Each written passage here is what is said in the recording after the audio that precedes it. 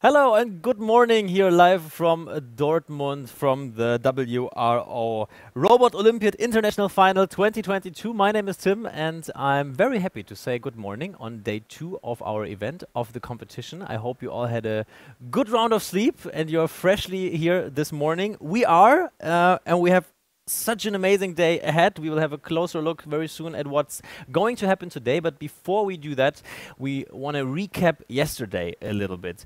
Yesterday, all the teams arrived here in Dortmund at the venue and prepared their robots, made everything ready for the competition. We have some pictures actually for you from the teams yesterday where you can see what was going on yesterday here. Everything got prepared. Everyone made some last fixes on their robots, getting everything ready.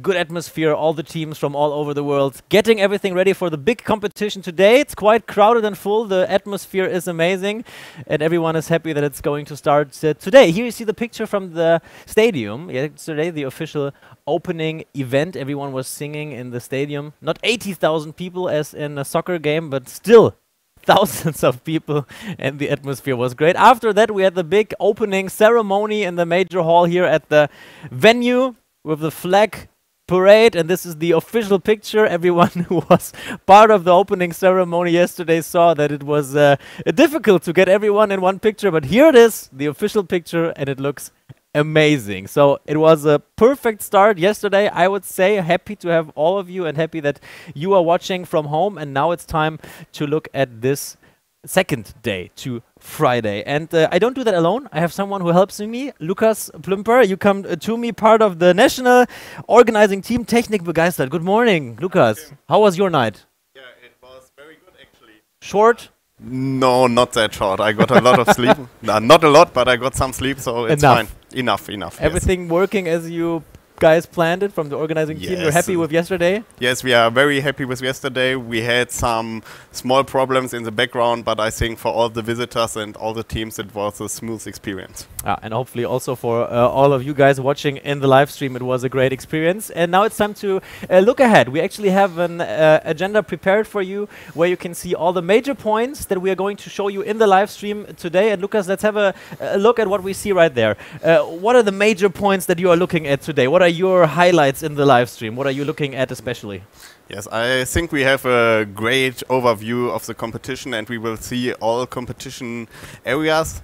I personally will recommend the STEM area that we have at 3:45 this afternoon. I was responsible for organizing this STEM area, and we have different initiatives that present their projects and their STEM activities.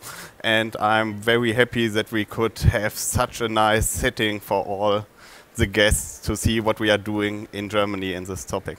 Yeah, we're also going to see, we're starting with Robo Sports very soon. We're going to have some breaks in between. Then we're going to look at the future innovators, future engineers. And also tonight we have the Friendship Night. We're also going to cover that live from downstairs in the middle of the Friendship Night. So actually a full program today. You can sit at home, lay back, enjoy the program, and actually get the full coverage here today. You talked about the STEM area that you organized. Is there any special highlight that you already can spoiler us a little bit? Yes, we have one actor at the STEM market that had a totally different view on the technology topic that you usually have. It's more a cultural view, artist view on this topic, and I think it's very interesting to see that in contrast to the normal competitions we have that are more technology focused, technique focused. So that is very, very cool. Nice. We'll be live at the STEM area later in this live stream, so stay tuned. But we're gonna start, as you just saw this morning, with Robo Sports. And there we need to talk that Robo Sports changed, because it's actually the first world final where you don't play soccer, but double tennis, correct? Yeah, that's correct. We had soccer over the last years and just started with this new competition area. 2 robots from one team compete against 2 robots from another team. And yeah, you have table tennis balls on the field, so orange balls, and the target is to move all the balls to the half of the opponent team. Yeah, and the great thing about Robo Sports is, other than in the other categories, it's clear who won and who lost, because if there are more balls on your side of the field, you obviously lost. Like, did you already see a little bit of the, like, actually the area is right behind us. Did you already have a look at the teams and what they prepared? Are you excited for this? Yes, I'm very excited. We had our first national competition with Robo Sports this year with the double tennis, and it was already amazing to see how teams solved this challenge, and it will even be much cooler here because we have teams from all over the country that went through different local competitions, and I are very well. And it are a lot of teams, a lot of games. It's going to be a long challenge, and we are actually going to have a closer look now. We're going to go down to Hall 4, where we have our moderator Aya live at the ground covering Robo Sports, our first program point today. The competition, as I said, is in Hall 4 if you're here and want to watch it live. Otherwise, just stay in the live stream and watch it here on our stream. I'm going to say hello to Aya and gonna say, how is everything looking on the ground? How is Robo Sports going?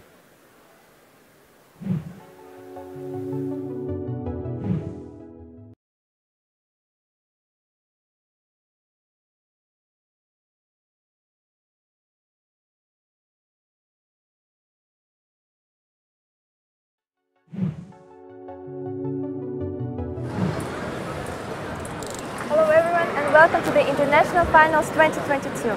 My name is Aya and I'm your moderator from the Hall 4 where the Robo Sport and the Robo Mission will take place. So let's start from the Robo Sport. Right now thankfully there is Attila with me, the WRO expert. So please Attila, explain briefly the rules of the Robo Sport and what are we doing right now here? Yeah, so this Robo Sports competition is for students from the age of 11 to 19. And yeah, in Robo Sports we have a direct competition of teams. So like we see in the background, there are two teams at one time on one table playing against each other, and we are playing double tennis. That's interesting. Yeah, so how does double tennis works? So we have 8 balls in one game, 4 on each side in the beginning, and the teams try to throw with their robots balls onto the other side. So when the time is up, we are playing 2 minutes, the team with lesser balls on their side wins the match. That team usually wins the match with the fewer and less balls on the side, right? Yeah, so like we see on the table, yeah, the robots operate on their own. So yeah, so these robots are built completely out of Lego, and these Lego robots can also have an additional camera to yeah, detect these orange table tennis balls, and yeah, to then throw them onto the other side. So yeah, these robots are not allowed to yeah, operate or to be controlled by their teams, but have to operate on their own. So this is a quite challenging task for the teams to see what strategy they want to do, so how they detect the balls, how they orientate yeah, on the field, and yeah, how they can win against yeah, other teams. Well, self-control robots must have a lot of sensors and cameras, I believe. Yeah, so there are different sensors on this robot. So we have like LiDAR sensors, light sensors, where you can detect yeah, black. Okay, yeah, so I see the live run started, and let's see what's going on here. Yeah. I guess that's the team from Costa Rica. I guess the team from Canada, if I'm right. Yeah, Canada. as you can see, yeah, 2 robots on each side, and yeah, they're throwing balls from left to right. On the left side, you can see they're trying to pick up some orange balls, but yeah, the robot didn't catch that one at the moment. Well, I see both teams have some problems with their robot because they're just standing right now here, and I don't see the ball. The balls. Yeah, one ball is captured by a robot on the left side, and oh, it throws it onto the other half. So this looks quite great for the Costa Rica team. Yeah, but why is it just one ball here? Yeah, I think from Canada it stays on the ramp. Maybe it got stuck. So let's see if there's some additional action on this field.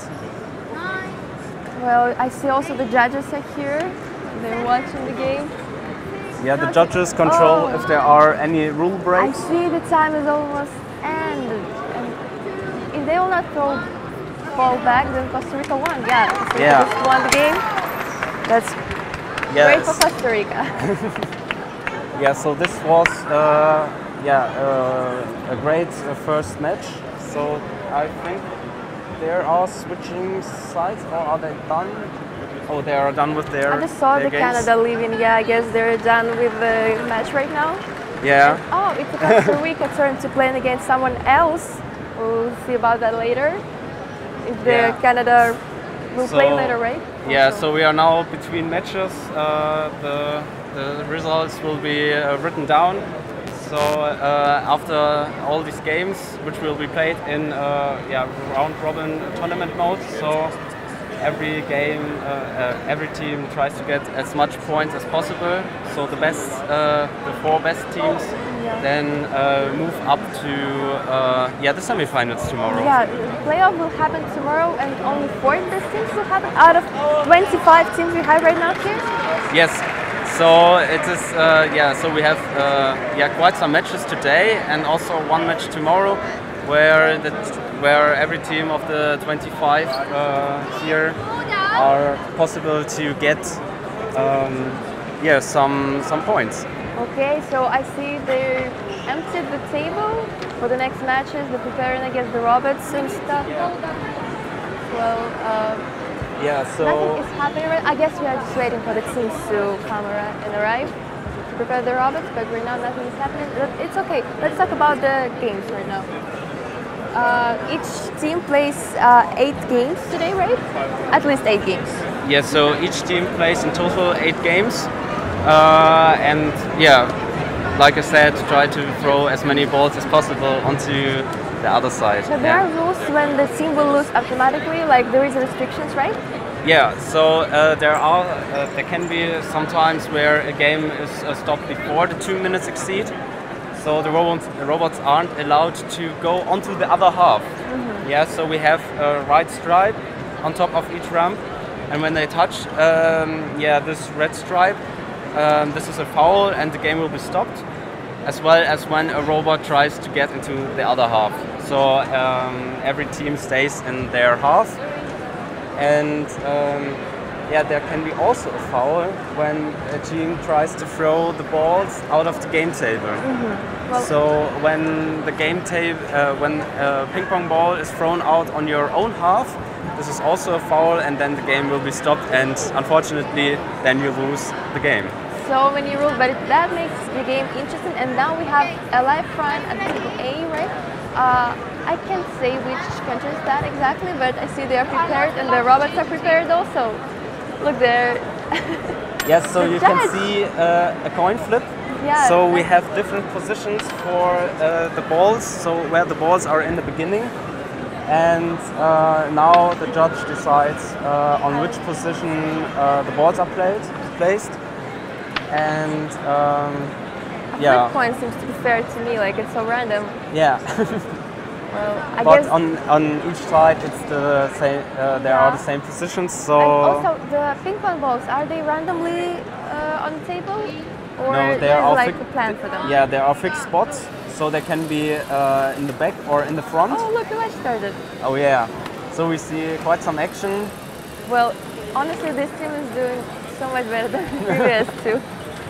Yeah, so we see a mechanism where one robot throws it over the ramp on the left side, and one robot throws it, drives up to the enemy ramp and tries to flick it over. Yeah, that's quite a lot of action on one table, honestly. We don't have even time to pay attention to each ball right now. Yeah, so we have to look. And also judges are watching precisely for the balls. Oh no, one is out. I guess that one is for the team on the right side. Okay, so the game has been stopped by the judges. So the judges have to do quite some work in a running game, which can be very challenging. Well, I see they look really serious right now. Yeah. And well, as I see, the team on the right is winning right now, right? Yeah. So the team here on the left, on the upper side, has more balls than the other team, so they have to keep up and throw. Oh, that was close. So they almost immediately throw 4 balls over. That's nice to see how they imagine the strategies right now, because they're not controlling the robots, so they have to do everything on their own. I'm talking about the robots, of course. Yes. And that's interesting to do, the artificial intelligence to do something like this on their own. Yeah, it's quite challenging, but also a very interesting task. Okay.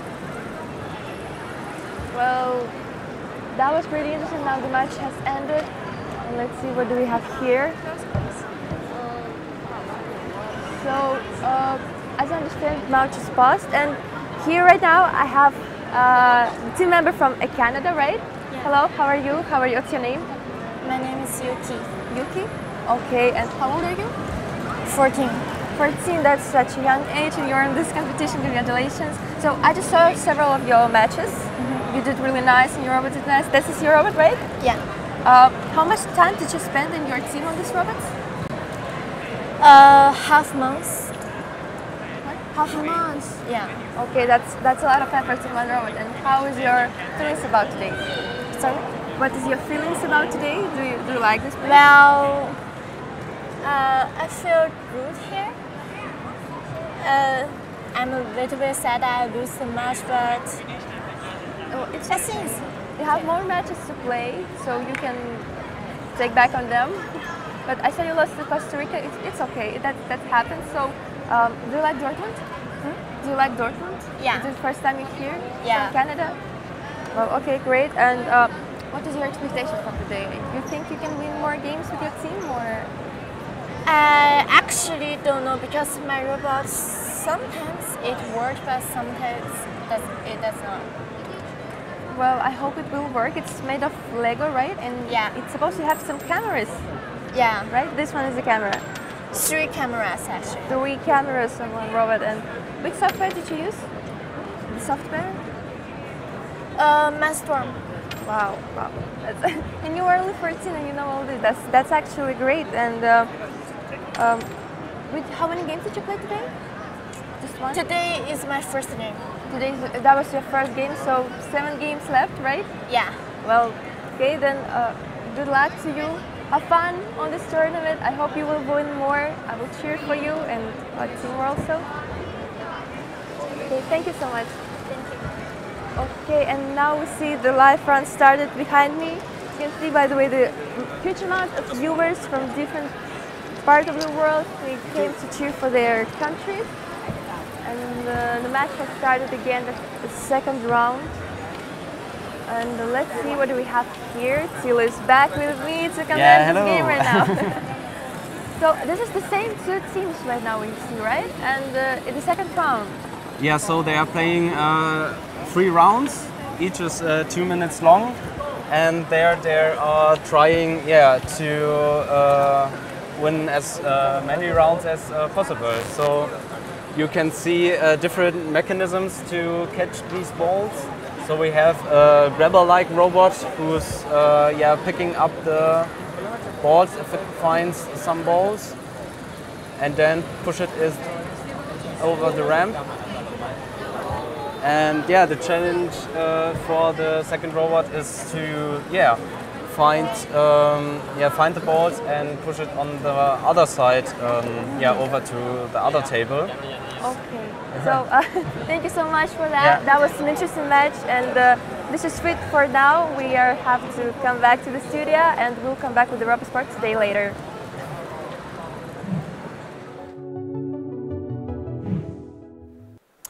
Thank you very much, Aya, and thank you very much, Thilo. By the way, we will see both of you again later. We will see Thilo many times, by the way, explaining us all the rules and the categories during this event. But now I'm joined by Markus Fleige from the national organization TECHNIK BEGEISTERT. How did you sleep? How was your night after yesterday, first of all, at this morning? It was okay. I mean, if you organize such a big event, then of course it's completely normal that you don't sleep as normal. But I'm very enthusiastic, and I just want to continue with this great event because it was such a great atmosphere yesterday. Was everything as you hoped for and wished for yesterday? How did you feel going home after this first starting day yesterday? I would say almost even better than expected. It worked everything as planned, and that is so nice. Yeah. Perfect. We, by the way, have a big announcement here in the hall at the moment. I don't know if you hear it at home, but that's if you are on a live venue with a lot of stuff going on. We want to talk a little bit about TECHNIK BEGEISTERT, the national organization that you are part of since a very long time. You went this whole journey until you brought the WRO here for the final. Tell us a little bit more about TECHNIK BEGEISTERT. How many people are you? How are you organized? Let us be part of it, please. So TECHNIK BEGEISTERT, we founded almost on the day 11 years ago. So we had our birthday yesterday with the opening of the international final. I think that is a very good moment to celebrate the birthday of an organization. Yeah. We founded our organization because we wanted to hand over our enthusiasm for robotics to other students, because our founding members joined robotics competition in our school time as well, and we really liked it, and we wanted to hand over this very nice experience to others. And then just 2 months after we founded our organization, it appeared that the WRO were searching for a new organization that runs the competition in Germany. And yeah, we really liked the concept of WRO, and then we just said yes. And yeah, sometimes you just say yes to something where you don't know where it ends. And now it ended, or not it ended with an international final, hopefully not. But that's a very nice highlight for us. Yeah. But we never thought that at the beginning. So when we started with organizing WRO in 2012, so 10 years ago, we had only 30 teams in Germany, 2 regional events. And now we have 40 regional events in Germany, and so many people helping us to make all this possible. We want to look at the numbers quickly again. We showed it to you already, but we can show it to you again because you talked about so many volunteers. We can show you the numbers again. I mean, 65 members in your organization, 11 years of experience, 600 volunteers. I mean, that's an insane number. By the way, we will see some of them later in our live stream. We'll talk about that more in detail. You cannot say thank you often enough for all those people making this possible, and 50 partners. Those are huge numbers. Like, is it difficult to get so many people together, or are there enough people amazed by robots and the whole topic, or how do you get all those people together? Yeah, I think it's all our partners and all our volunteers share the same enthusiasm for this topic, and the partners we have in Germany are from different it's companies, it's foundations, it's city departments, everyone who wants to inspire students for STEM and technical topics. And they share the same vision and the same goals, and then everyone comes together. Yeah. Tell us a little bit more about who you are. I mean, we see you now. We will see more of you guys here in the live stream. But like, you all come from very different areas. Like, who is like the typical person working and helping at TECHNIK BEGEISTERT? What kind of a group of people are you? Yeah, that is actually an interesting question, because effectively TECHNIK BEGEISTERT, we have some staff members, so really people that work paid hours, but no one is working full-time, only 6 people basically, or no, 7 people, sorry, working with some hours they get paid. So that is the office that handles the normal WRO in Germany, so the normal competition in Germany every year. And then we have many volunteers helping us when we need them. So if we organize an event like this, for example, we have 170 volunteers just for this event, doing many parts like the live stream here. It's completely done by volunteers. And then we try to work with everyone who has different skills who wants to help us. I mean, we are always open. If someone is saying, yeah, I want to do a movie about your German finals, then we say, yes, do it. Yeah. We use the volunteers and their skills, and I think if you have people that can work with their skills, then they really like what they do and they help. And then there's also a big part of it is of course the World Organization, the WRO. Let us have a closer look at that. Like, how is the relationship between TECHNIK BEGEISTERT and the WRO? How did it work when you planned this event? Like, let us have an insight to that a little bit more. I think World Robot Olympiad Association is an international non-profit organization. They are situated in Singapore. And this organization has a national partner in more than 90 countries. And we are the national partner for Germany. You can say a kind of franchise partner to compare to other things. And working for an international final is actually a lot of work in the country itself. Because, of course, there are many preparations can only be done locally. There's a tournament guide. There are rules and regulations, what we need to follow, how we need to set up things.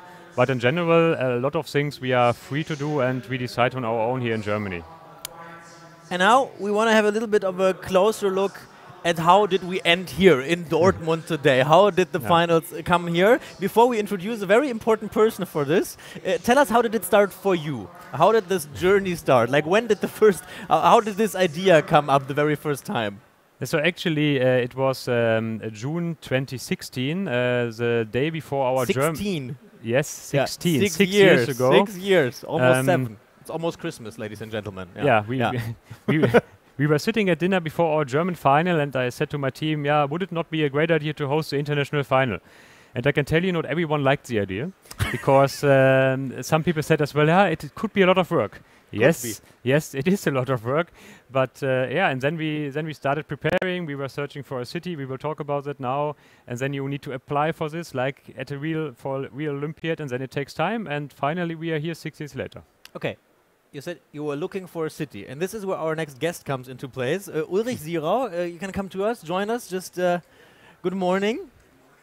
Good morning. Good to have you. Hi. Okay, we need to explain. You had been the Lord Mayor of Dortmund when all of this started. How did you experience it back then? When did you hear of this idea for the first time? Well, the first time I met Marcus is a long time ago, nearly 11 years, 10 years something. We met in the town hall, and the question was, where could the German final take place? And I said, do you like this hall? He said, yes, this is a place for the final. And this was a starting point. And I was really liking them, young people, determined, inspiring, swarm intelligent, friendly, but very professional. And they were a part of the civic society, all volunteering.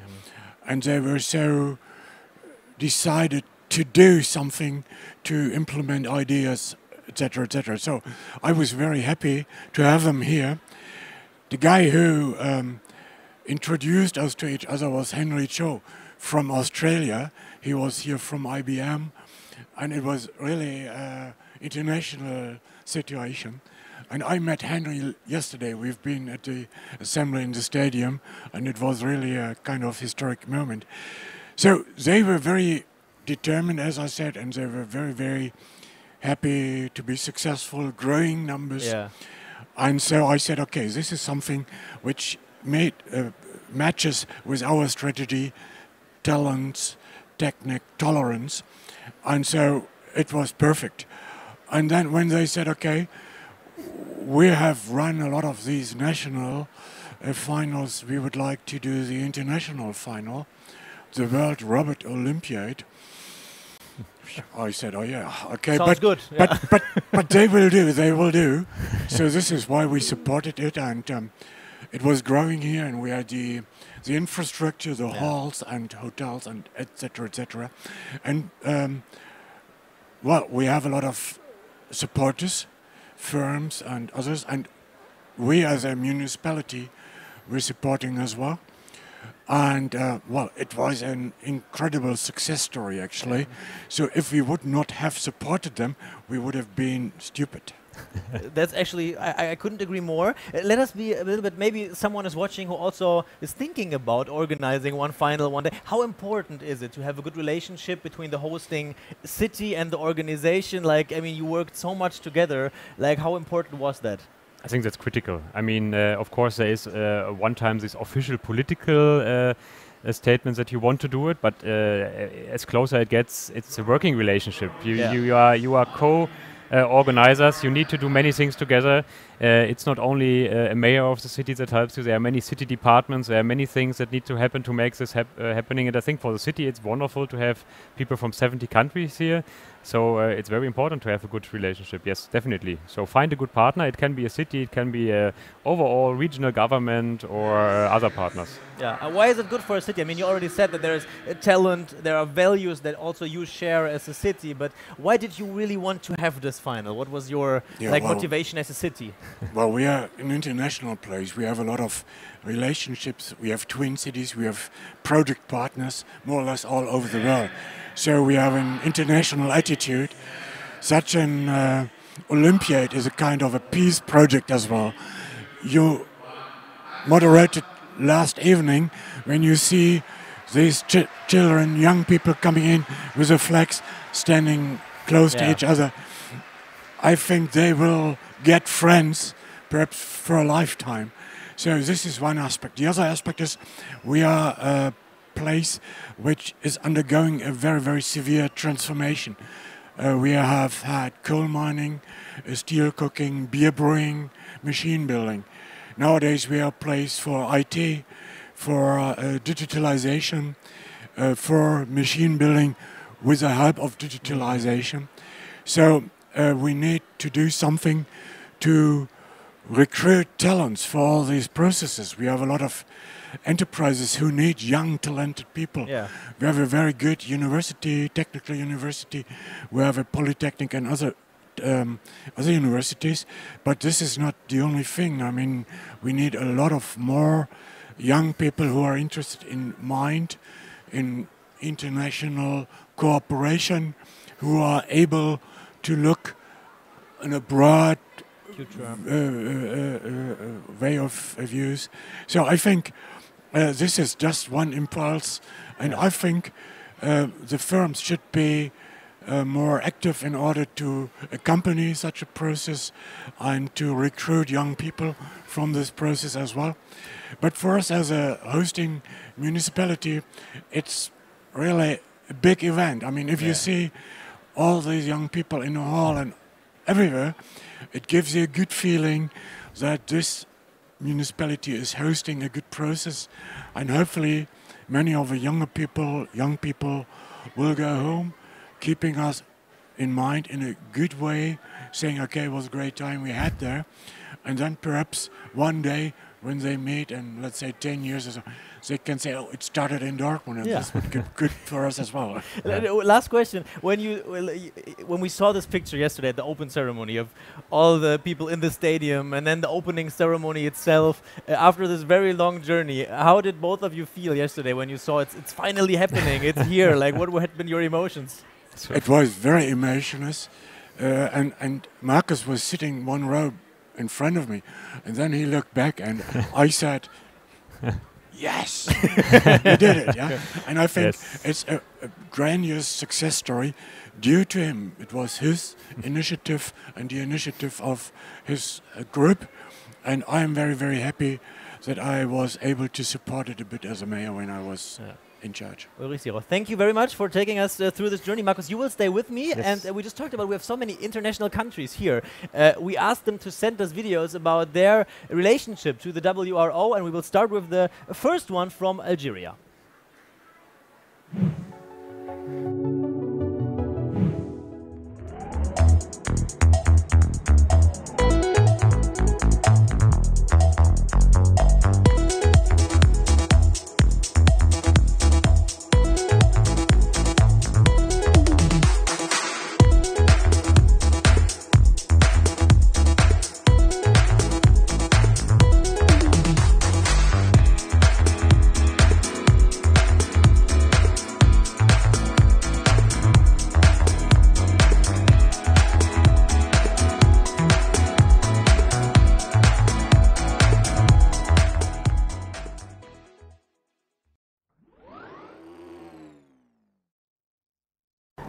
As a judge, my last participation in national qualification to WRO, I got a large experience, and I discovered that's extremely hard because you are dealing with kids. coming from different places, having various ideas, different robots designers, and passionate to win. And this gives them some energy and some power. You learn a lot from them. But you know, as a judge, sometimes you have to take tough decisions. You are not forced to explain your decisions, but you have to do to keep stress level down.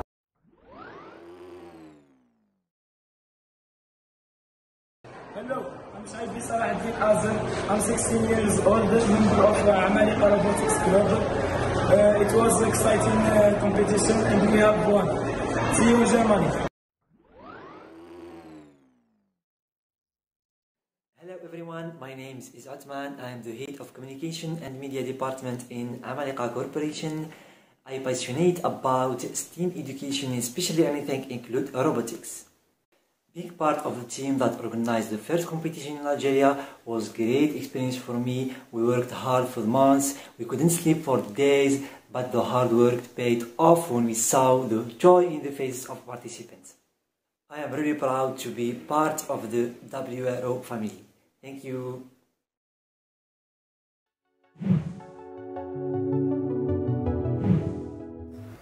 And we are back in the studio. Marcus still with me. There was a very motivated mayor.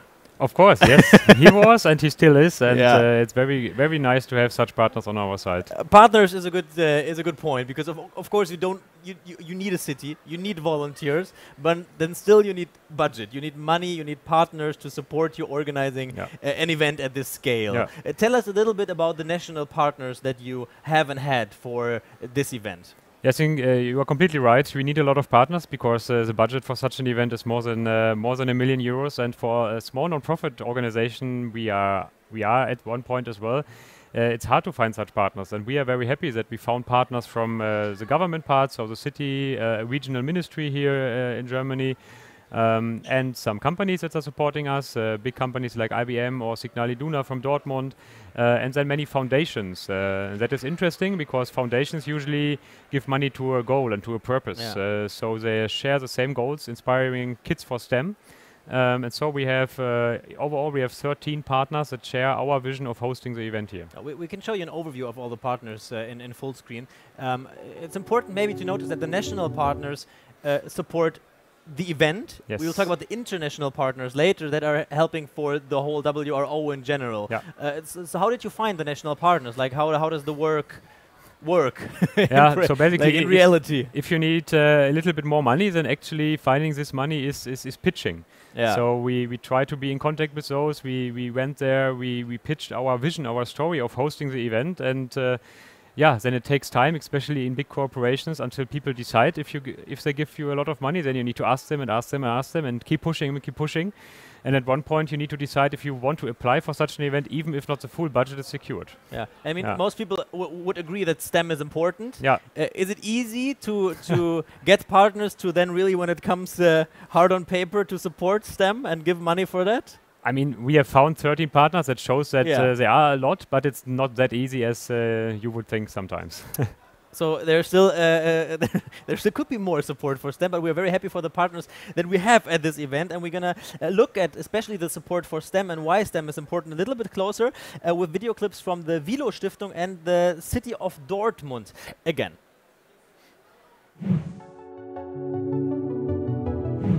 My name is Efi Hoch. As a member of the executive board, I'm responsible for the foundation's social engagement. We are associated with the WRO Group, who is an international manufacturer of pumps and pump systems with its global headquarters and brand new smart factory here in Dortmund. WRO has a remarkable tradition. This year we are happy to celebrate its 150 anniversaries. To take on social responsibility means for us to focus on key people and key issues for the future. That is why we choose empowering young people as our funding motto. Key people for the future. These are surely young talents like you are. In the field of education, our engagement focuses clearly on talent promotion, accompanied by future skills and STEM-related issues. That's why the World Robot Olympiad seems to perfectly match with the aims of our foundation. And TECHNIK BEGEISTERT brings enthusiastic people together with their strong network and mentorship approach. I'm excited to visiting the World Robot Olympiad for the first time. And in case there should be any time left for the youngsters and their families, we would be happy to welcome you at the Velo Park.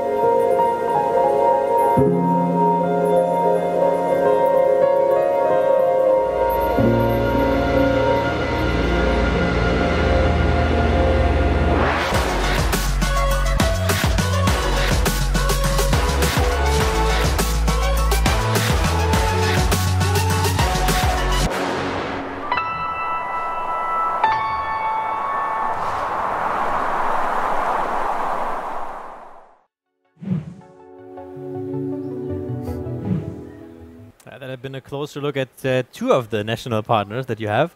Before we look at the international partners, maybe we need to define the difference between national and international partners a little bit closer, because maybe not everyone knows what the difference is and who is supporting for what. I think the German partners, it's very clear, they mainly support that the event can happen, that we have everything paid what is necessary to host this event. And then of course there is the international umbrella organization, we mentioned that earlier, World Robot Olympiad Association, and they of course have work to do as well.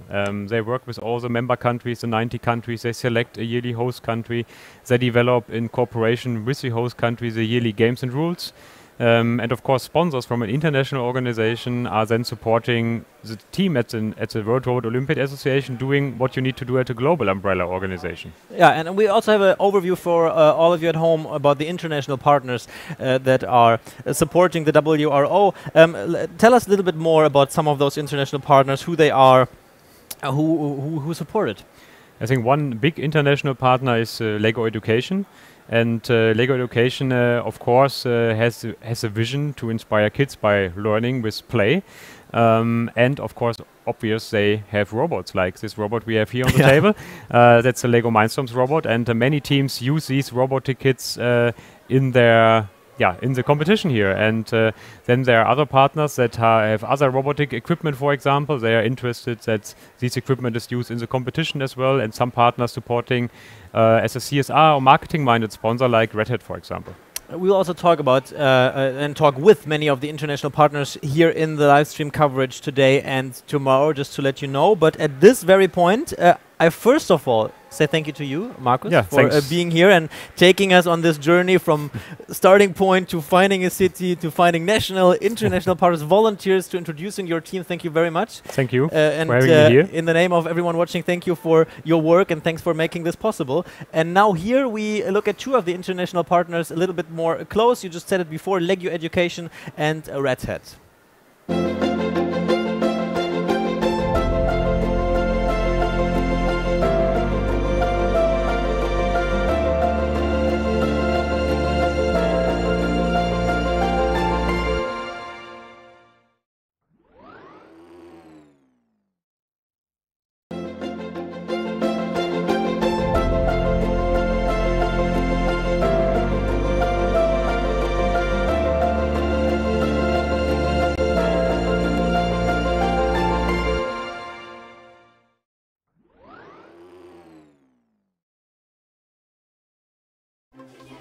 If you want to change the world, they said, you'll have to do big things.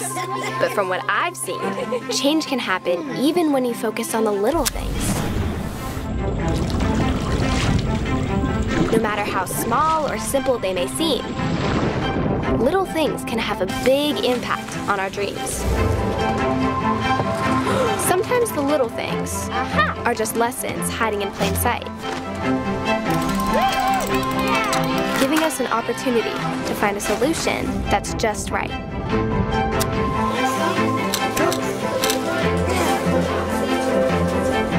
So if you want to change the world, don't worry about just taking great big swings.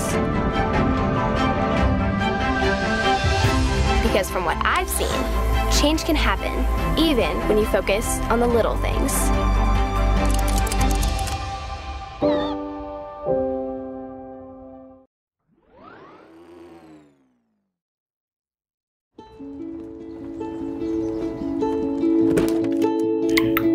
I've always loved to build things. But not everything I built turned out quite right the first time. Which is okay, because half the fun is rebuilding. Spud, come back! It gives you the chance to try something new.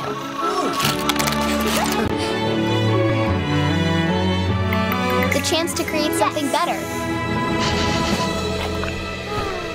Something that might just change the world someday.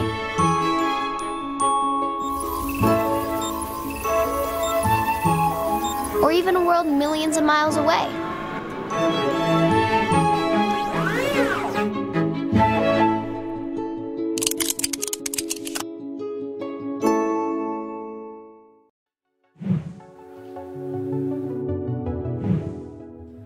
And we are back in the studio, and as you can see, people going out, people coming in here in our studio. We have a full house this morning. Now I'm joined by Christoph and Toby. Good morning, good to have you. Good morning, thanks for having us. Christoph from TECHNIK BEGEISTERT, you organized all of the volunteers. We will talk about that. And Toby, you are actually one of the volunteers at the info point in the front. We will talk a little bit more about the volunteers now, but also, first of all, of course, at this day too, after this exciting evening yesterday, how do you feel this morning? How did you sleep? How did you enjoy yesterday? Well, I actually didn't sleep that much, as you can imagine, because we are still organizing and optimizing everything that is going on at this very moment. But yesterday was totally exciting. Everything worked as planned, and we had a really, really amazing day for all the participants, and I'm really happy that it worked that way. How was your experience yesterday, and how was your night? Yes, I'm really happy that everything works so well, and it's really cool to see how many people visit this event, and yeah, it's a really good feeling here. Because if you organized the volunteers, that was your main responsibility from TECHNIK BEGEISTERT for this event, and they are a lot. I can tell you, I walked with Christopher through the halls yesterday, and like every 2 seconds, someone is talking to you. Some volunteers, I've got a question. Can I ask you something? And then, like, you are a very famous person here on the ground because you organize all of those volunteers. How difficult was it to find them? I mean, 600. Well, it's not 600 actually in total. We are talking about 300 volunteers in total, of roughly 175 of which are from Germany. So this is the main group that we actually tried to find before the international final. And our challenge was quite it was quite hard, because in the beginning we had to think about what kind of roles do we have, what kind of tasks do we have that volunteers need to fulfill. And what we did then, we developed an online volunteering system where we posted all the tasks that we could think of, and then asked for people to look at the system. And we have a very, very great community. But how did you find the people? Like, where did you ask them? Like, I mean, defining the task is one thing, but then finding so many people is another question. Indeed, yes. We have the pleasure that in Germany we have a very big community of the WRO supporters. Throughout the years that we did the WRO in Germany for the last 10 years, we met many, many people that support us, and this community has grown ever since. And therefore it wasn't very hard to actually find the people, because they were partly just calling us by themselves, partly they were seeing our tasks that were written online, and in the end we found just the right number of people that we needed to get this event done. When and how did you hear of it, Toby? How was your way to here today? Yes, I started with our organization from our info point, and we worked here since last year with our first steps. And yeah, now I'm happy that everything works well and we collected all of our information, so what we need at our information desk. Tell us a little bit more, Christoph, about, I mean, we are saying, of course, volunteers are important, and we all know that without them it's not possible, but let's make this a little bit more clear. What are they doing? What kind of different jobs and areas do you have volunteers working in at this event? Yes, that is indeed a good question, and requires a little view into the organizational structure. So we have divided everything into different areas. There is one area that is responsible for the competition we see behind us. There's one area that is responsible for this live stream, for example. One area is the information desk that Toby is leading. And then we have a first group of volunteers. We call those coordinators. These are roughly 25 people in total, which is the main organization team. And also 2 or 3 volunteers, depending on the area, are always supporters and coordinators of one area, and they lead this area.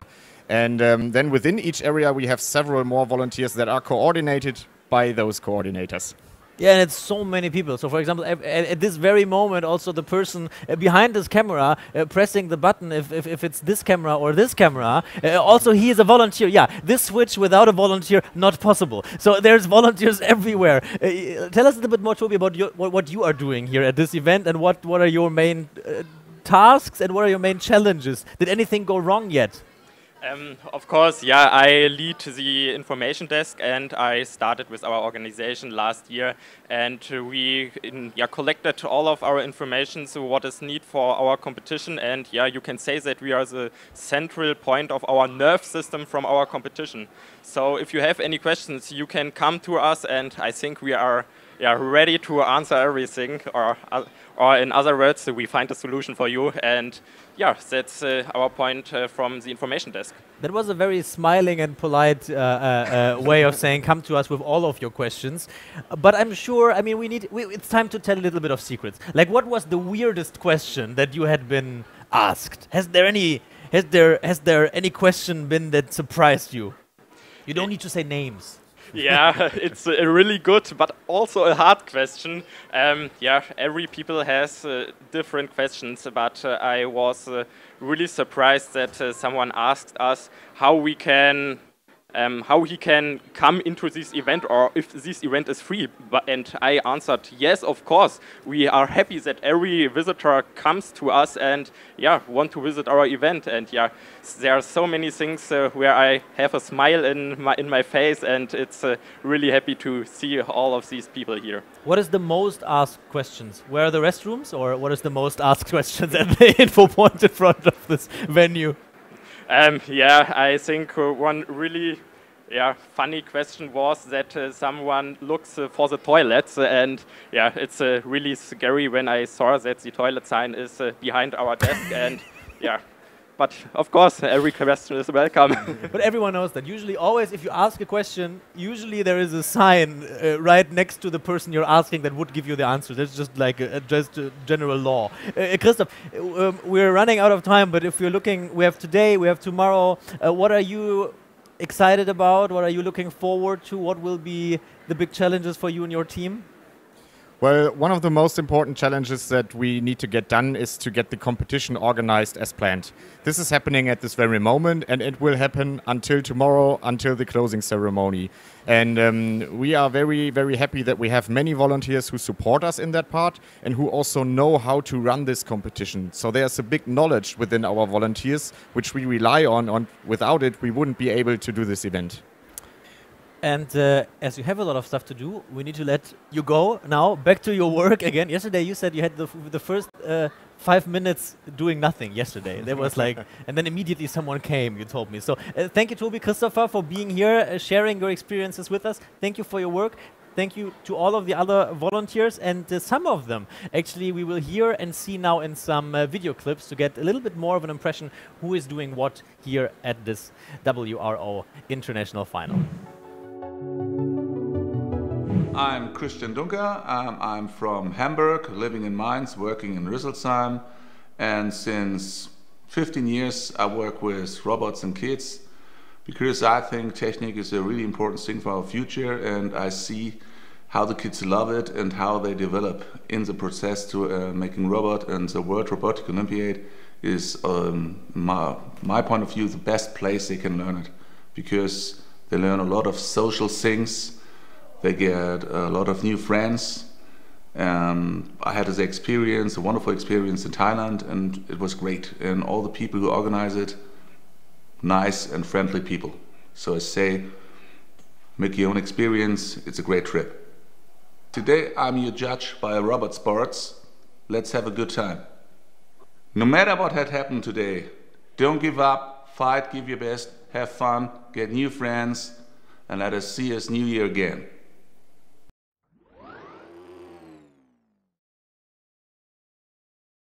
I'm Pia, I'm 26 years old. I really like the atmosphere at the event and it makes fun. I'm here in Dortmund today and I'm helping at the live stream, being an assistant for our moderator. I hope you're having a wonderful day and just have fun.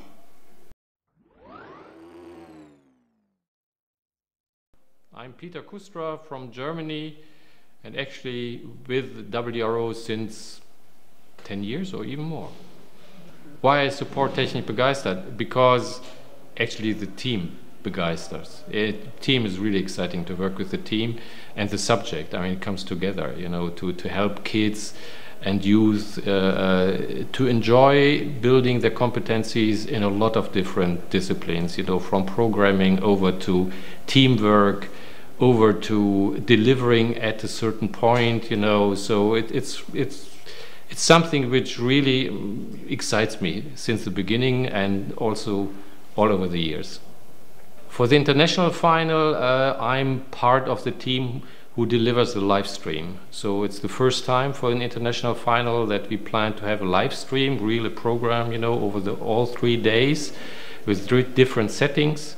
And so my role is actually helping it and trying to do the script mainly.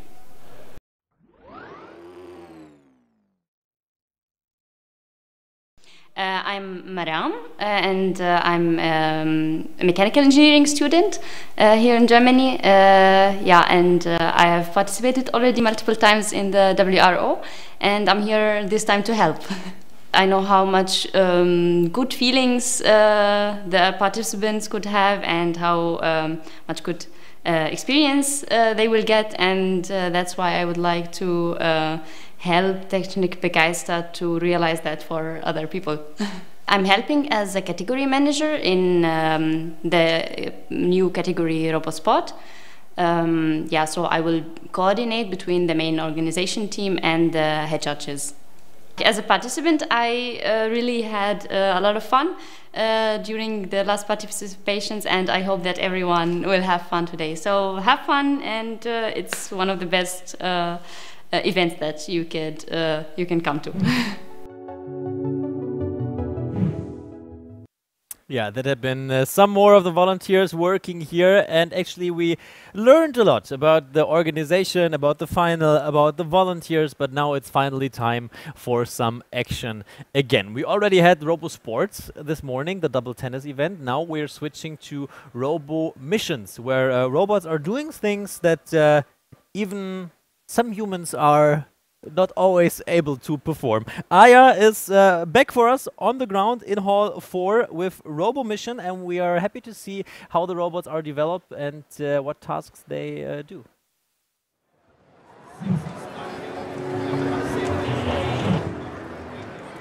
Hello everyone again, and welcome back to the Hall 4 where the Robo Sports and Robo Mission takes place. And we already seen some games from Robo Sports, and now let's see what's going on with the Robo Mission. And as you can see behind me, the judges are already preparing the tables for the future competition. It will start in a few minutes. And right now we have just a practice time, which we have also yesterday, but today the competition will start and official rounds will happen.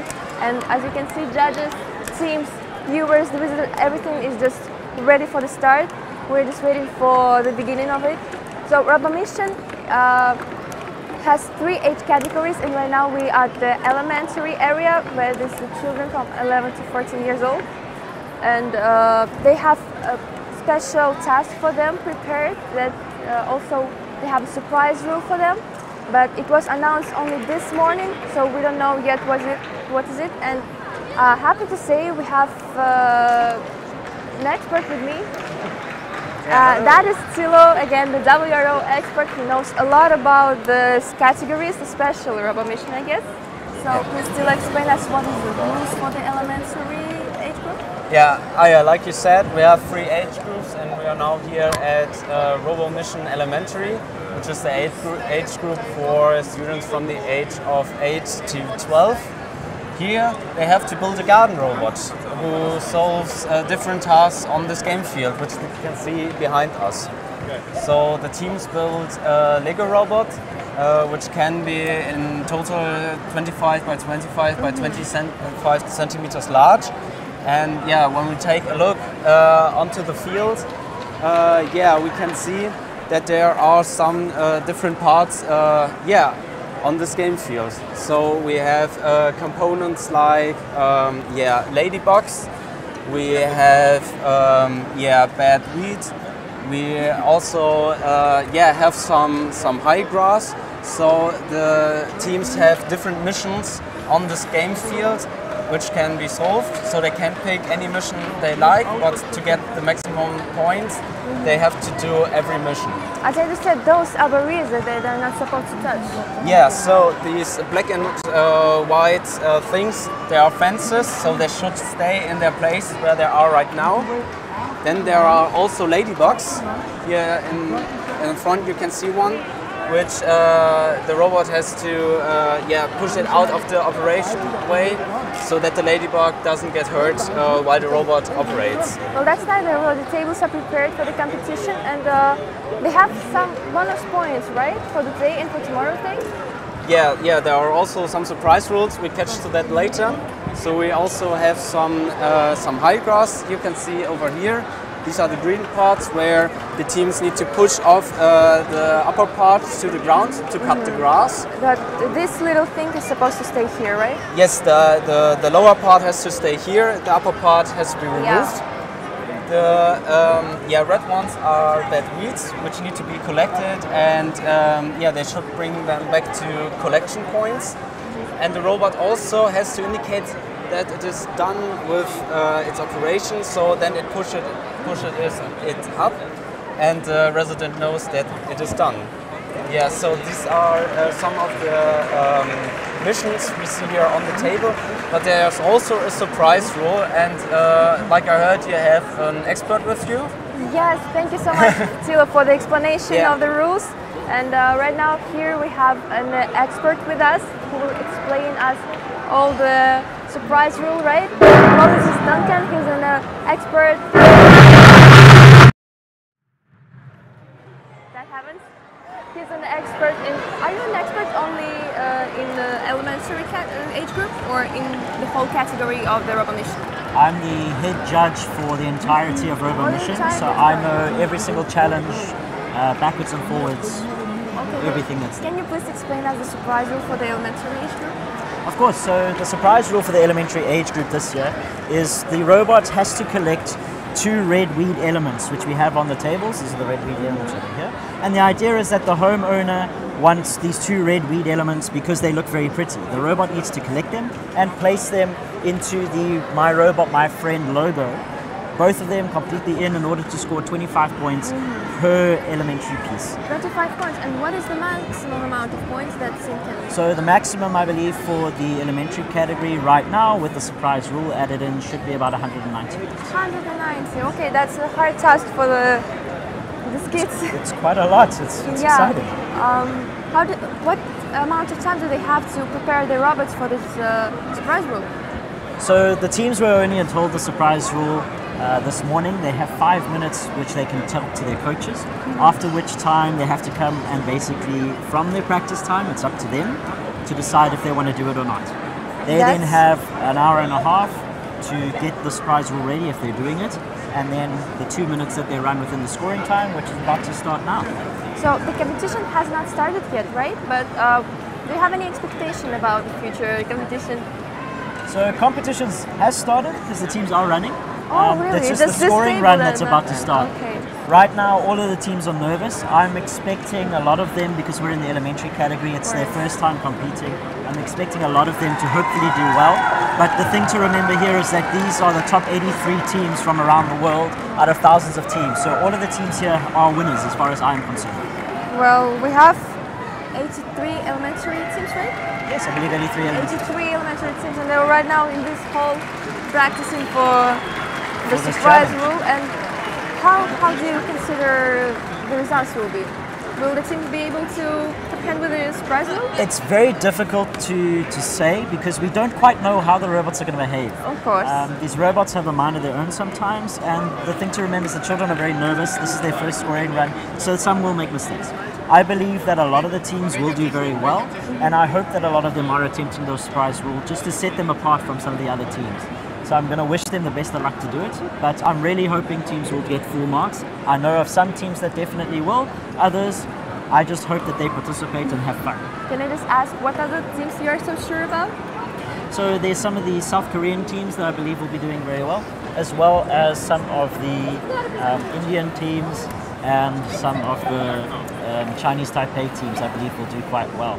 And the German teams, but everybody has their own way, and how I believe it should be judged is not by how the teams do against each other, it's how that team wants to do at the competition themselves. Okay, thank you so much for that interview. Really appreciate that information. Thank you very much. Thank you again. Thank you. And now I see the live run started, and I see the team already has the robot on, and unfortunately I see they're not doing so well, right? See, look, he's back again with me. Yeah, so they're solving some tasks. I can see they removed the ladybugs from the operation path. But oh no, the barrier. They damaged one fence. Oh. So that's not critical. I mean, that's bad, but it's not that huge, so right? It can happen. So they stopped the robot, so the run is done. And now the judges start the counting. So what can we see here? We can see that they try to cut the grass. So here in front of the run, we can see that they successfully cut the high grass. Yeah, unfortunately, the lower part was moved on the other side. Or is that just several points out? Yeah, they are losing points because of that. Yeah. The bad reach was just a little bit thrown around, but I can see one in the collection zone wow, too. They made something. Maybe I can't see it from here if it is completely in, and so maybe we get some. The team gets some points for that. But for the first run, I think it was quite good. Yeah, well, good luck to them. I guess that's a team from the USA, and I see the whole team of support behind us. They're just cheering for the favorite countries and teams, I guess. Yeah. And I think they're also not allowed to touch those robots, right? Though it's again artificial intelligence doing it all by themselves. Yes, right. So they are allowed to start the robot in the beginning. So the robot knows now it has 2 minutes of time to do its work, and after these 2 minutes, or when the team says, "Oh yeah, we are done," then they can also stop the robot. But between these times, the team isn't allowed to touch the robot. The team isn't allowed to control the robot like with a controller or something. Yeah. So they programmed the robot, and it operates completely on its own. So quite some challenges for these young students. But as we can see, they are trying their best, and already getting some points from the first round. Okay, great. So we have another live round on another table right now, and wow, it's a team full of girls actually. I'm happy to see that. So the robot is doing pretty well. Oh no, let him go. Oh, is it okay? Just what they did? Yeah, so we can see there are 2 bad reads collected on collection point 2. The girls gained some points, so 12 points times 2, so 24 points for these red pieces in the collection point 2. Unfortunately they needed to stop their run as well. but yeah, as we can see, they successfully cut the high grass, which is great. But you did not collect the grass to the point, right? No, so the high grass doesn't need to be brought back to the point. So just the bad weed, right? So the girls cut successfully the high grass, and yeah, like we saw, it was also a great run. One fence, got some damage, but yeah, that happens sometimes. So now they are calculating the points together, and yeah. Also a great first run, which we saw, right in the moment. Well, judges look super serious, honestly. I would be scared. Yeah, they are very strict with the rules, so it is a fair competition. They had a few briefings beforehand, and they are all experts. So the best judges from each country came here to help out at this big event. And provide their skills to do some judging at these robo mission tables. Okay, well, I also like how colorful those robots looks like, right? Yeah, so we saw some spike robots, which is the newest robots from Lego, and yeah, these are quite colorful.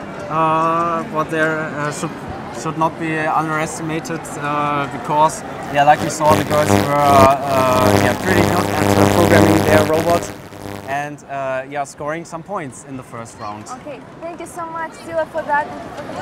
That was really interesting. Right now we have an upcoming interview with one of the team members, right? Yes, I guess so. So I'm leaving. Bye. Goodbye, Stila. We'll see you later. Hi. Hi, what's your name? I'm Zion. Hi, Zion. Nice to meet you. You are from USA, right? Yeah. Okay, great. We just saw your run. That was quite nice. We saw your robot. That you did quite well. Okay. And okay, so how did you feel right now after this run? So the ladybug at the start. I mean, it was okay, but it wasn't the best. It wasn't okay. I sort of just dropped on fence. That's not much. What? You dropped on one fence, right? Yeah. The barrier, it's not much, it's not critical, that's alright. Yeah. What did the judges say to you? Oh yeah, so, I mean, they didn't say much, it was fine, I mean. It was fun, so you're glad with your performance? Yeah. Yeah, and what are your expectations for the future rounds? Do you have some? I mean, next time, I definitely don't want the ladybug to come in the thing. Of course, how many rounds did you live? What? How many rounds do you have for the future, for the day? Three more rounds. 3 more, yeah. And will you do something with your robot till that moment? I don't know really. You don't know really? Okay, so then, just one more question. Do you like the Dortmund? Do you like this place? How do you feel about it? Yeah, this is a really nice place. I mean, it's really big and like, yeah. Oh, so is it first time you're in Germany? Yeah, it's the first time in Europe actually. Do you like it? Yeah. Okay, great. Then good luck to have fun with your next runs. I hope you will get that. Okay? Alright. Thank you again for the interview. Good luck. Thank you. Thank you. Alright. 2 minutes and then to the studio. Just one. Thank you.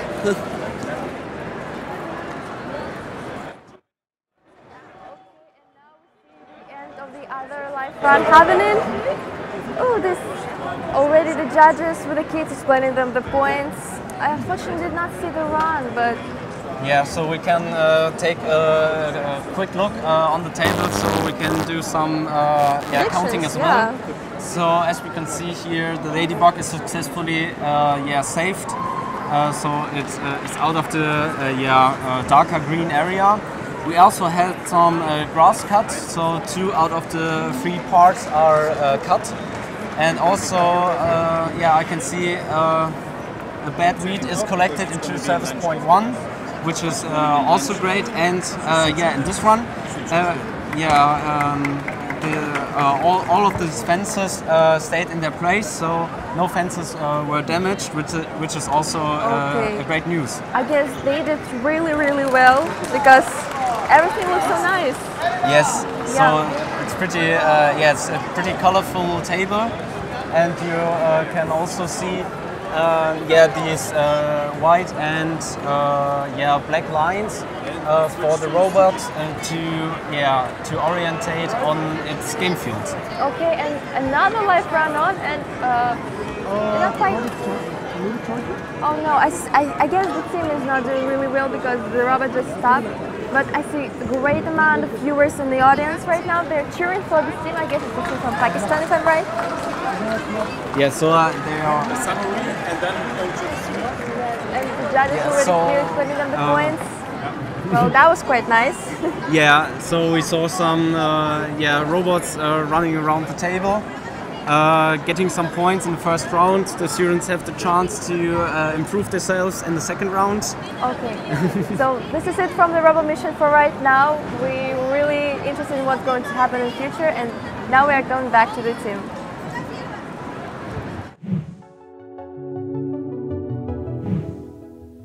Thank you, Aya and Thilo, and we are back in the studio together with Lukas. Hi. We just watched it. We're very excited. What happened there on the? Do you feel with the teams when you see the pictures? Yeah, it's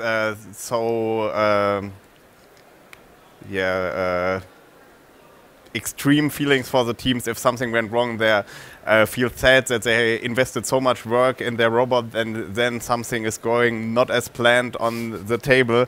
That's very bad for the teams. It feels bad, but they have a second chance, so it's not a big problem if it doesn't work at the first time. Do you become mad at your robot at such moments? Yes, definitely. Yeah? So you will scream at the robot and make him responsible for what happened. So yeah, definitely. Yeah, make the robot responsible for what happened. That's a good general life rule. But don't crush it, please. Don't. No matter how mad you are, it still deserves a second chance, and you luckily have it.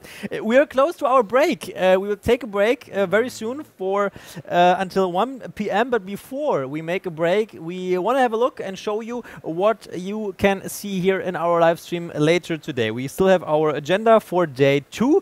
And Lukas, let's have a look at that together.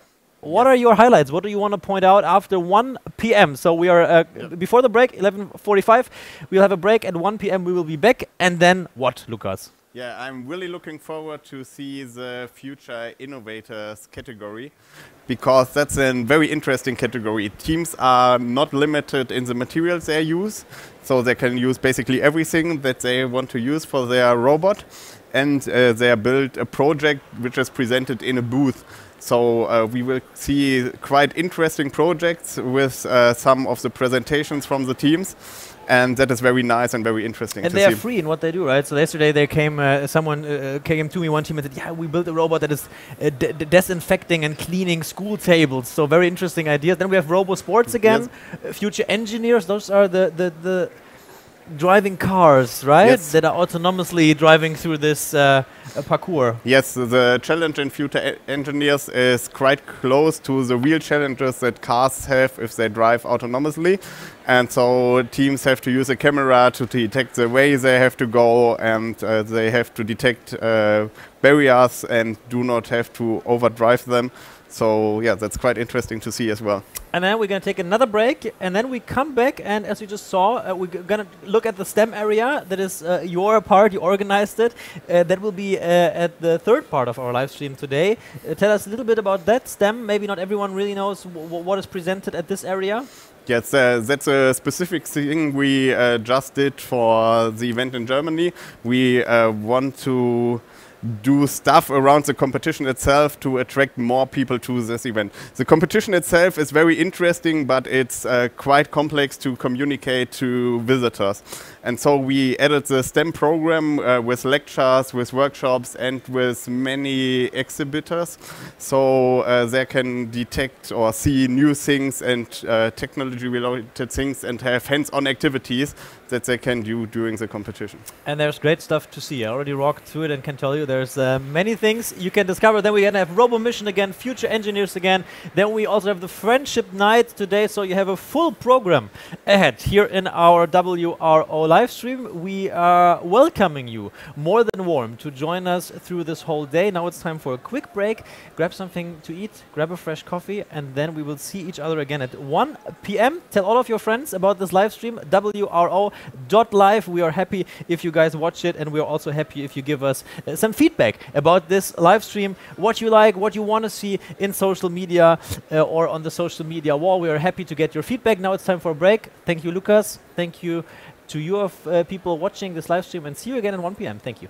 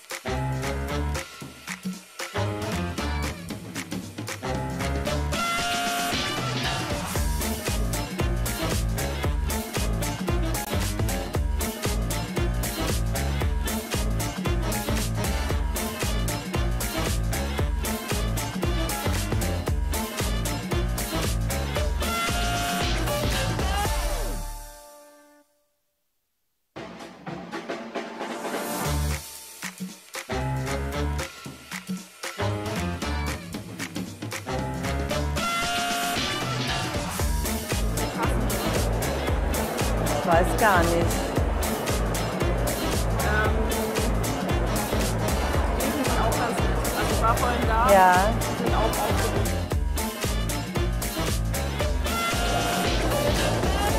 Our project is called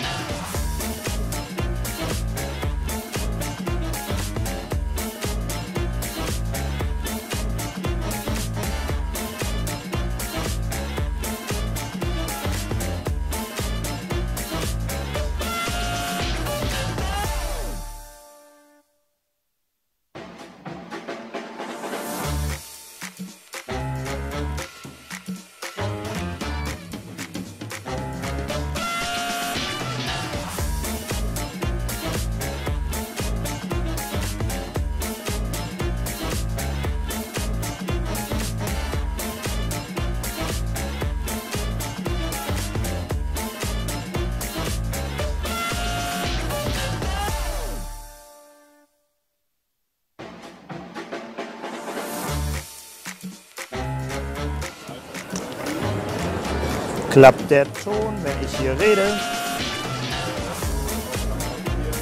Den Ton. Den müsstet ihr jetzt haben. Wenn ich hier rede, dann habe ich die Funkstrecke an. Sieht gut aus, schön.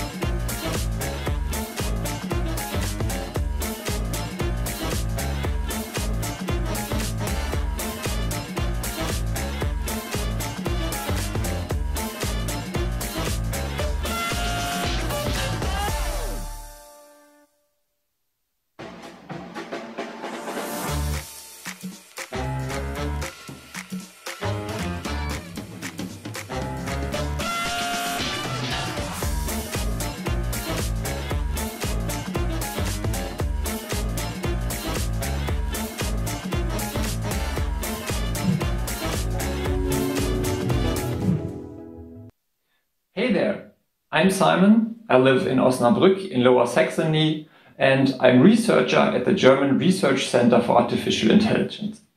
When I was young, I also participated in different robotics competitions, and they very much fueled my interest in STEM subjects.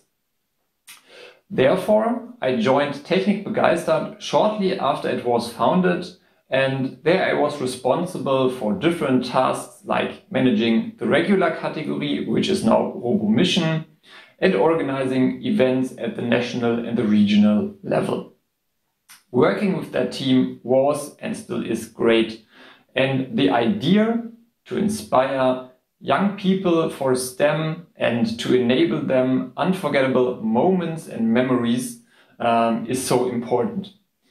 Soft skills like teamwork, communication, empathy are crucial and currently more important than ever before. Therefore, of course, I will participate in the international final in Dortmund, and there I will document the work of all the people behind the scenes, like our team TECHNIK BEGEISTERT and all the volunteers, to show what an amazing job everyone is doing to make this event possible. I'm looking forward meeting all of you in Dortmund and to have a great time together. Cheers!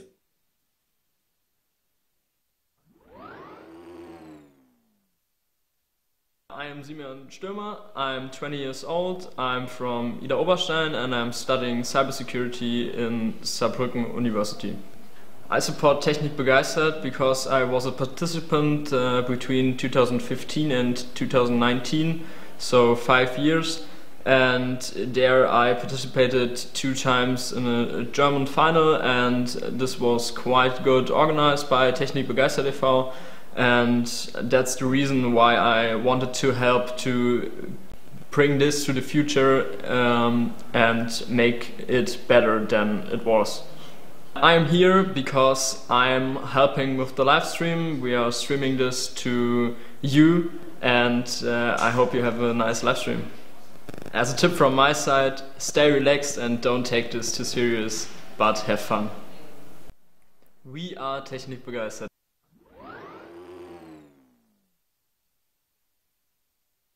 I'm Luise from Thuringia. I want to support the kids to explore robotics. So I'm here today for judging the Future Innovators category. Have fun and enjoy! We are TECHNIK BEGEISTERT. I'm Uwe, I'm a math and physics teacher in Rüsselsheim near Frankfurt. I think it's really important to see how a project develops over time, and the competitions we offer here are a good opportunity to perform. I'm here to be a judge in the RoboSports category, and I'm really looking forward to some interesting competitions. Enjoy your time here, take the experience, perform, and get better every competition you participate in.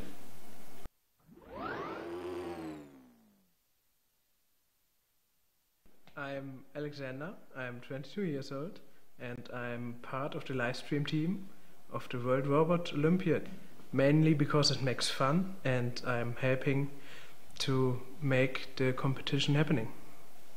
Today I'm in Dortmund to support the live stream. Now have fun and smile if we're pointing with our camera at you.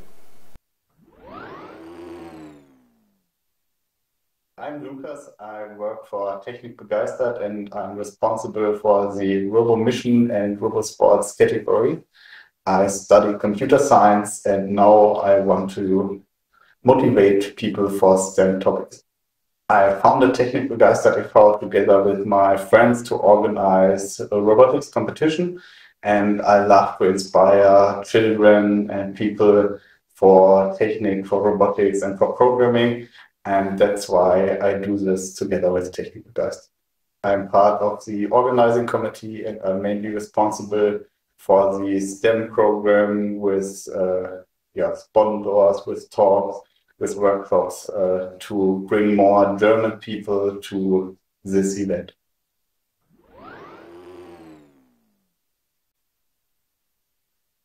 We are TECHNIK BEGEISTERT.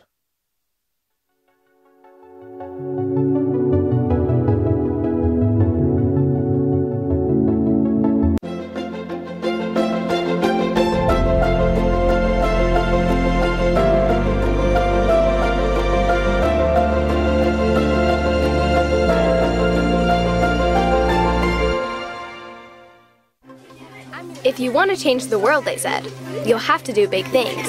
But from what I've seen, change can happen even when you focus on the little things. No matter how small or simple they may seem, little things can have a big impact on our dreams. Sometimes the little things are just lessons hiding in plain sight, giving us an opportunity to find a solution that's just right.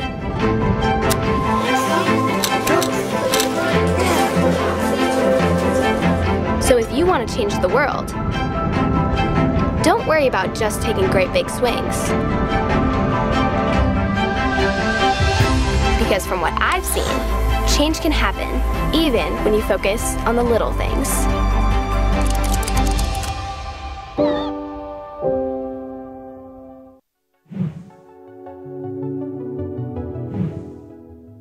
And welcome back to our live studio here in the live stream from Dortmund. We are back after a quick break. I'm not alone, I'm with Thilo. Hello. How was your break? Oh, very good. I could catch some lunch, and now I'm ready to tell you more about the different categories. Yeah, enough break. Now it's time to go back to the competition. We already had a lot of Robo Mission this morning. We had a lot of Robo Sports. Now it's time for the Future Innovators category, which is a special one, right, Thilo? Yeah, right. So the Future Innovators is a category for students from 8 to 19. And I heard that we already have a little clip to show you some impressions about this category. Yeah, so that you get an idea and then we talk about it later.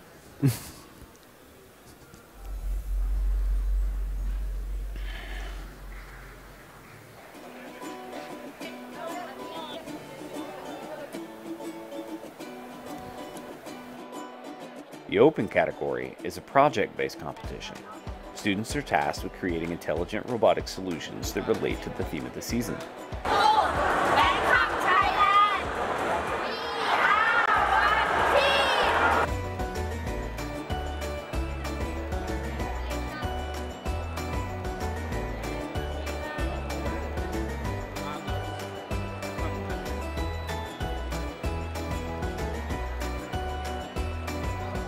The presentation of the project takes place in a booth, which is 2 by 2 by 2 meters. And teams are encouraged to decorate their booths with posters that explain the project. So every year there's a lot of trees and plants that are cut down, and trees obtain the CO2 in the atmosphere by the photosynthesis. So we came up with the idea that we wanted to help our region and all the other regions by creating a robot that would be able to replant and re-establish the biodiversity. There are 3 age groups in Open category: elementary, junior, and senior. Teams present their projects and their robot model to a group of judges on competition day. Projects are scored on overall project, programming, engineering and design, presentation, and teamwork.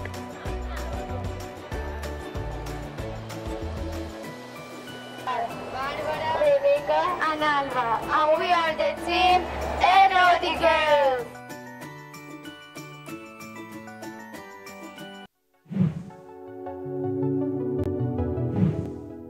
Yeah, that was a nice first impression from this category. We saw it was named Open category, now it's Future Innovators, but the idea is still the same.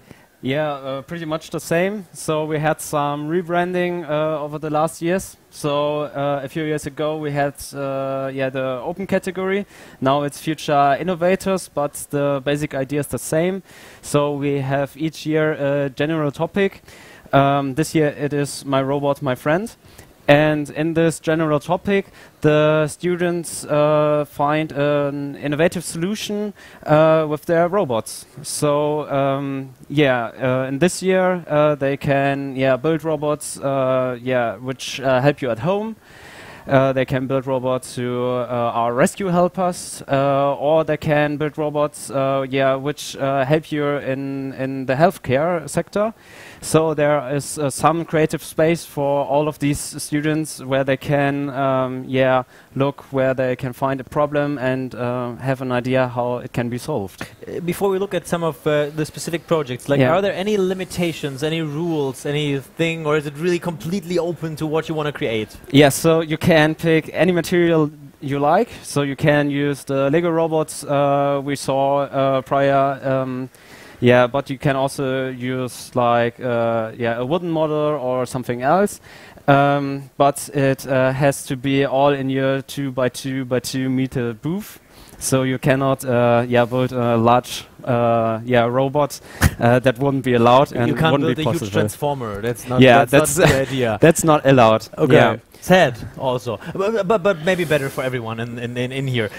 Like, and how is it judged? I mean, because you have very different projects, right? I mean, it's hard to say what is better than the other, or like how does that work? Yeah, so like in every category we have some judges.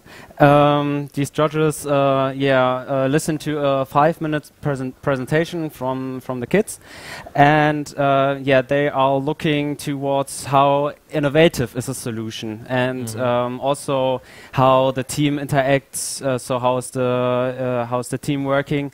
And for the older ones, they also look if it is possible to build a prototype. They look if there's some entrepreneurship and so on.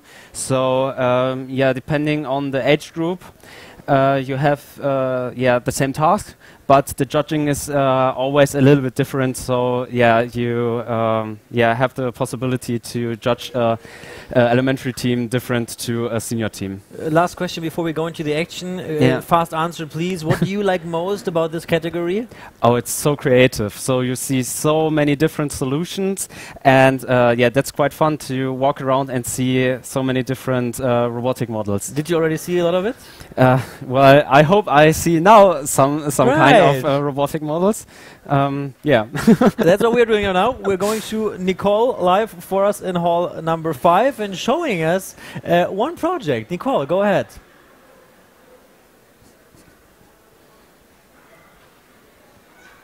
For the explanation of the rules for the future innovators. I am here in hall 5, and I can tell you it is really fascinating to walk around to see all these diverse and very innovative solutions that are presented here, and that are especially also presented by lots of different countries.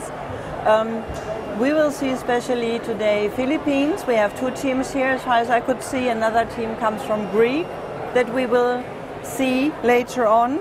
And you can see also when you take a look at the place here how creative the project is, and that's the case for all the projects that we have around here. So it will be up to tomorrow afternoon, so it makes sense to come here and take a look by yourself. We have a team here which consists normally of 3 persons, 3 children. They come from the Philippines and are in the age group elementary. All 3 are 11 years old. Unfortunately, the 3rd boy could not join us because he has difficulties with the heart, and therefore hopefully he takes a look at the live stream and sees how his team here performing. Let's ask the team. So could you please introduce yourself? Who are you? I'm Avisha, and I am Zarina. Nice to meet you. And your colleague's name is? Julia. And you traveled a long time to this place, right? Yes. How long does it take? 2 days. 2 days. Yeah. Oh yeah. And you have to go back as well. Do you are here around to visit Dortmund as well, or are you going back immediately on Sunday or Saturday?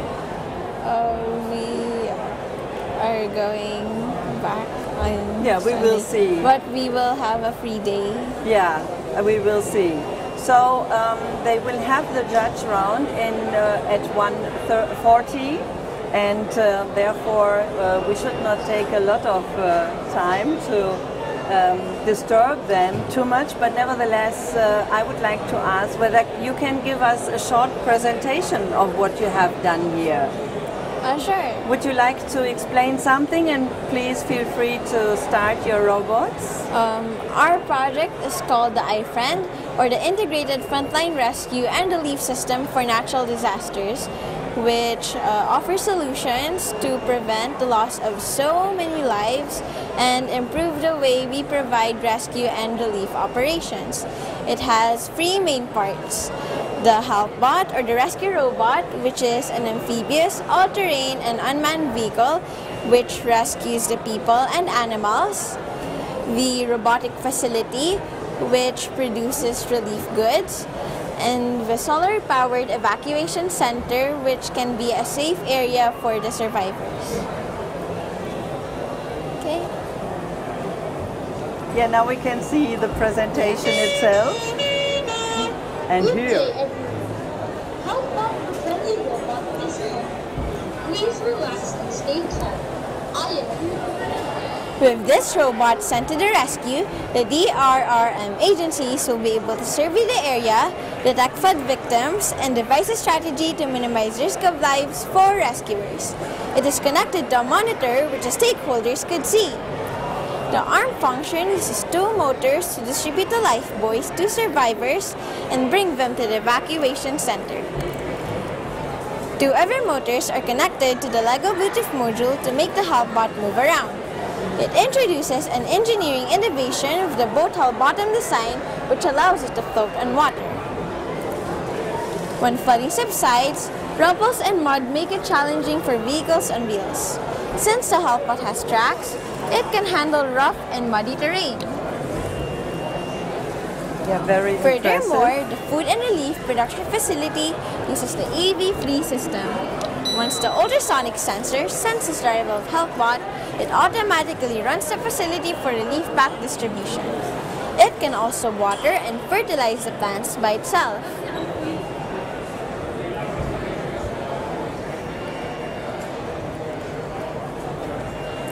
See?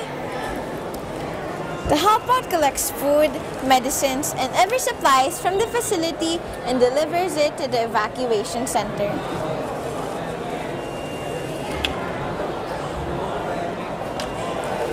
HelpBot is an animal lover. Its services are not limited to human lives only, but also to animals.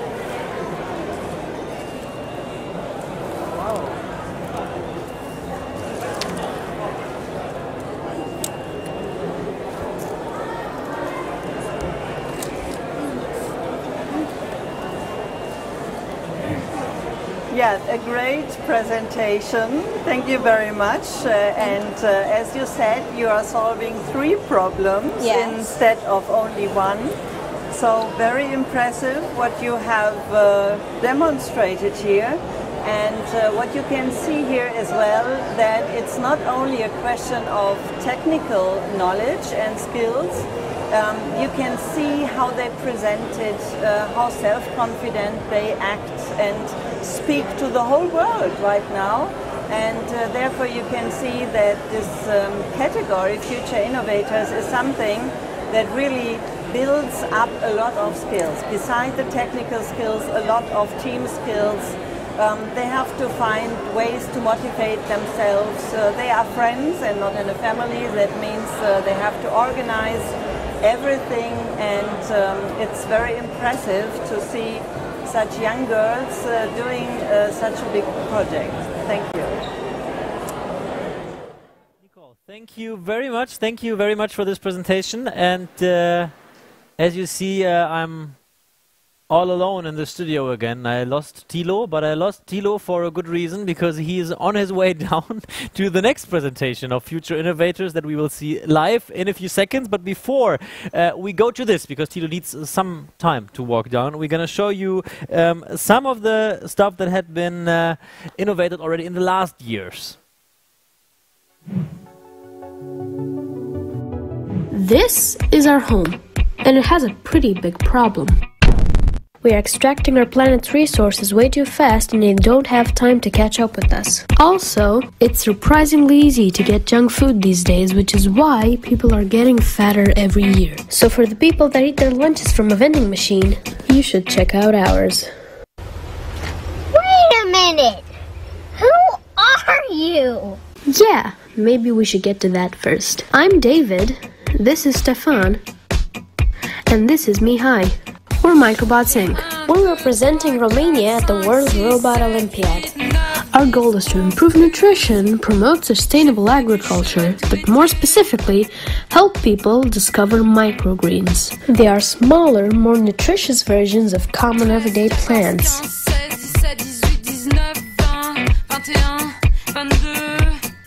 Now that you're all caught up, let's get back to the robot.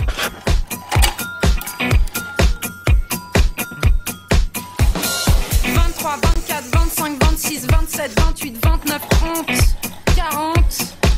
Si tu as un plan cheval, let me know.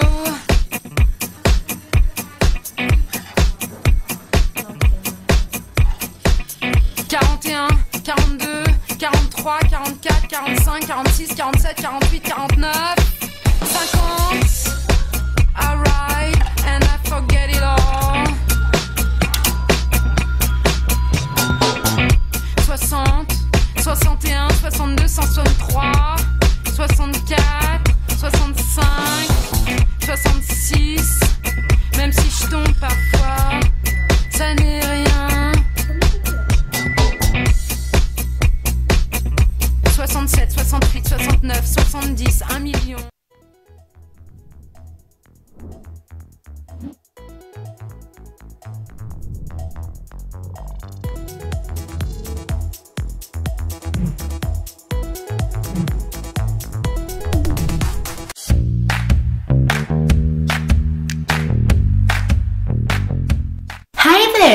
This is Alex, a smart and fluffy friend who is aimed at hospitalized children. A stay in a hospital can be difficult for a child at any age, but from now on, no worries, Alex is here. Alex is a very important part of a child's medical team as it is equipped with biometric sensors which monitor the patient's health. The teddy is very soft and loves big hugs. Alex can recognize with sensors kids' emotional state and sympathize with what's happening. Alex is also very smart because it informs doctors about the patient's condition. All measurements are kept online on a server. In addition to Alex, a smart colored wheelchair and a smart pillow makes the kids feel better and safe. Always remember, real superheroes live in children's hearts. Knock out cancer and smile on!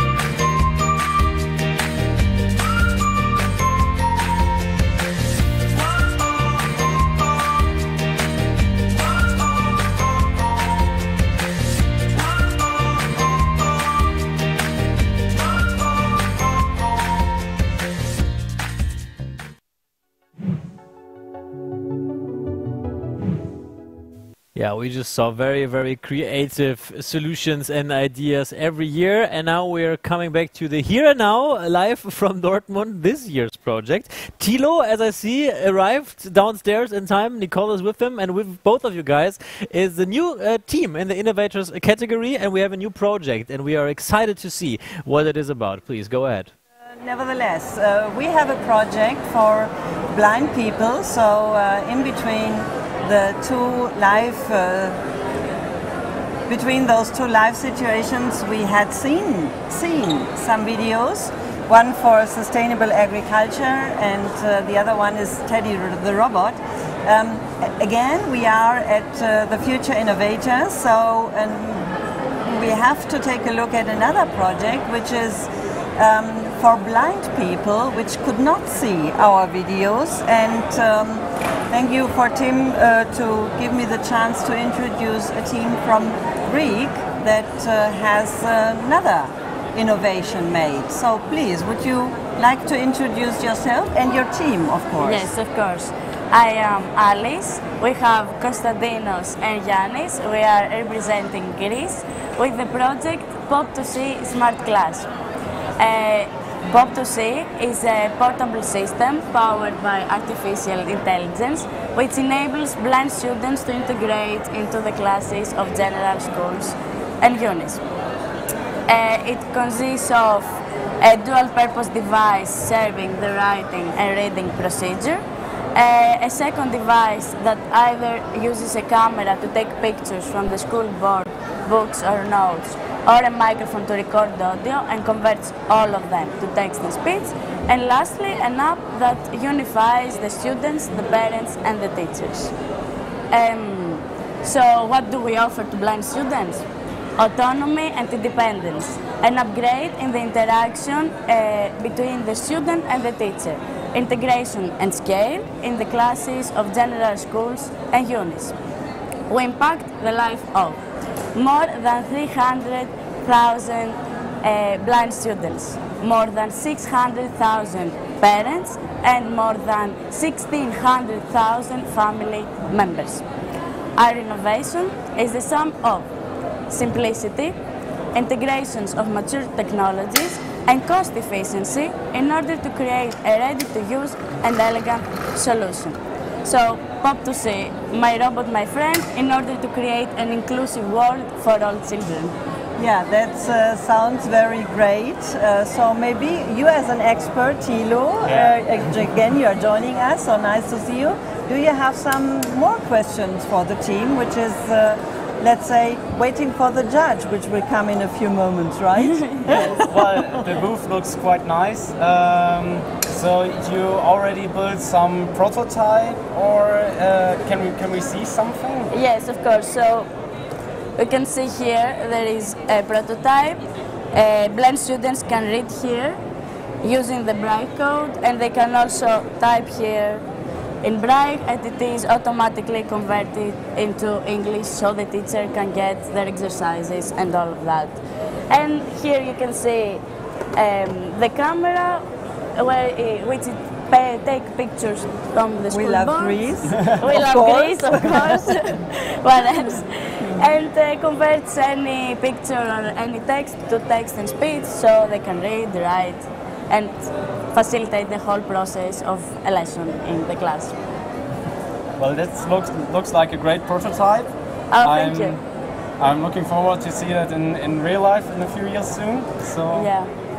Quite a nice project, I guess. Yes, and you worked as a judge as well in this category. No. Unfortunately not. Okay. Nevertheless, I think that's exactly the questions, or some of the questions the judges will ask as well. So again, you can see that it is not only the technical skills that are important, but also how to present, how to prepare, to think about what to prepare, to convince people, in this case first time the judges, and later on maybe investors for your idea. Yes, of course. To sell the project and make it available to the world, as what you have said. So I'm very excited what other projects are here, and as I said before, I can really recommend to join the World Robot Olympiad here in the Westfalenhallen in Dortmund. It's easy to reach us via the public transportation, and it's a huge event, and the impressions here are really wonderful, and you can see this when you take a look at those teams presenting their results. So see you later with the future engineers.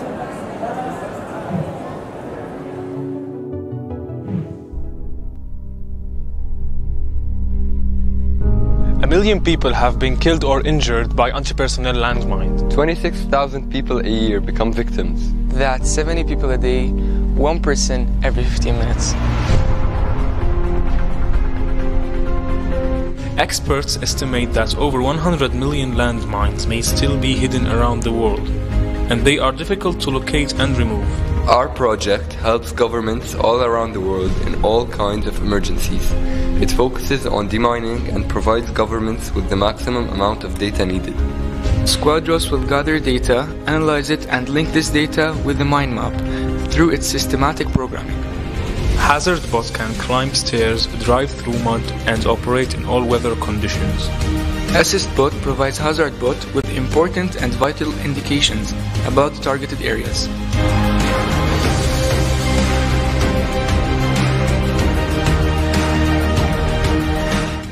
Our project is the first step to achieve smart governments, smart cities.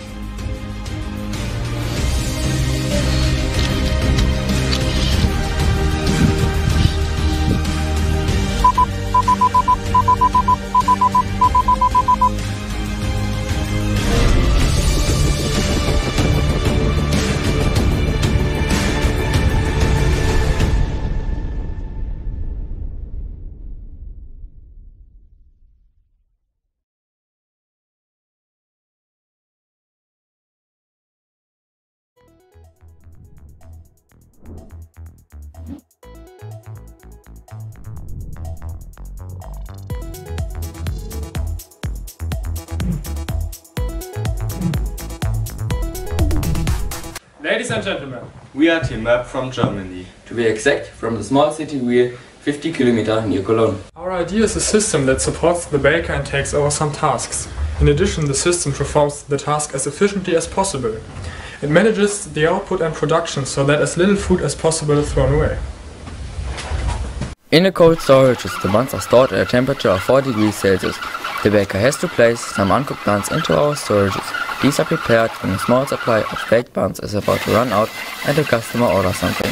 An ultrasound sensor registers when the raw bun enters and exits the oven. Our RGB stripes signal when the oven has reached its target temperature. To save energy, the system tries to always bake multiple products at once, and the oven switches, when it is empty, to an energy-saving mode. One EV3 noticed the order of the buns that are given out of the cold storages and sent it to the EV3 at the sorting area, so that he knows how to sort the buns at the small storages. If a bun comes to a small storage, it will be, after it is ordered, pushed by a mechanic up and slide to the output. To ensure that no bun is damaged when it was at the upper floor, we used a couple of wooden boards to slide it to the slide and get it smoothly down. Our system is based on 4 different programming languages. HTML and JavaScript for the website, which is running on Raspberry Pi and is one of the 2 access points for the customer. Python for the display, which is also running on Raspberry Pi and is the 2nd access point. Through the Python script we send Bluetooth signals to the EV3s. After the EV3s receive the message, it handles the motors and sensors to bake new buns or to give buns out to the customer. The last program we use is for the Arduinos. The Arduinos controls the temperature and regulates the cooling or heating in the different parts of the machine.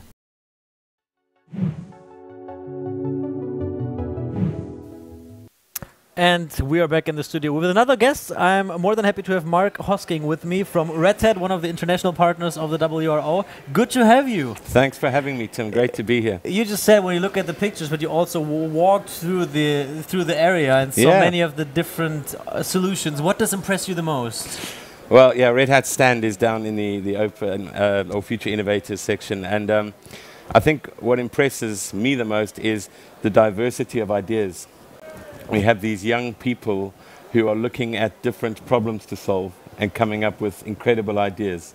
So it's mind-blowing actually when you think about how these young minds are looking at problems, working in teams to collaborate to solve these problems, and then presenting their solutions. We think it's brilliant. And yeah, and it's a creative process, and it's also a very open progress. So Correct. Everyone can develop their own idea, their own solution, and that's also something that's important for you.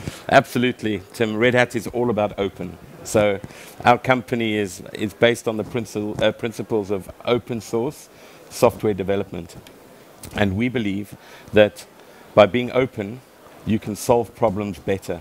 So the open organization is all about inclusivity So finding ideas from the widest possible audience you can, collaborating, sharing ideas, working as a community to solve a common problem, and then within that being adaptable, because you're going to find obstacles and challenges along the way. And coming back to what impresses us is you see these young kids and learners, not everything goes their way. They have challenges. Sometimes things aren't working, but they bounce back and they solve the problem. And you see them helping each other, right? I mean, that's also brilliant. part of this thing. Like, it's not that everyone is only protecting his or her solution, but you learn from each other. You look around, and I'm quite sure everyone walks away from here and was able to develop his or her own idea further because of what you learned here. Exactly. They're getting ideas from each other. Yeah. It's great to see how much time they spend looking at each other, apart from showing their own stuff. Yeah. And the camaraderie is clear for everyone to see. How did you personally and how did Red Hat come across with the WRO? How long of a story is that? Yeah, so personally, I trained as a school teacher many years ago, and I believe passionately that we have a responsibility to make a difference in the lives of children. And WRO clearly does that. I've seen firsthand, coming from South Africa, how the trajectory of young people's lives has been changed by getting involved in STEM programs like WRO. Professionally, I've worked for a number of technology companies that have partnered with WRO over the years, and so I'm a champion for WRO in Red Hat. Hopefully we will go on to strengthen our relationship, but you know, big organizations, I think, are very keen to find ways that they can make a difference, and this is a wonderful way to do it. Quickly at the end, what is your highlight? What are you especially expecting from this World Final still? Wow, my highlight is being here. So seeing the opening ceremony and all the flags on the stage, 73 countries represented, that for me has been the highlight. I love seeing people compete, and you can see it here, so the passion, the energy, and really just in a time in the world where things are quite challenging, this great feeling about people coming together, working together, so inspiring. Yeah, and working together on something friendly in a good atmosphere. That's exactly the spirit we have right here. And it's time to go down again into the competition. We're looking at Robo Sports again with the Aya, who's actually right behind us. Everyone to the Hall 4, where the Robo Mission and the Robo Sport takes place. We are coming back to the Robo Sport right now. And again, each team has 8 games to play today, at least 8 games, of course. And right now behind me you can see that already 2 countries are playing. It's a Taiwan against the Hong Kong, and actually I'm seeing what they're doing right now. It's just a next level play.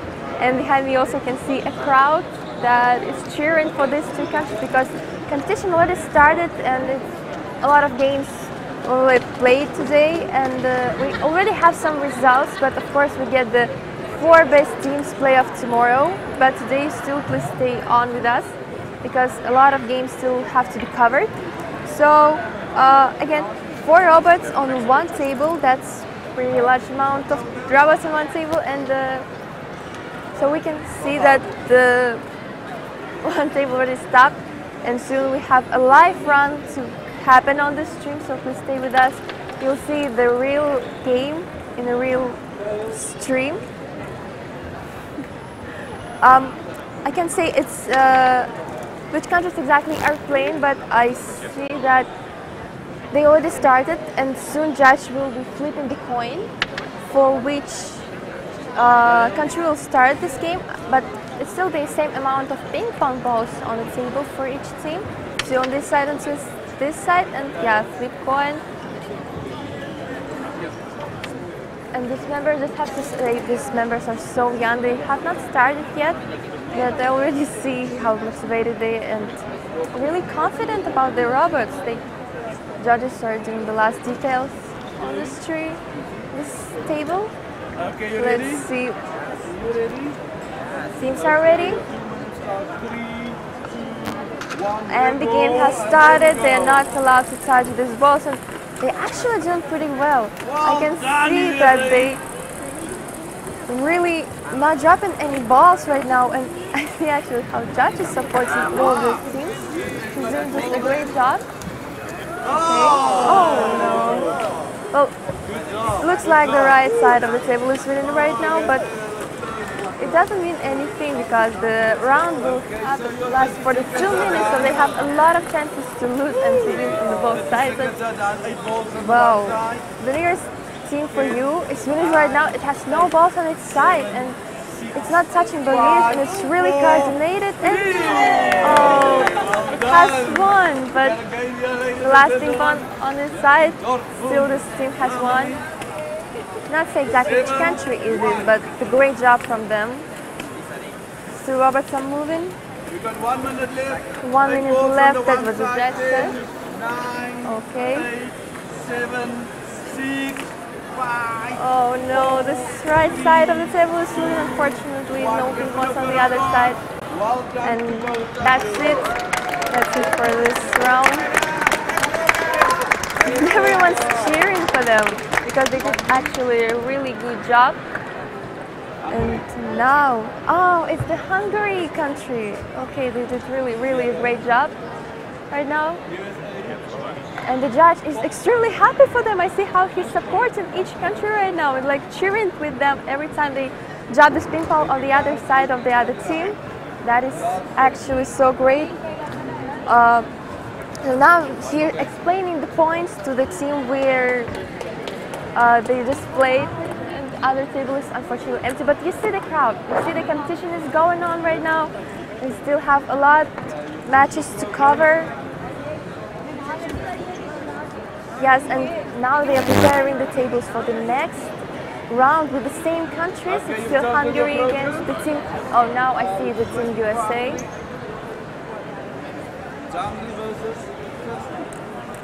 Okay, and again the flip coin from the judge.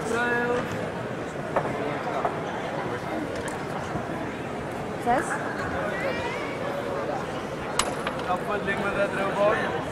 Now again the details on the table are considered by the judge. I'm not trying to predict, but I think Hungary has really a lot of chance right now to win, since the last round they won was pretty great. And what do we have here? Not started yet. And Hungary, USA both seem ready. Let's see how they go into that.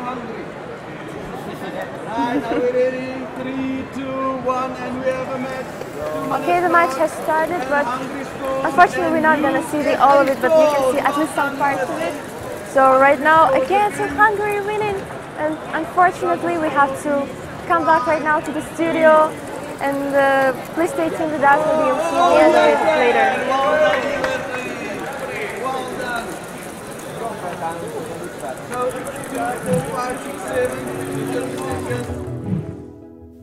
And we are back in the studio, back again with Thilo.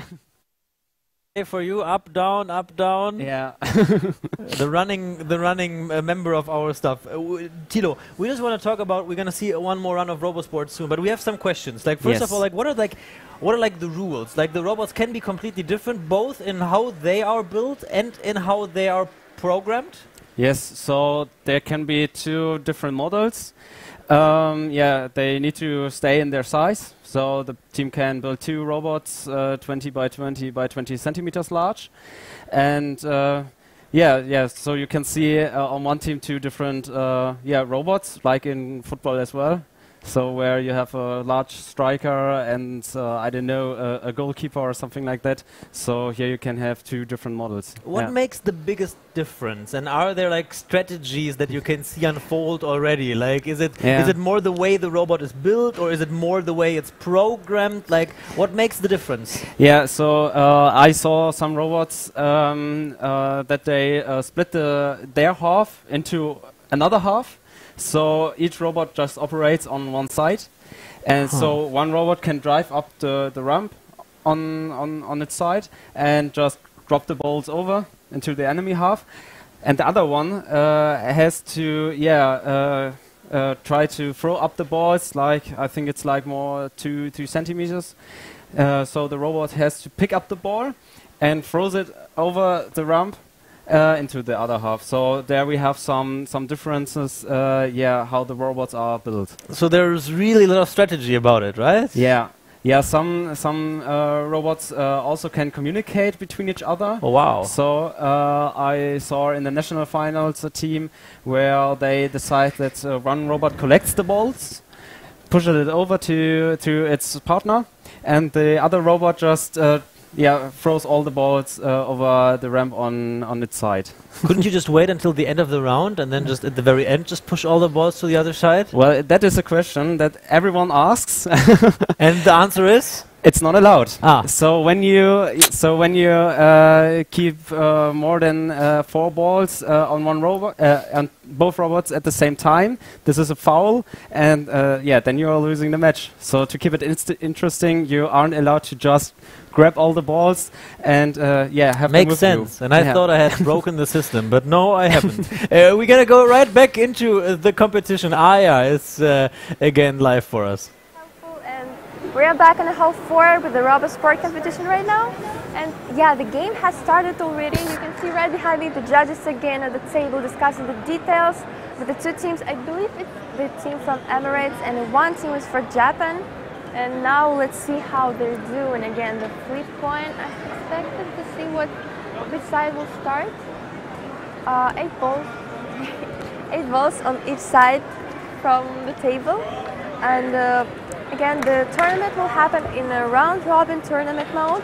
It means that each country will play as much matches as possible today so that we can figure out who is the best tomorrow.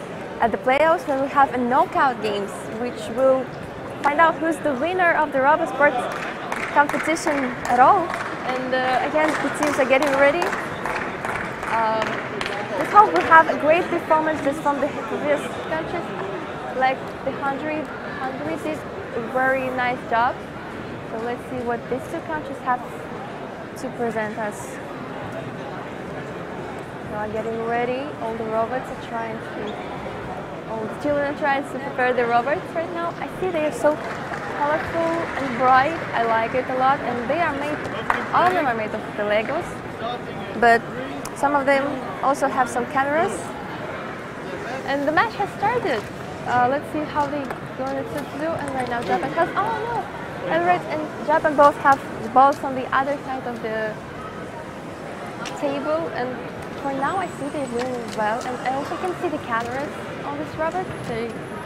I see what the robots can do. Again, there is a lot of restrictions and the borders on this game. I think the border in the middle of the table might have somehow prevent the robots from doing their job well. But for now, they're doing pretty well, especially Japan. They're right now leaders of this game, and unfortunately, the country are not doing this great. And the judge is counting things. The round will soon be ended, and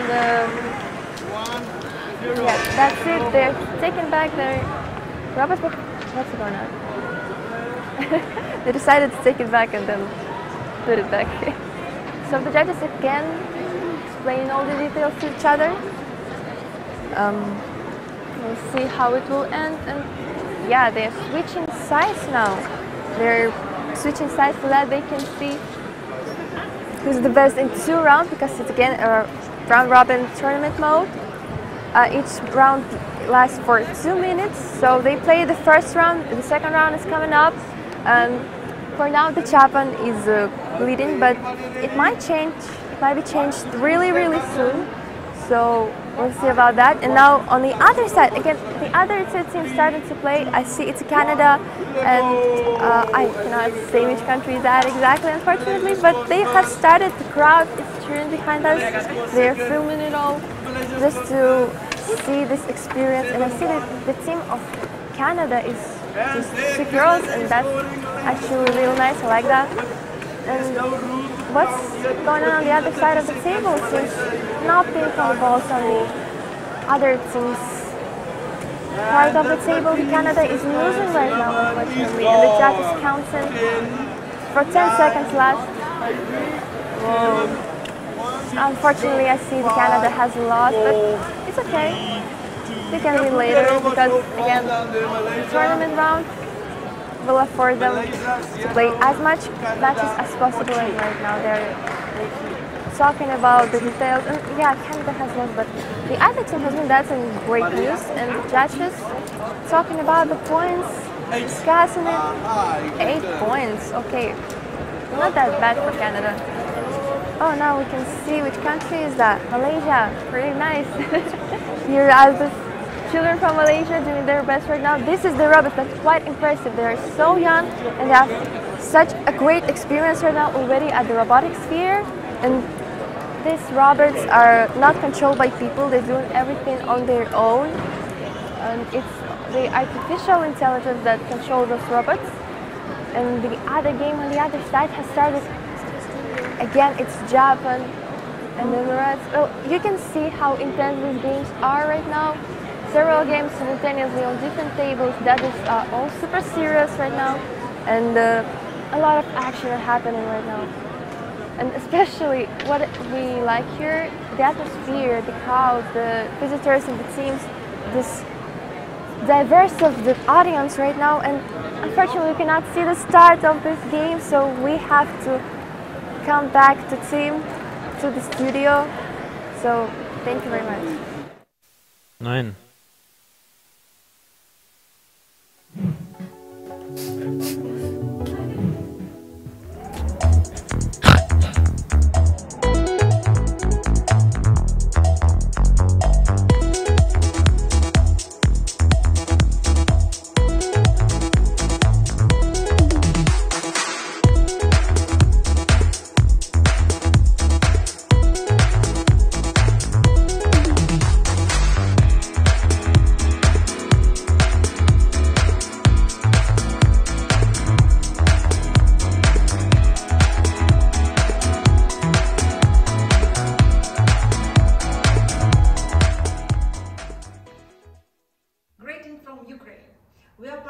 WRO from since 2008.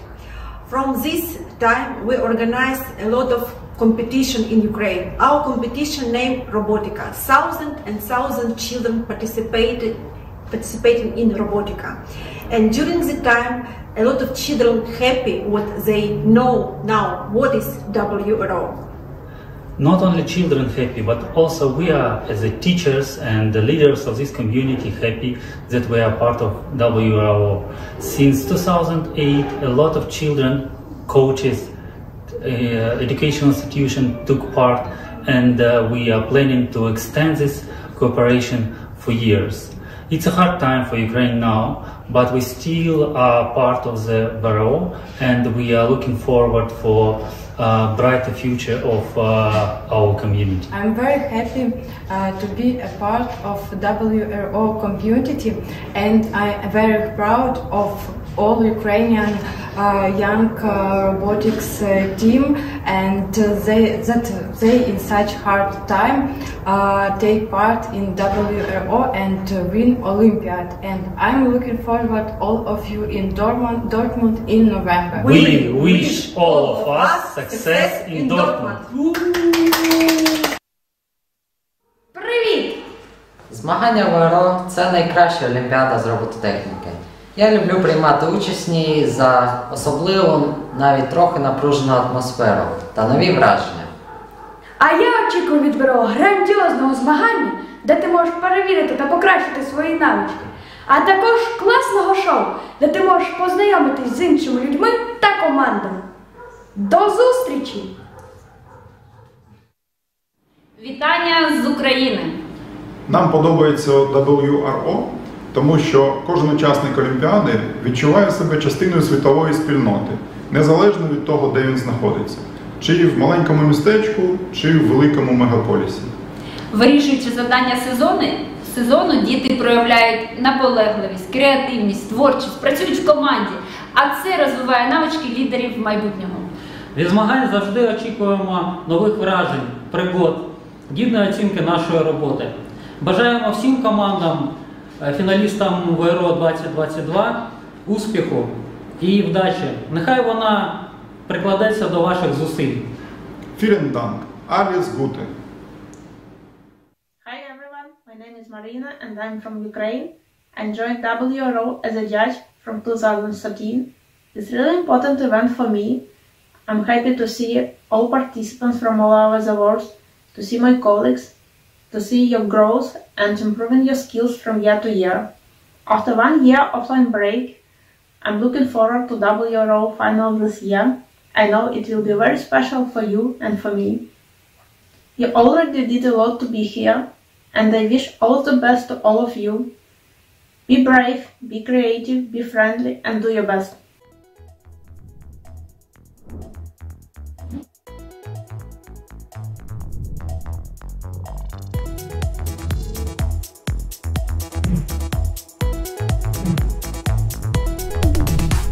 I think everybody in this type of competition is a little bit of a nerd. I'm not a nerd. A nerd is just working very hard on something, and yeah, in this kind of definition, I'm a nerd. Solving world hunger is definitely more important than just winning WRO.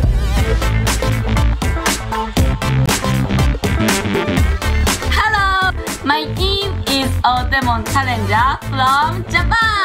Robotics can be in medicine, in space, you can do whatever you want. Teams will work on things like ending world hunger. That is an amazing thing to do. We can show that girls can also rock robotics. It's not important if he's from Syria or from Germany. If he likes my hobbies, everything is cool. We have only 2 weeks left to finish our final product.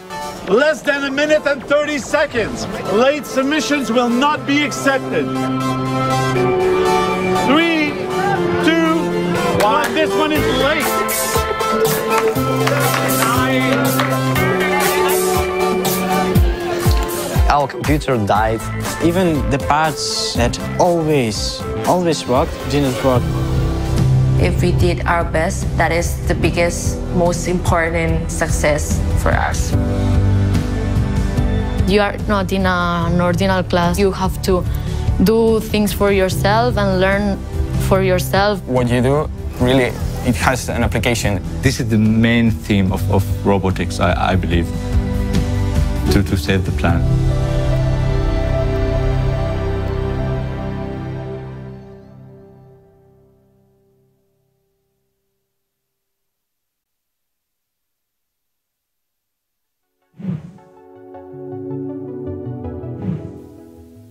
And we are back in our studio, but not for long. We had seen many things already on our stream today.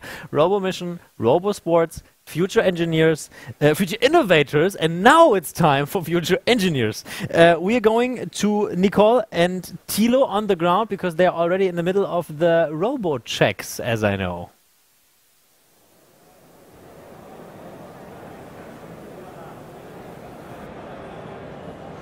Yeah, thanks Tim for announcing the next category, a very, very hot topic in my point of view. We are talking about the future engineers, and luckily I again have an expert on my side, which already has worked as a judge also in this category. So I would like to ask you, what would you like to tell us about the future engineers? Yeah, so the future engineers category is a category for the older students, so from 14 to 19. And here we can see some self-driving cars in a few moments. So behind us there is a 3 by 3 meter large parkour with inner and outer walls. And yeah, the robot shouldn't touch these walls and tries to go as fast as possible, around three rounds. Do you think Elon Musk is watching us? Oh, I'm not quite sure. His future engineers? Maybe, we will see. So yeah, today we see just the cars driving around, and the inner square can change in its size. Mm-hmm. So we can have like a big rectangle or a small square, and this is decided randomly by the judges. So there are some random facts. Thank you very much, Thilo. I would like to do an interview with one of the real judges and would like to introduce Frank, you are a judge in this category for Germany mainly. So could you please explain what happens afterwards? We would like to try to see some live runs. What will happen here and what are the rules precisely? So now we are in the qualifying year. So we had already one qualifying round, now it's the second qualifying round. So the teams with the best time and most of the points will go to the final rounds. And in principle the task is as follows. The cars have to drive 3 rounds in the prepared area. As we talked about, they should not touch the walls and they should be as fast as possible. Yeah, and the square will change in the size. Yesterday I remember the square was much smaller. How long are you working now as a judge in the World Robot Olympiad? I'm quite new to this category. I have started in the German finals a few months ago. So that's your starting point. And exactly. yeah, we saw each other as in the German final. Would you like to continue to do this work? Can you recommend this to others to join us as a volunteer? Yeah, it's a lot of fun. I mean, it's a lot of fun to work with these absolutely motivated, awesome young guys, really cool, and also the judging team is cool. I think mainly all of you were joining yesterday, the opening ceremony, so I think you could even feel the whole energy. Yeah. Absolutely awesome. I would not like to interrupt you, but there's live run in the background, so please feel free to comment on this if you can see something. Exactly, so we have the team of Egypt, which is currently running with their vehicle. I think they already were able to make the first 2 rounds. Now we are in the last round, so we see the judges, they take care about the time, they count if there are some failures. We see the excited teams praying for a lot of points. Exactly. And I think one additional round and they are quite quick as far as I could see. I expected that because they have to see the pictures, afterwards check the pictures, where they have to go, that they have to use a little bit of time for calculating everything and finish the round. But the judges seem to be very happy with this result. So exactly, and also the team seems to be really happy, so she's really smiling. So you as a judge, you can say that they were quite successful. Yeah, in the first qualifying round, this was one of the best teams. Yes, and qualifying means what exactly? We have a lot of teams on site. Yes. Not all teams can participate in the final, so we somehow have to filter which are the most promising teams, and therefore we have a qualifying round where all the teams can participate, which are invited to the world final, and then the best will be able to start today in the evening and tomorrow in the finals. Yeah, so maybe this team will be the one or one of the ones that will be shown tomorrow in the final as well. Yeah, so you already said your main motivation is the expressions of the team, the motivation of the team, the people, or is there anything else? Yeah, I think especially here in Germany we are really lacking in young engineers, and I think this is such a cool opportunity also to give to really young kids an idea that engineering is so much fun. Yeah. Because I think most of the young kids are a bit afraid about engineering, too many math, it's too hard, but I think if they come here, they see all the fun. Yes. Perhaps it could change some minds. I can really imagine that this will be very fascinating. I agree. Did you participate as participant before? No. So you just jumped in as a judge, and exactly. Great to see that you are so motivated. So I'm quite sure that you will join us the next year once again to do the judgment. I would love it. We are taking a look whether another team will start, so that we have the chance to have a live run. As far as I could see right now, they are in the starting point, but not already started. So this is the team of Kazakhstan. Thank you. So Yeah, maybe you have seen our co-moderator Aya. She's from Kazakhstan as well. Maybe she's here and watching as well. So first round successfully. And you could also see that the design of the vehicles is completely different here. So the teams have all degrees of freedom to build some vehicles. There are only some restrictions, how many drives, what should be the maximum size, weight. Yes, really seem cool, to be really successful cool. once again, and you are impressed as well. Yeah, you can imagine here the best of the best are here. We have overall 73 countries in this World Robot Olympiad. In this category we have 22 countries, one from each country. So you can imagine that here are really the best ones of every country. So I'm very excited to see the next point. And thank you very much for the comments on all the live runs. It was very fascinating. You're welcome. But it seems you just have to watch it. There's no judging for you, yes? It's just for fun now, commenting and judging. Yeah, thank you very much for doing this for us. Thank you. And I press my thumbs that you find the perfect teams afterwards and that you are motivating more engineers for working on that area. Yeah, okay. so thanks a lot. Thank you. Again, I will ask my expert as well. So maybe because he could watch all the time, maybe he has some additional comments on that. So Thilo, what is your opinion about the two races that we have seen? Yeah, we saw some quite different robots. So a very fast one who's a little bit more careful, so a little bit more slower. Yeah. So we see many different solutions running here in this category. And yeah, the judges are also interested. So how does a robot work? So the teams have to provide a documentation about how the robot works, how is it look. And right now there's happening the next run. So sorry for interrupting you, but I think that's more exciting to watch.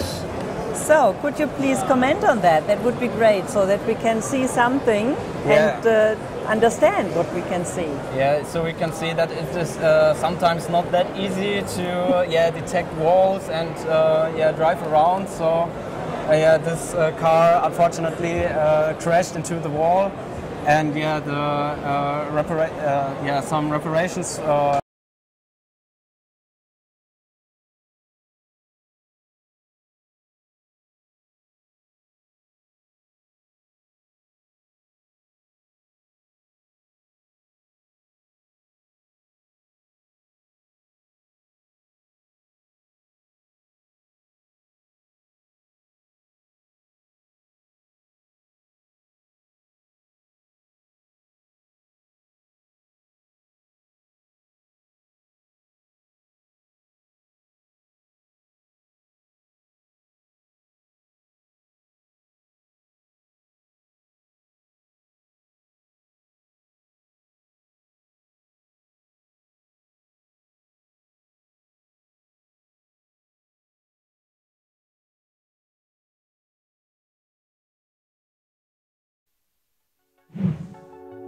Do you use how? And we are quickly back here in our studio as sadly one of our cameras downstairs crashed, and we need to check if we can go back to the event live. Gonna ask to my colleagues here in the room if we are able to get the connection back. Do we have any information? I see many hard-working faces and question marks. That's when you do live, like usually. That's why it's called a live stream and not a pre-recorded stream. Gonna try to restart the camera. In the meantime, I can tell all of you guys that we are still happy to get your feedback on the stream, on the event. If you are watching us and you have any thoughts, any ideas, any feedback you want to give us, you are more than welcome to post it on social media. We also have a social media wall. You can find all the hashtags and information on the website of WRO. We are also inviting you to share the live stream, WRO.live, with your friends and families, everyone who wants to watch. And now I'm having a quick look. And I'm hearing we can try to reconnect downstairs to the action together with Nicole. The camera should be back. Nicole, are you here? We will continue to do the work after this gameplay. Do you think that also artificial intelligence plays a role, because this is also a very hot topic beside the autonomous driving? Yeah, this is quite a big topic. In this category, you just have very small hardware pieces, so you need much computing power to do all these recognition things. So I guess most of the teams don't quite often use artificial intelligence. But I'm not sure. For that, I would have to look into the documentation of each team. Unfortunately, you are not the real judge. No, unfortunately not. Yeah, but maybe we can ask a team directly what they did and whether and how they have programmed the roboter. So, nice to meet you. You were one of the members of the teams that had successful done 3 rounds here in the racetrack. Yeah, this round we are successfully won the 31 points. Yes. In this round, we are the Spanish team. You are the Spanish team. Yeah. And how did you solve that? We are already speaking about that it might be possible to use artificial intelligence. Is this something you are using, or how did you solve your challenge?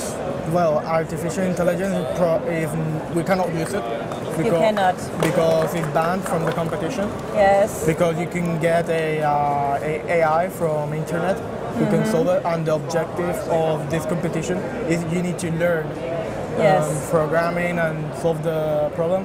And what we use is a system of sensors, of ultrasonic sensors that send a wave in one direction, and they can measure what is the distance between the sensor and the wall. We use like bats. Yeah. You are working like bats, like the. Yeah. Well. Yeah. Exactly. What we do, we have 4 sensors, one in the back, one in the front, and one each side. And what we do is the robot goes forward until the front sensor detects that the wolf is getting near, and it starts to read the side sensor. And when one of the sensors says that the lens is a big distance, it starts to turn to that direction. Yes. And then what we do is a little like a spring. It starts to run a little bit because the time is a little bit important. We have 3 minutes to solve it, and we solve it in 31 seconds. We are proud of that time. It's a very nice time to solve all the phase. So you are well prepared for the rounds tomorrow when you don't have just driving around. Yeah. You also have to care about obstacles and deciding based on the color in which direction you have to continue. Yes, we are. Do you see challenges for your team in that area? We could have some challenge because of sensors, about the calibration, that's important, and also the light, because we use a camera to see the blocks and the color of the block.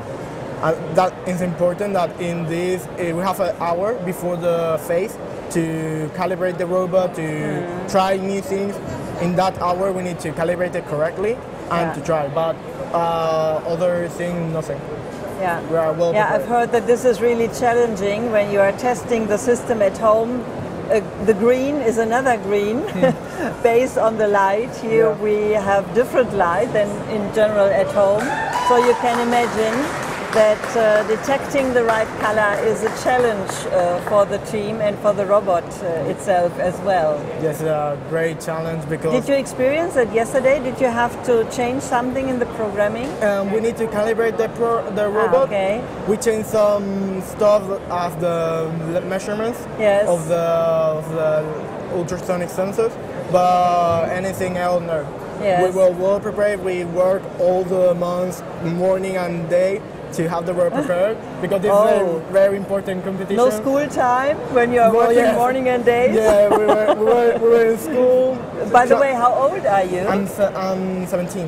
17, so still school time. Yeah, school time. It's important, the school, but also we dedicated time to prepare the robot, and now we came here and thank you very much for this very, very fascinating impressions, and see you later as a future engineer. Thank you. In real life, thank you. And give back to Tim. Thank you. Thank you, Nicole. And we all very closely looked at the different robots driving in very different ways around this course, and we are more excited to see tomorrow how they handle the obstacles and the other challenges that are upcoming. And upcoming is a good word to speak about. Upcoming here is now a break from our live stream, but we will be back later with much more content. As we already told you, we will look at the STEM area later in our live stream. We also will cover the Friendship Night. I don't know if we can show you the agenda quickly in our screen so that you know what the plan for the rest of the day is. There it is. And now we move me to the side so that you can perfectly see it. So now we see we have 1.5 hour break. Then we are back at 3:45 p.m. We are going to the STEM area to very different activities. Then we are going back to Robo Mission.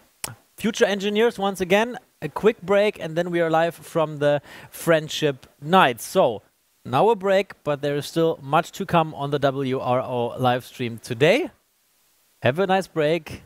And then we see each other again at 3:45 p.m. Bye-bye. Thank you.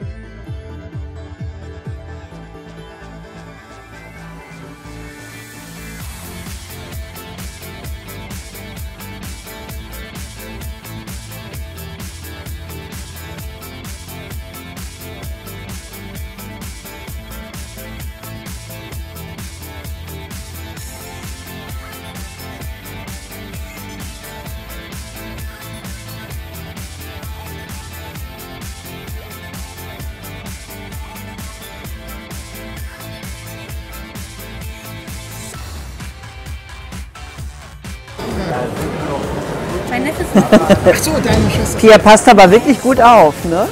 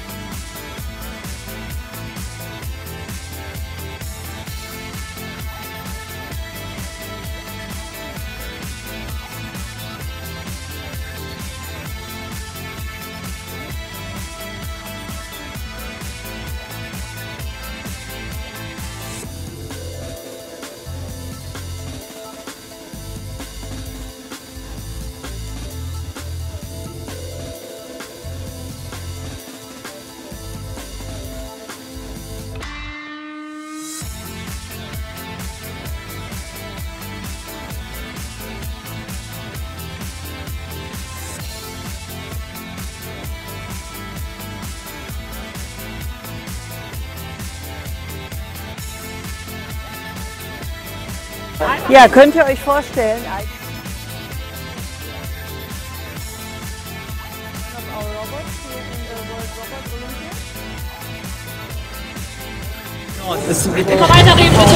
But maybe if they want to make it really safe.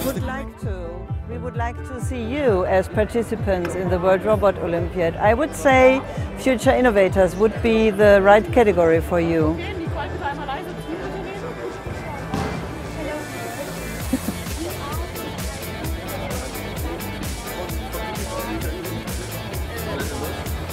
STEM School near Cologne, Germany. Terrible. We are students from the computer science class, and this is my teacher, Mr. Schneider. Hättest du nicht sagen dürfen, dann hättest du schon mal einen Rundlauf gehabt.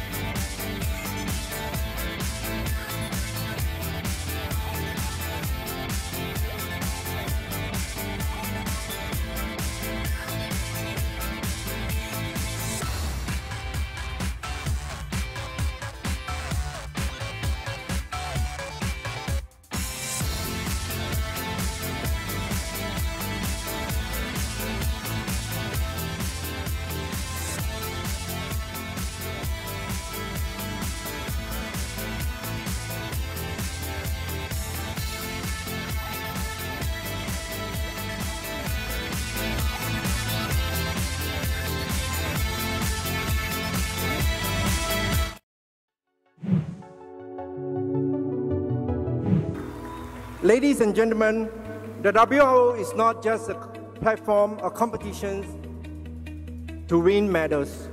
It is a learning platform to develop crucial skills for the 21st century, particularly the robotic skills and the related STEM skills.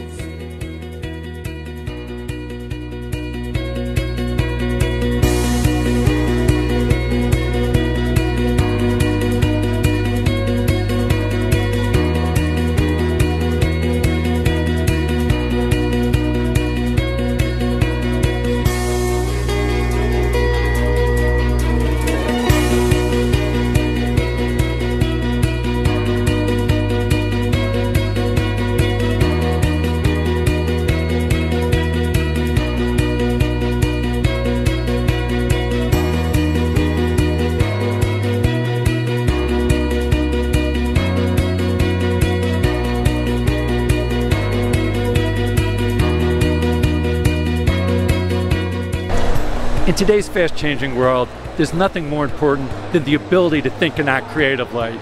So it's exciting to see children here as they're building and programming robots. You can see how they're learning to think creatively, becoming prepared to succeed in tomorrow's creative society.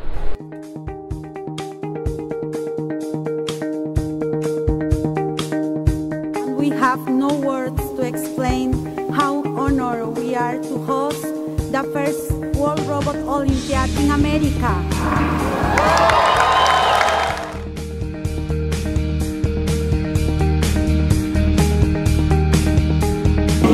And I believe in years to come, new inventions by some of you who are here tonight.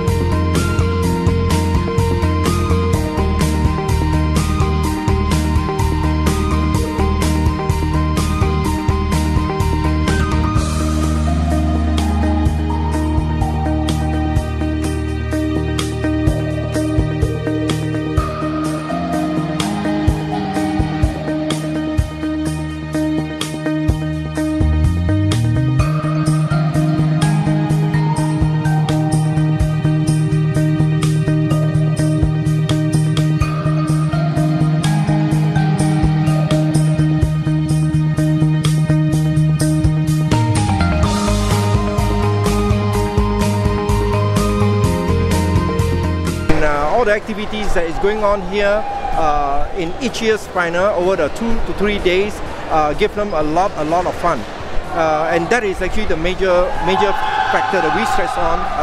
While learning, they also must have a lot of fun. That is basically what WRO is all about. We have been waiting for this for 2 years, and now it's happening. And what we have seen is just amazing. The countries around Costa Rica joining the WRO community. So for us, it's been a huge success.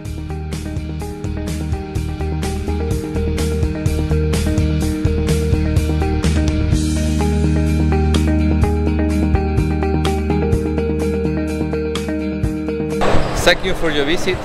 We wish that Costa Rica has left a positive footprint in your mind and heart.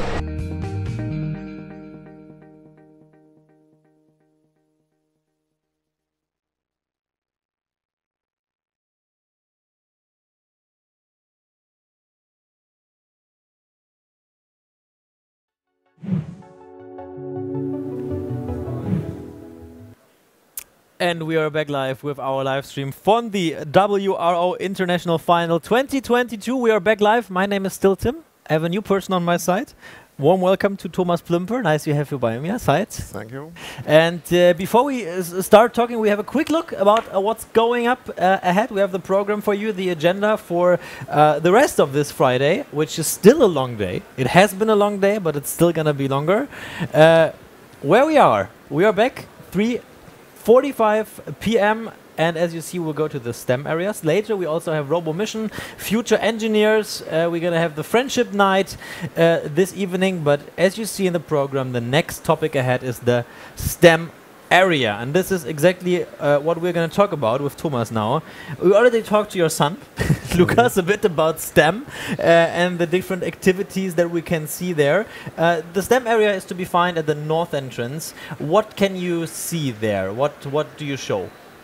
Okay, we have about 20 exhibitors with some interesting activities, like school projects with robots. We have some manufacturers like Cisco, Elmos or Fischer Technik, which present their products.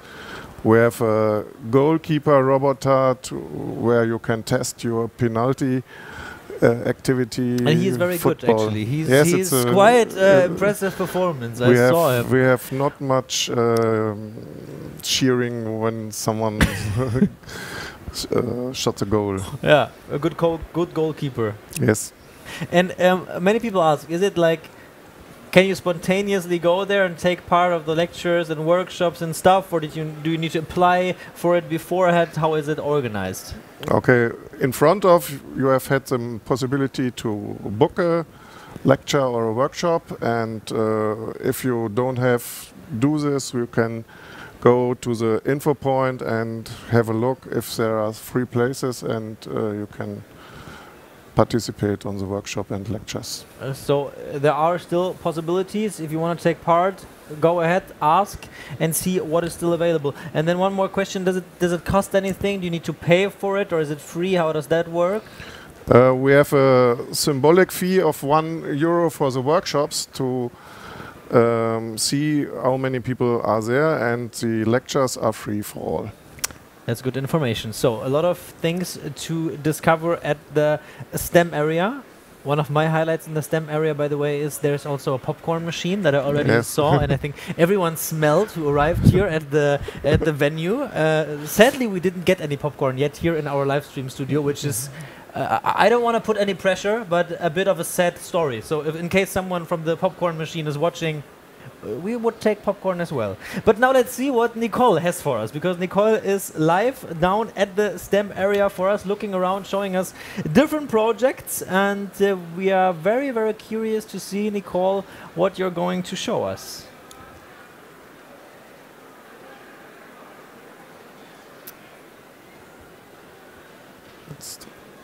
All right, maybe Nicole is not yet available. Then one more question to you.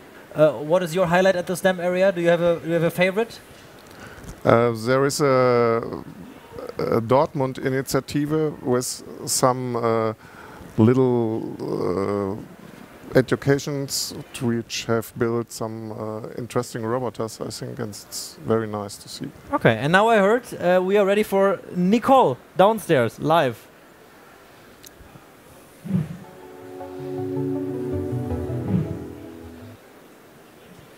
My name is Nicole Schelter. Once again, I have the pleasure to introduce some interesting groups. I'm standing here at the north entrance from the Westfalenhallen. And if you're interested to come, here's the area where a lot of institutions are introducing their products, their services, their ideas, and also what's happening here. So still, if you're interested, here are a lot of lectures regarding specific topics like software development with Python, or workshops that are offered. So feel free to join us here and learn a lot, not only from the lectures, not only from the workshops, but also from all the exhibitions that we can see here. Here on my side, I have a group of pupils and the boss, maybe the teacher, I don't know, maybe he would like to say something by himself later on, from the Leibniz Gymnasium, the Leibniz High School here in Germany. So welcome Jörn Schneider, first of all. Please introduce yourself and your role, and clarify in which way you are the boss of all these nice people. My name is Jörn Schneider. I'm the teacher of the students of the Leibniz Gymnasium in Dortmund, and I'm the developer of this experiment you see later. Now, Delia says what we are. Hello world. We are from the high school Leibniz Gymnasium in Dortmund. a STEM school near Cologne. We are students from the computer science class, and this is my teacher, Mr. Schneider, my friends Jette, Anna, Max and me, Delia. And now Max will go on to explain our project about quantum cryptography. You can see, just a short interruption, that especially Hello World is used in every programming class as the first thing you have to develop. So you can see the proof is done. This is really a computer science class. But nevertheless, the interesting part comes now. The experiment that they have developed, the quantum cryptography model. Hopefully I pronounced that correctly. Roughly.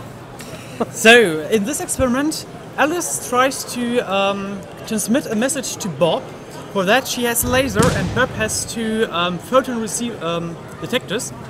If I press on this button, you can see that this light will light up. What means that the sensor detected light from the laser.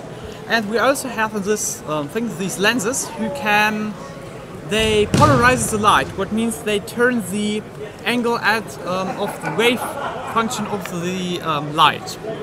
It's a bit complicated.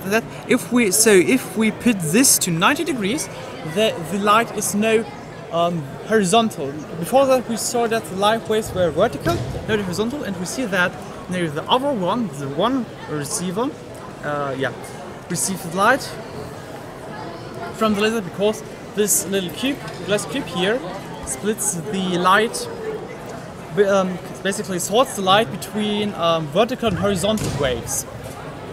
So if we put this to 45 degrees, we can see now that both lights up, because it splits the light equally above both sensors. That what is not very useful for transmitting data, because you can't really work with both. So Bob also has one of these lenses, and you can put this to 45 degrees, and then you can see that these two add together. That means 45 plus 45 or 90, so 91 lights up. The same goes for negative 45 degrees. We see that 0 lights up again. So this is called a base.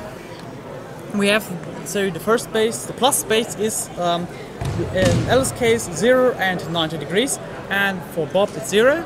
And we have another base, the X base, and that is 45 degrees and minus 45 degrees for Alice, and for Bob 45 degrees. These bases are used for that if somebody tries to interrupt the message and read the message that Alice tries to send Bob, they don't know in which base Alice sends the information to Bob, what means she has to guess which base was used and which base she has to use to send the information further to Bob.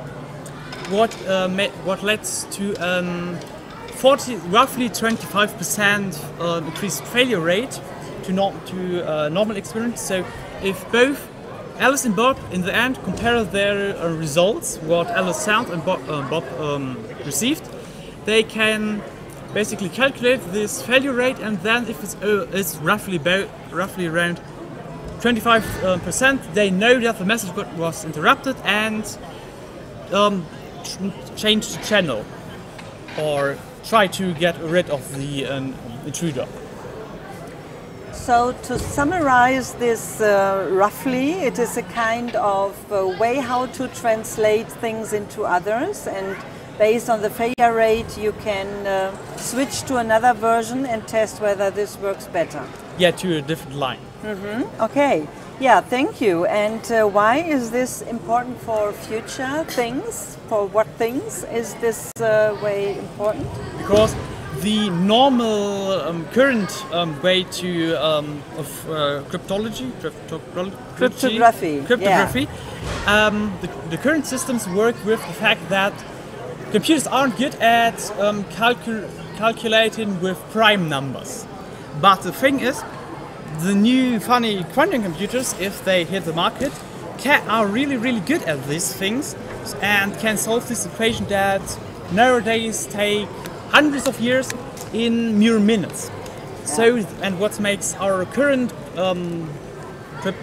cryptography technology completely useless. So, and this is has the advantage that it is, because it works with photons, with light, that it is physically impossible to crack this with a computer if both Alice and Burp operate the system correctly. Yes, so to summarize that, sooner or later our passwords will be useless because they will be cracked quite quickly by such cryptographic devices, and therefore there's a huge potential with your innovation to fight against that, right? Yes. Yeah, thank you very much. This is very impressive. Yes, and therefore we should now... I'm Martin, and I'm Professor of Computer Science Education at Würzburg University here in Germany. And I'm Nikolai, and I'm a secondary school teacher, and I work in Martin's group. In today's digital world, it is getting more and more important to know about the underlying concepts of computer science. Of course, formal school education is the most important setting to educate young people. However, there are a lot of other additional learning settings. The World Robot Olympiad is a very popular example. But there is a problem. In many cases, we don't know if these additional learning settings are successful. We know from research that educational robotics can be very promising, for example, for motivating students, but we want to show that it also fosters their learning. This was our motivation to conduct an evaluation study with the participants in the World Robot Olympiad. Our evaluation study consists of two parts. In part 1, we asked coaches of the teams about their opinion on the children's skill development. In the second part, we asked former participants about their opinion on the influence of the World Robot Olympiad on their future life. The results were overall positive. We found that the children could improve on all the 5 investigated skill sets. Moreover, the former participants said that the World Robot Olympiad had a positive influence on later study and career choices. In case we got you interested and you want to know more, you can browse the World Robot Olympiad's website or follow the link here.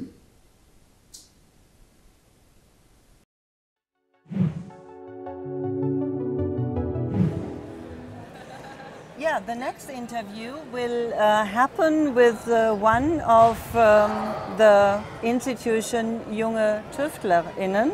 Means that we have one girl, one woman, which is introducing what you are doing. Let me introduce Philomena from Junge TüftlerInnen. Yes, sir. Yeah, please introduce yourself and your institution. I'm happy to be here. Thank you very much. You're welcome. My name is Claudia. I'm Philomena couldn't make it to unfortunately. The day. No worries. I'm Claudia. I'm from Junge Tüftler. Junge Tüftler is a non-profit educational organization. We are based in Berlin, but we also have an office in Düsseldorf. Our mission is to empower people to use digital tools to shape the world.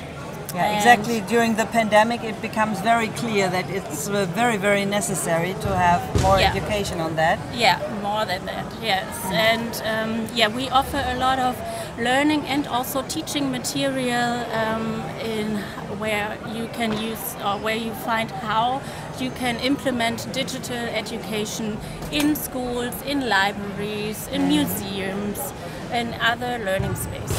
So therefore we have our online education platform, Tüftel Academy, where you can free download all the material to run your own workshops according to topics on digital education, or you can also hire us and we run the workshops in your place. We come to the school and do a workshop with the kids, and we also do workshops with teachers according to how to use digital tools as support to solve problems. So for example, we use VR or AR technology to build the new city, how your city can look in the future, for example. Yeah, and then we also have our own makerspace, the Good Lab in Berlin.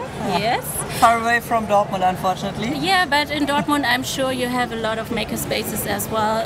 Libraries already started to build up their makerspaces.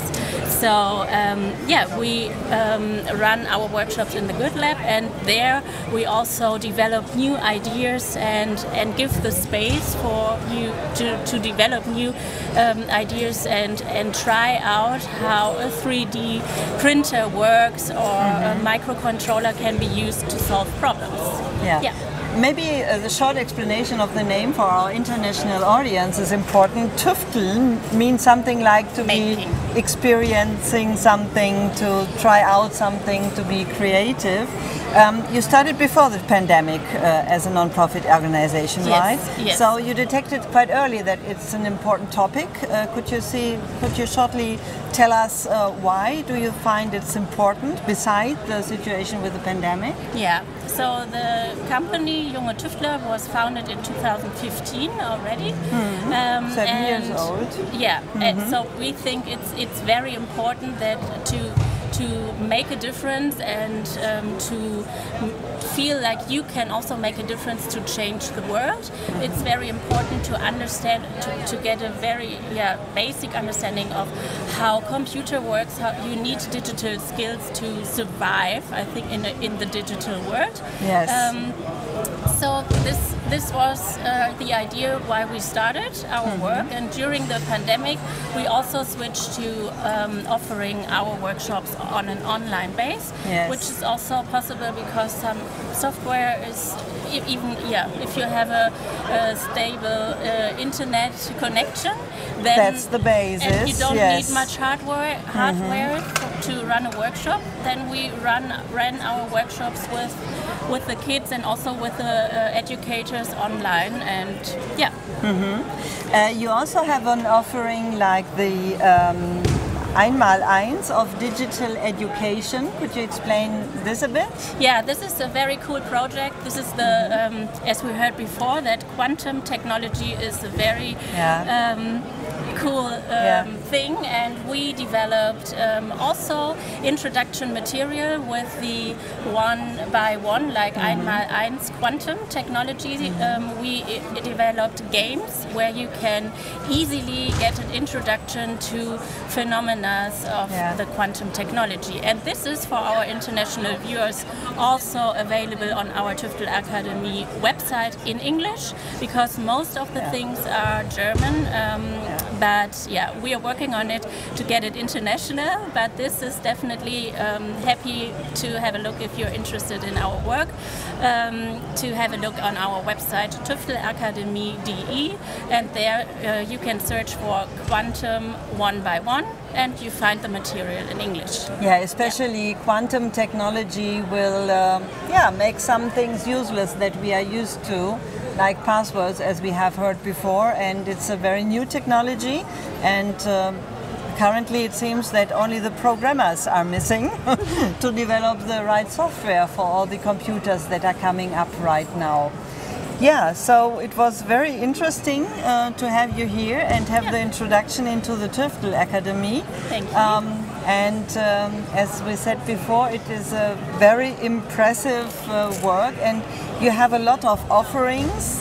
You have cooperations with schools, with other non-profit organizations. Yes. I have seen that on the website as well, so you can search for that on the website quite easy.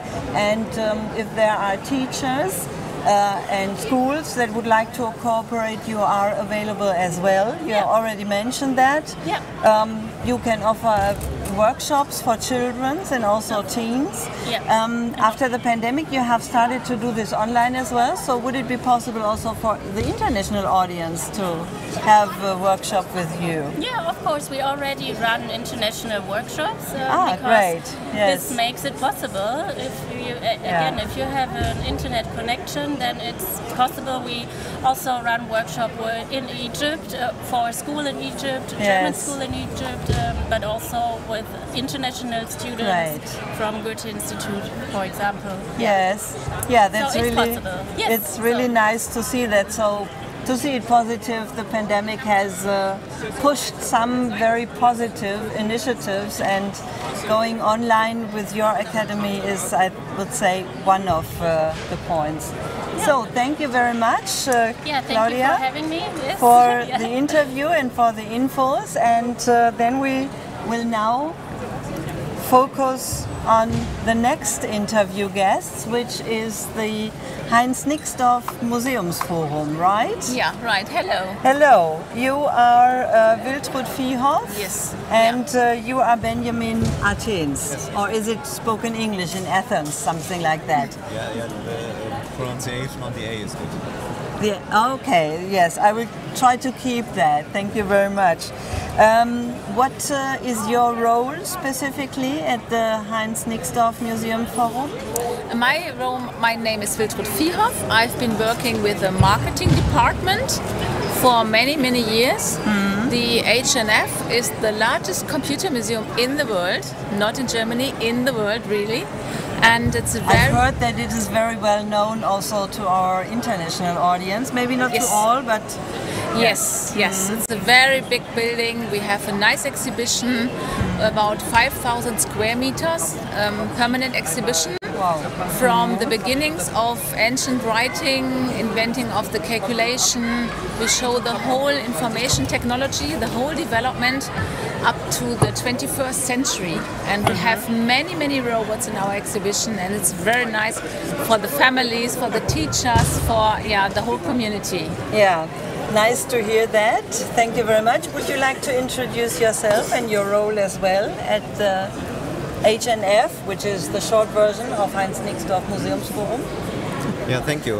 Benjamin Ahrens is my name, and I'm also working at the marketing team and helping the press office as well to just work in that very cool environment with computer technology and information technology, and help to spread the word about how our world works and how information and communication works. That is what I'm helping also. So could you describe briefly what is very interesting for visitors to your museum? So maybe you can convince some of them looking at us now to visit you. Yeah, I think it's definitely this wide spectrum of things that you can see in the museum. It starts 5,000 years ago with the first types and letters that were written on cruciform, and then it continues throughout the centuries. How we started to code and how we started to communicate in so many. So it has to ways. do something with cryptography as well, what we have seen previously. Yeah, of course. A bit. It ends. It is simply it a way. Ends in the present. Yeah, it ends in the present and with robots and with computers, and that's also the reason why we are here today and this weekend, because we really love robots. We have a lot in our exhibition, and we show the people how different robots can be and how they help us today. But you do not have only exhibitions, you have also activities offered. Which type of activities, or could you name an example maybe? Here we have our permanent exhibition, and we have temporary exhibitions. At the moment, one on computer unplugged, computer science, and it's very interesting for families. We are also a conference center. We have lots of events in a year, about 1,000 events a year for different target groups. We have family days, we have lectures for different target groups. We have a lot of cooperations also with university and the city of Paderborn. So it's a mixture, a big variety which we offer. And when we take a closer look at the cooperations, you mentioned university. Maybe you have also cooperations with schools so that you can support pupils in the schools? Yes, yes, we have. We have special cooperation schools. We are working with them with special projects. We have the Heinz Nixdorf Code project for the schools. We have a laboratory. This is running by HNF and by the University of Paderborn. for different school types, for elementary school, for secondary modern school, up to the A levels. So yeah, we also need the partners to run all these businesses. Yeah, thank you very much for this nice introduction. Hopefully we could motivate a lot of other schools to cooperate with you and therefore make your offerings available to others. Yes, thank you very much. Thank you very much. So much for the information. Yeah, thanks. Yeah, we saw a lot of offerings, not only from the Heinz Nixdorf Museums Forum. We also saw that the neue junge TüftlerInnen are offering a lot of cooperation, so you can see how important digital education is seen from different institutions, and that's of course the reason why all these institutions are existing. And when we take a longer look back at the presentation we had from the Leibniz High School, then we can see that they are taking a deep look into the future because as far as I can see that, as far as I have observed that, especially the quantum technology is coming up quickly, and the quantum technology is something that will, for example, the very important password make useless, because a quantum computer can quickly reset the password, detect the password, and therefore we need to have other possibilities to protect our data, which is not secure in these times as well, as we may know. So a lot of offerings, and hopefully some of you are now motivated to get in touch with the institutions to build up new cooperations. Also for the international audience here, we have heard, especially from Junge Tüftlerin, that they have an online offering that could be used from all over the world when the internet connection is available. So we would be very happy if we could put some ideas into your head how to cooperate with others, how to find more motivating activities for your pupils, for your young people. So maybe we will see later on that you have more and very successful people taking part here in the World Robot Olympiad, not here, but in 2023. Yeah, I am very impressed. Good luck for me, I'm not speechless. Hopefully the studio team is based on all this new and exciting information, not speechless. Thank you.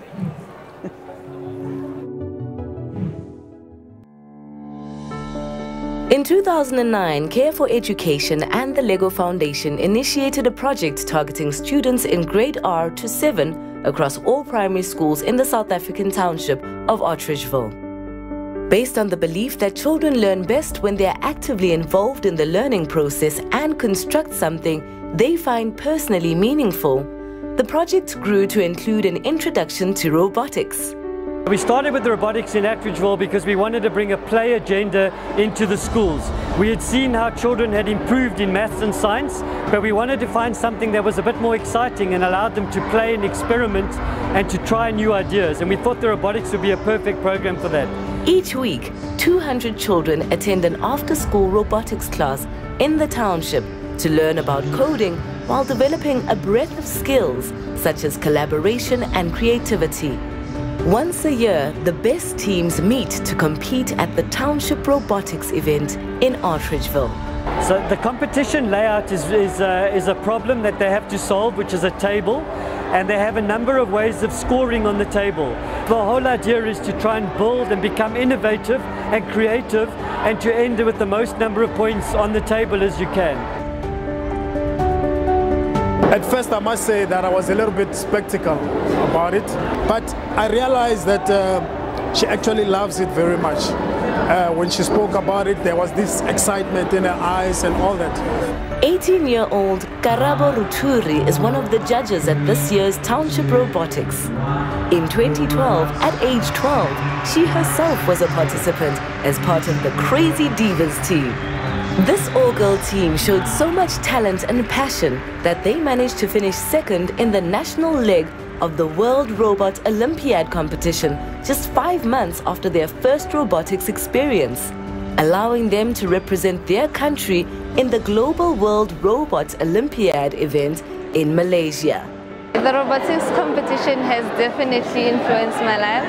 I've learned that not everything is going to go according to plan, but you still have to have patience in order to figure out what you're doing wrong, go and fix it, and then come try again. In terms of academics, I went from getting 40s and 50s to getting 70s and 80s in subjects like mathematics, which I didn't like, but for the fact that I did this, I found them very interesting, and that persuaded me to work harder than I usually do.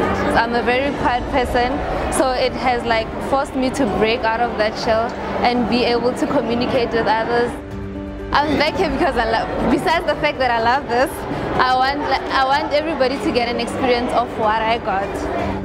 So they're still experimenting with all the maths experiments, science experiments that they would have done in a normal school classroom, but this time they're doing it by touching and feeling, and so the content is much more powerful, they remember it for longer, and so robotics inspires children. It's a way to free themselves from the shackles that they feel in the township. The winner of the 2018 Township Robotics Festival will now proceed to the National World Robot Olympiad competition. And who knows whether they too will make it to the global finals.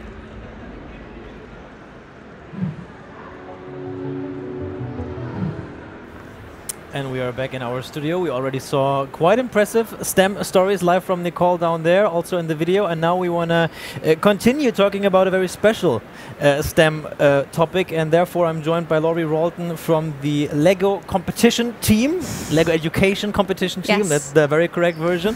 And we need to talk about something that's really important. We need to talk about girls. Yes. Why? The most important thing. Yeah, yeah. Yeah, why? Because, well, primarily because there's a huge shortage of girls, one in STEM careers and moving into engineering careers. But I think it's also demonstrated in competitions like this that it's so important to get more girls involved because it gives them the confidence to want to continue in those careers. I think we heard that at this competition we've got 22% girls taking part, which is just not good enough. 22%. Like 22%. You can't repeat that number often enough. I mean, it's not good enough. Yeah. And we need to improve it, and we need to do more to make more girls want to take part. I think that when you take part at a younger age, I think it's more likely that we're going to have more girls there, because when you're, 6, 7, 8, it's more of a level playing field, right? Children are still children, like they're still playing, they're still exploring. And even though the perceptions and the stereotypes are still very much there at that young age, it's not so apparent as when we get to the older age divisions and girls start to taper off. So it's how we can get more girls into STEM and engineering, and it is competitions like this that will do that, right? Because it gives them the confidence. They come to an event like this where they're seeing children from all around the world, from Panama, from Pakistan, from India, from Australia, and they're seeing all these different cultures and all these different types of children sharing what they need to do in their communities. And when they do that, they're getting inspired. And the more that we can encourage more girls to do that, hopefully the more that they will want to continue, they'll want to come back, and they'll want to thrive in STEM. And as you said, if you don't start early, it's probably hard to catch up later. So you need to start early. And that's also a big topic for you at Lego Education. We have a quick video that's demonstrating a little bit of a special project that you have and how you work on this topic.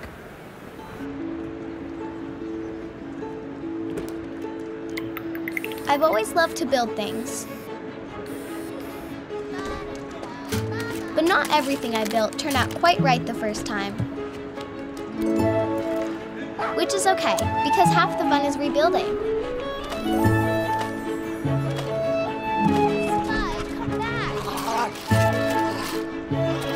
It gives you the chance to try something new.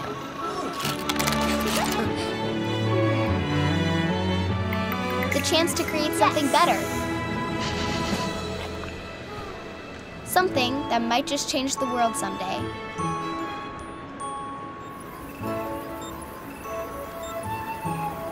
or even a world millions of miles away.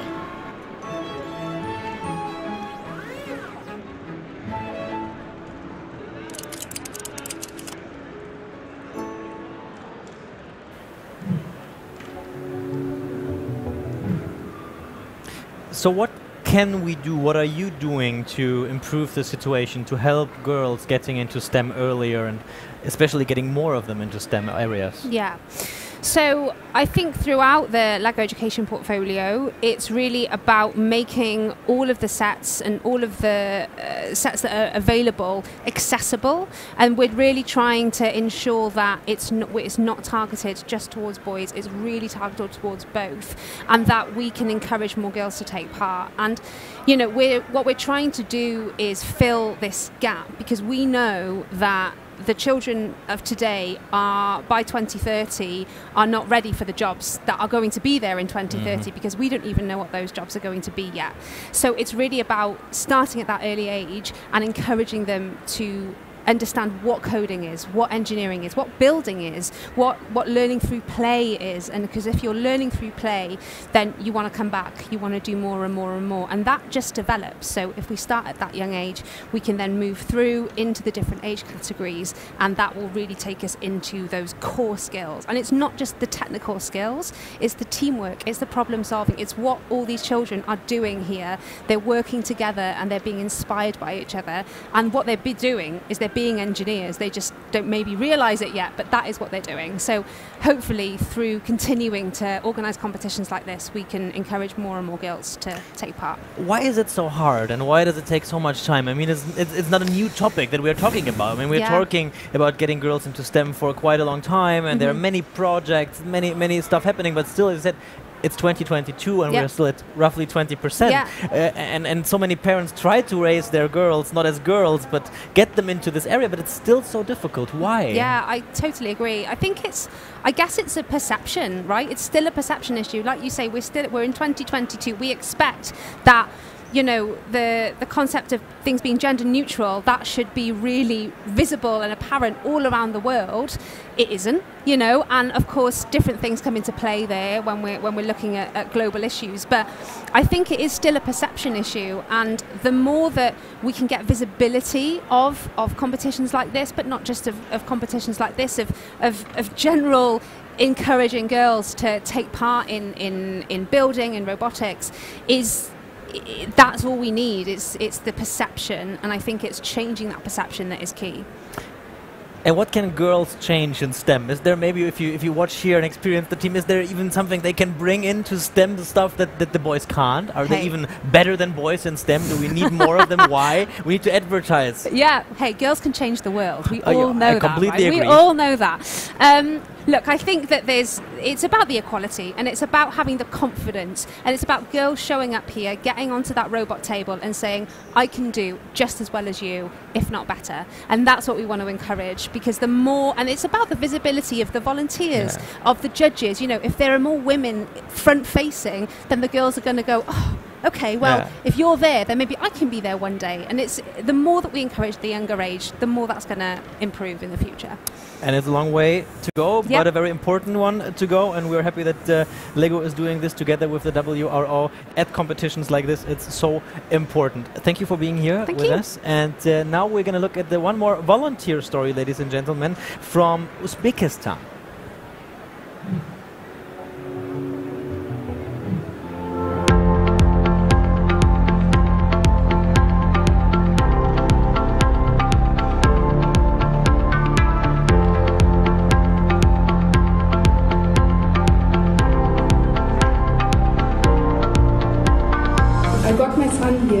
He's 12 years old. His name is Dakshitan. We are from India and we stay in Tashkent. It's very innovative that, you know, that lets children to think and do something on their own.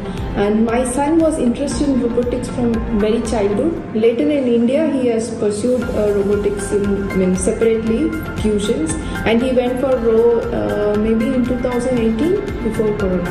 And this is his second experience. Children has to be encouraged in such a way so that their innovative powers in your brain will improve more. We have to send our children further, you know, if they are very competitive. Children are very good nowadays and they're very innovative.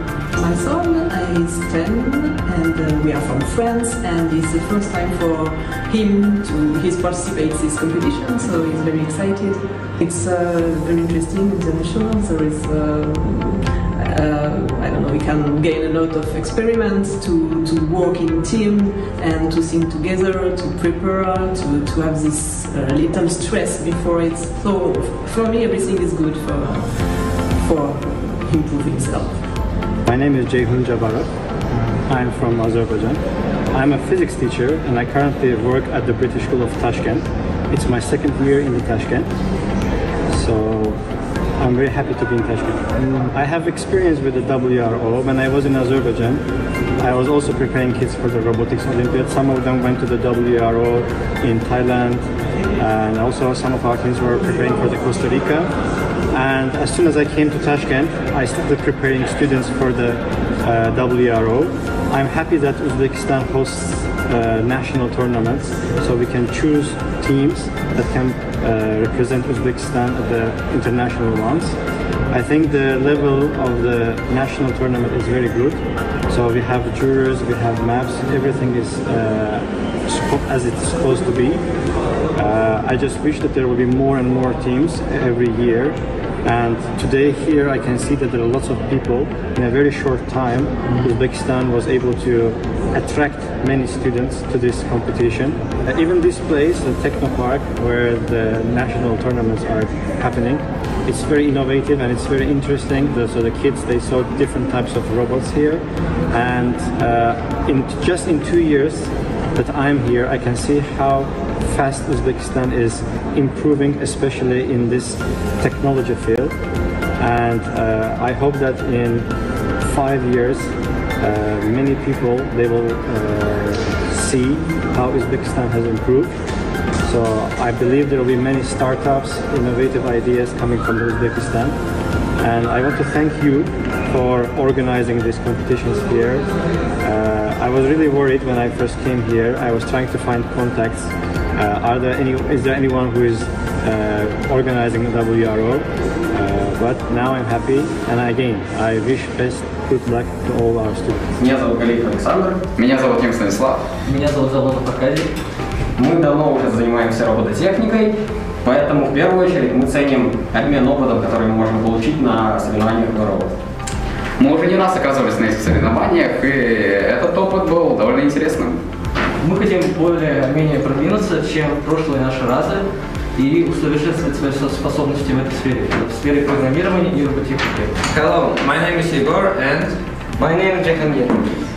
We want to participate in World Robot Olympiad to check our skills in robotics and create a robot and gain a lot of priceless experience.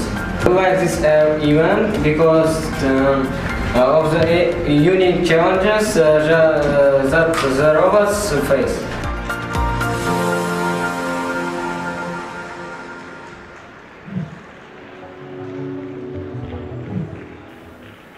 And we need to bring one story to its end.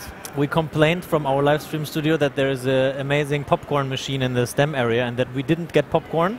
We need to make clear we finally got popcorn here in our studio. Thank you very much to the popcorn machine staff in the STEM area. It's also the small things that are important in life. After so many STEM stories and inspirational talks about girls in STEM, now it's finally time to go back to Robo Sports and Robo Mission. As you may have heard, right behind us in the hall, there is already a lot of applause going on again. The competition is running and Aya is in the middle of action for us again in Robo Mission. Aya, please tell us what's happening at the moment.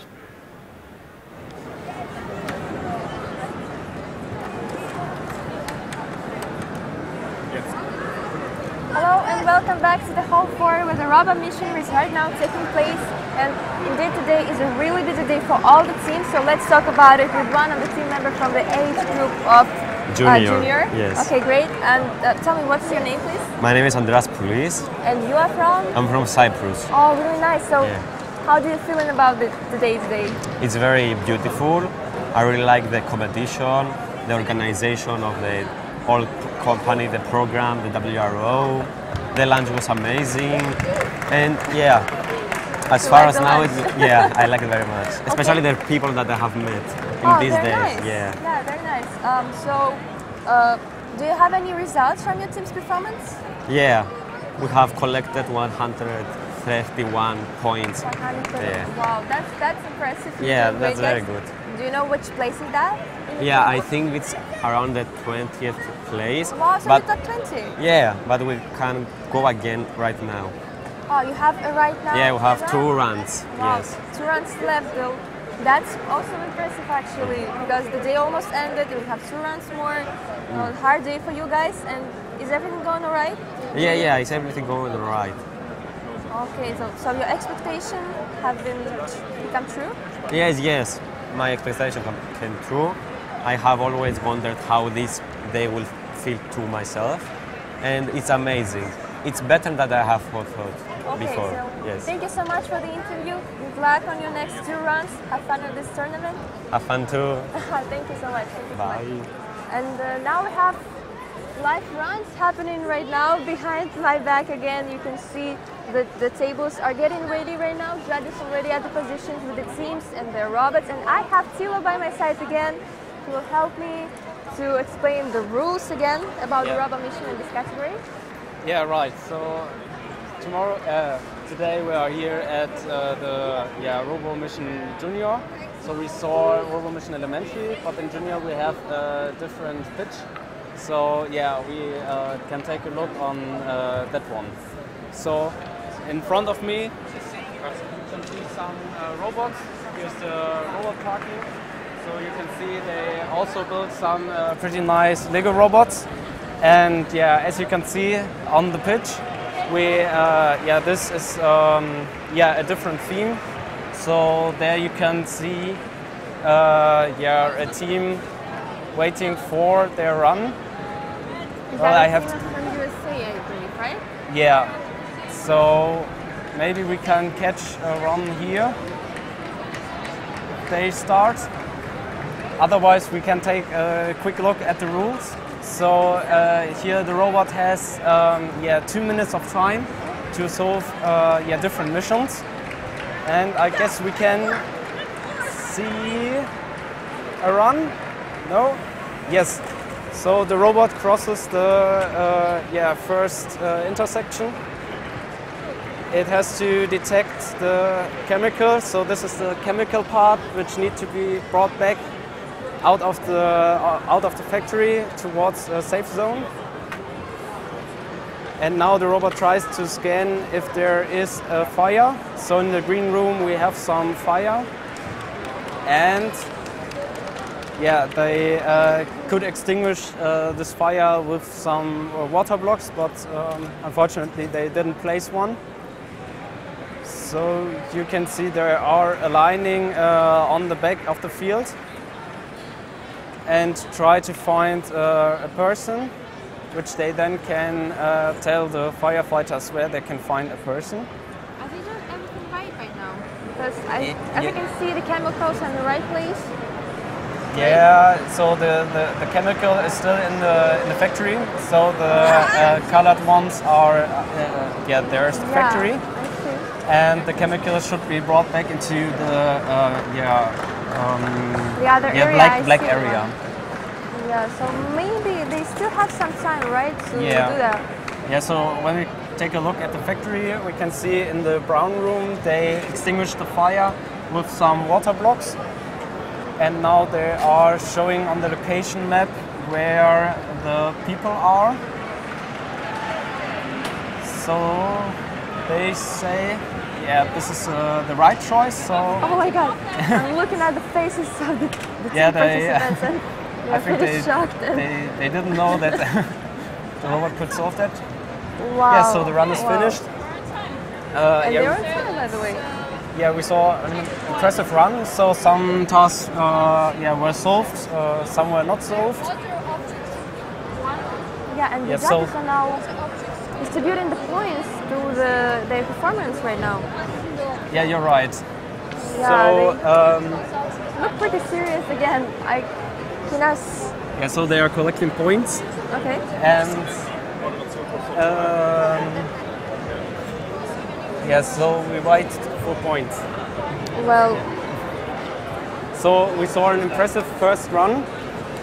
Yeah, to recap, yeah, this run. So we saw some missions solved, some others, yeah, weren't successfully solved. So we saw that they extinguished one fire with a water block. They, yeah, tried to collect the chemical, but dropped it in another room, which is not that great when the factory is still burning. But they, yeah, moved above 2 of the obstacle paths, and yeah, gained for that some points. Yeah, well, that's pretty well performance from the team from USA, and you can see the cheering behind me because some team got a lot of points right now, and fortunately not each country can perform as they wanted to, but still they are trying their best and doing the greatest job, I think, right now.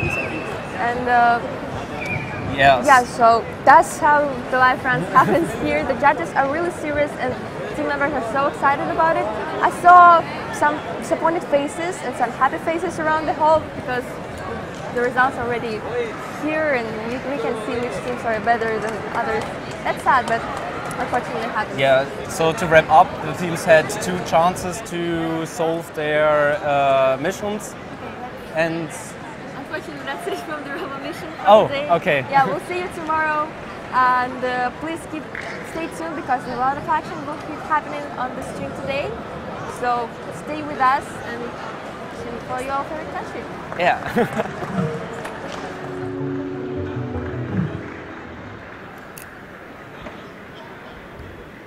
So much stuff happening live here down in the hall. We are eating popcorn and but not eating popcorn while we talk and watching all of it live. It's so exciting.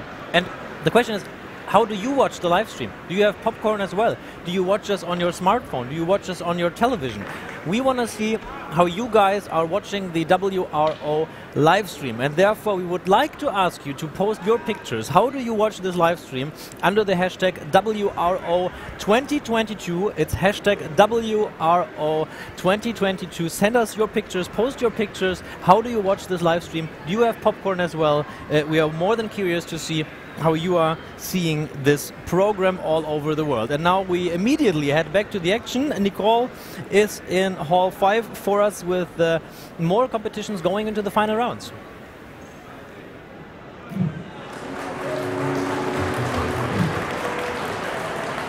Yeah, hello again. The first final round by the future engineers is run, and we have just heard that the German team finished quite successful based on the applause. Right now we will have a start here in the back. So I have with me Tina Kemper, former judge for future engineers, and right now she is the category manager. So I'm very interested in what you can see about the run that we can see now here in the background. I want to say first, nice to have you here. Thank you very much. You can take a look here. Now I have to take a look. We can see the final round, and they have to drive around the obstacles. The green one on the left side and the red one on the right side. The robot is really small, smaller than others are, and it drives slowly, but successful at the moment. Yeah.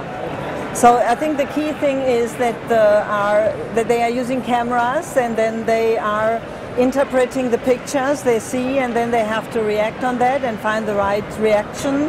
And I think that takes a lot of calculation time. So maybe that's the reason why this robot is so slowly, right? Totally perfect, yes. Mm-hmm. Oh, that's from the expert. I'm impressed. So nice to see that you see that. Yeah, it stops. Is this correct, or is there happening a mistake, or what's going on there? I'm a little bit sad I haven't seen it, but I think perhaps it was a switch off, or it has a problem to see in which direction it has to drive. Yeah. There are some reasons why the robot stops. Yeah. What are the difficulties, especially during the during the competition? Because I assume the people trained a lot at home and there everything works, and now suddenly nothing works, so why? There are something they have to, they can program at home, but here are other conditions. The light is different. Sometimes the green of the green, there are different shades of green and red. Yes. That is different. And the surface of the mat is also different. And we have another live run that you can comment on the second parcours. Yeah. Maybe you can say something about that, if you see something. Yes, I can see something. Right. It's a Lego robot, I think.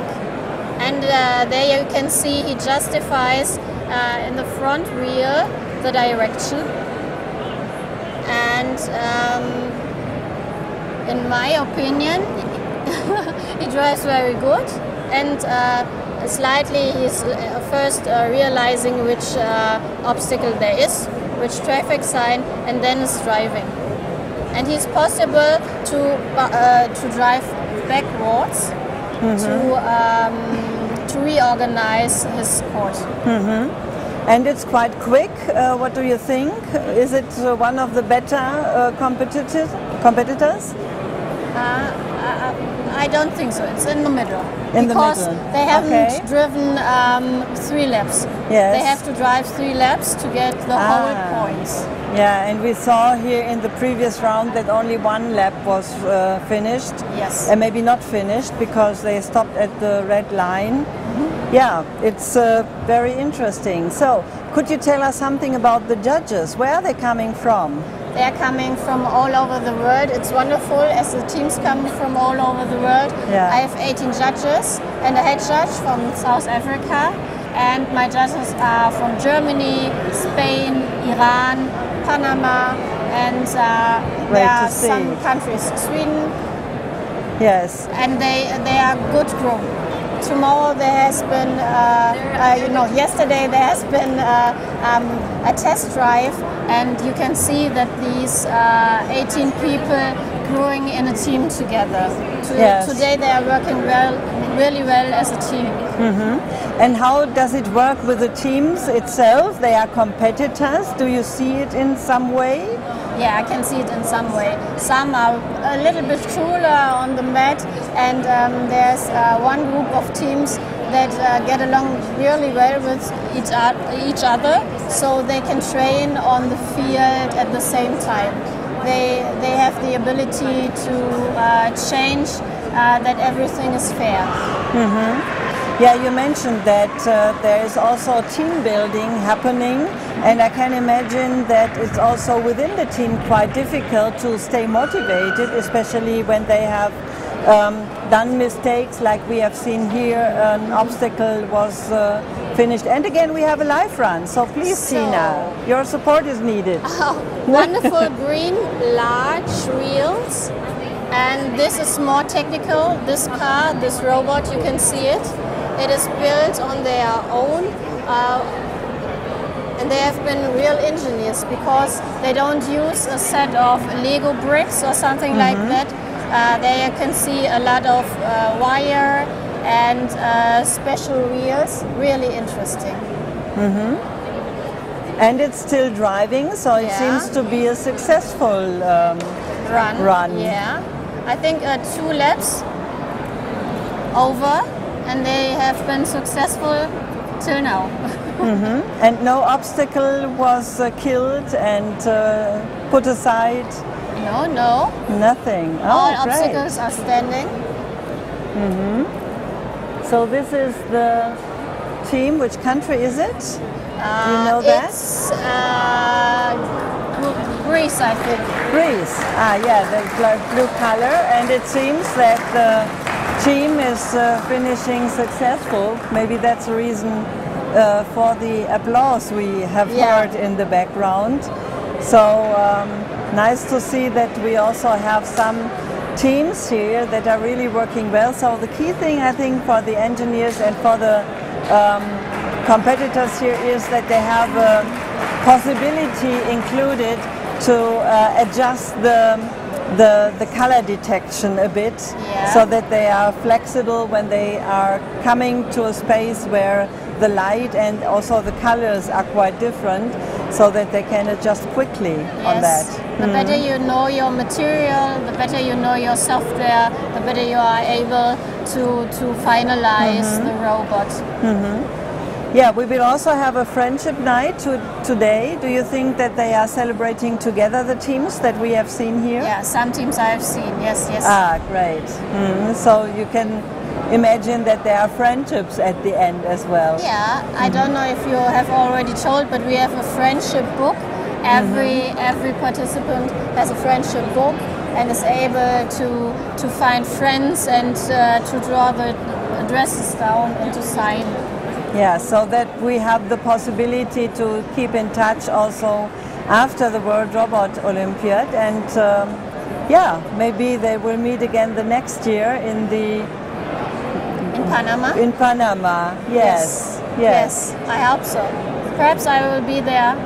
Ah, that would be great. Unfortunately, maybe me not, but we'll see. I have a big luggage, if you want. Ah, yes, I will hide in the luggage and then I come with you. Yeah, it's really fascinating. Maybe you have seen that during the live stream, how different the teams are, how creative they are, successful, less successful. So it's always also a question of personal skills, how to deal with this possible frustration that will happen. And therefore you can again see that not only technical skills are necessary, but also team skills, personal skills. Social skills are really important. We are international here, and you will meet people you are common with, you are familiar with in 1 second, and another you have to talk to, and it will not be easy, but it's so satisfying to meet all the people all over the world. Yes, I can imagine. And I think Mark Twain said something like traveling is, I don't know the translation unfortunately, makes dead. The prejudices are killed. So I think that's one good point. Yes. So thank you very much, Tina, for the interview and for the support, commenting the live runs. I think it was perfect that we have an expert here, so that we have a deeper look inside what are the criteria and an assessment whether what we have seen is good or maybe could be done better. Now I would like to interview the team from Romania. They have already done their run, as all the teams. As you can see, they are now quite finished. So you are from Romania. We are Nirvana Nemesis from Romania, and we are very happy to participate in this edition. This is our first year participating in Future Engineers. This day wasn't a very good day for us, but we hope we're going to do better for tomorrow. You are the best of your country, so that's a good point, I would say. It's a hard competition. Would you like to say us something, tell us something about the robot you have used? We tried to make it out of Lego because we were used to it because of our past editions from WRO.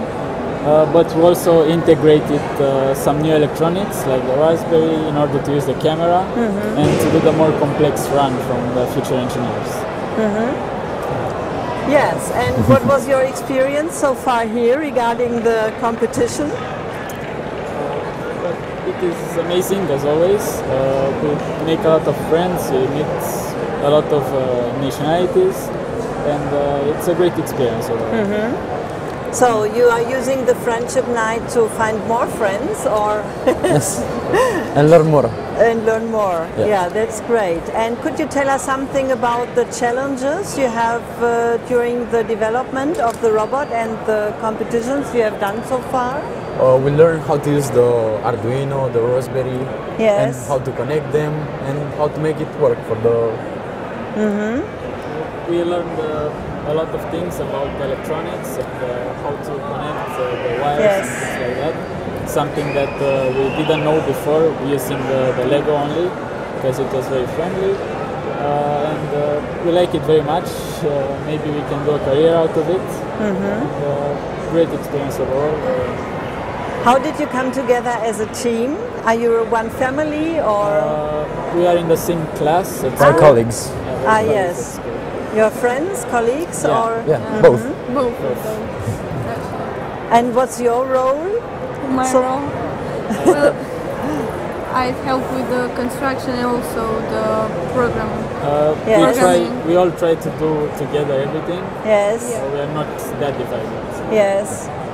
And was it always successful? Because we always have the challenge that maybe sometimes it's not going so well. So how could you deal with that situation? We're trying always to find a solution. Yes. And we don't really fight between each other because we know each other for like 6 years, I think. So we have like a background.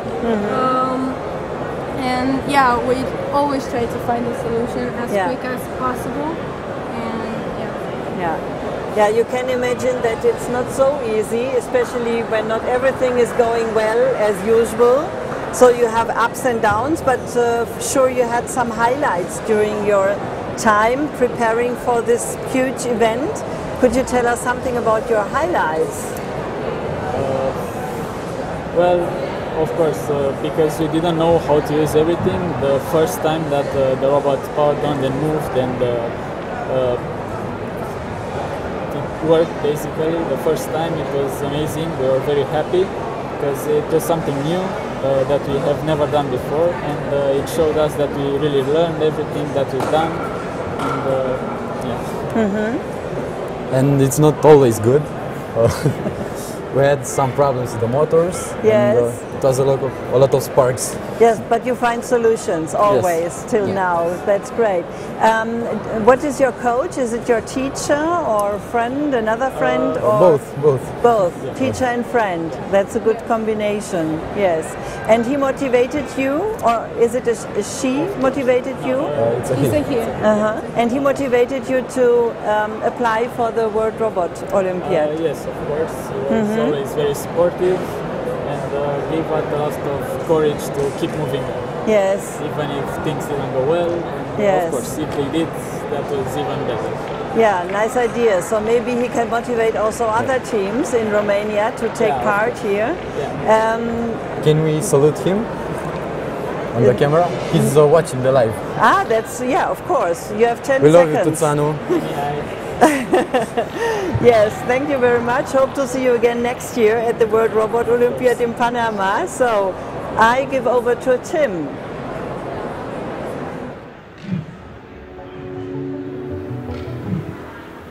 And to more people watching the live stream at home, we asked you for pictures. How are you watching us at home? We got at least one person saying, this is how I watch your live stream. Sadly without popcorn in Singapore, but still we are happy that you are watching us. And still we ask you to post your pictures. How are you watching our live stream? Here it is. Hashtag WRO 2022. We are more than happy to see your pictures. Where, how, and with what kind of food are you enjoying our live stream? And now I'm joined again by Thilo. Hello. And it's finally closely the end of the competition day. It's getting dark outside, the day is fading out. I mean, you had been everywhere for us today. Yes. What was your highlight? Well, I get some impressions, but I liked the most the elementary junior, the Robo Mission elementary kids. So these young kids running around with their robots, cheering for them. It's always fun to see how they are involved in their games. The competition for today is almost over. Let's have a look at what's happening tomorrow, and let's go through the categories. If we look at Robo Sports, what is going to happen at Robo Sports tomorrow still? Yeah, so we have one round of deciding who are the best four in Robo Sports, and then we have some final rounds as well. So we have a semi-final and a final round. So there will be a decision who's the best double tennis team. Yeah, you can see here the schedule for our live stream tomorrow, 11:30. It's the semi-finals and finals of Robo Sports. Robo Missions, we also have tomorrow morning. You see it at 9:40 in our stream tomorrow. What is there, the challenge tomorrow? Well, there will be a second day challenge. So they don't know what they are doing tomorrow. They cannot prepare for that. So tomorrow morning, a judge will come and say to them, hey, you have to do this and that, and then they have some additional time to prepare their robots to solve a completely new challenge. Do you know the challenge already? No, sadly not. How many people do know the challenge? I think 4. So the head judge and every head judge of the Robo Mission category. Okay, so it's a well-kept secret, and that's good that it is. And when we have Robo engineers, we saw that, the future engineers. Yes. What is going to happen there tomorrow? Yeah, so we saw the runs with the traffic signs, so the green and red blocks. Yes. And there the future engineers have some additional time and 1 second run to show how their robot can perform on this challenge. So the really deciding moments. And then also future innovators, is there still something happening tomorrow, or have the dice been fallen already in that category? No, they also have the chance to improve, so there will be also a judging round as well, but no surprise rules there. Okay, so we finally will give you the schedule for tomorrow. Once again, if you want to plan the day tomorrow, we're going to show you quickly the schedule for tomorrow. Once again, we start tomorrow at 8:50 in the morning. RoboSport live runs. We're going to be future innovators. We're going to have some interviews again. Then later, the future engineers, the runs that we just told about, the finals in RoboSports. And then we're going to have a quick break before you also are able at 3 p.m. to see the closing and the award ceremony, of course, live here on our stream.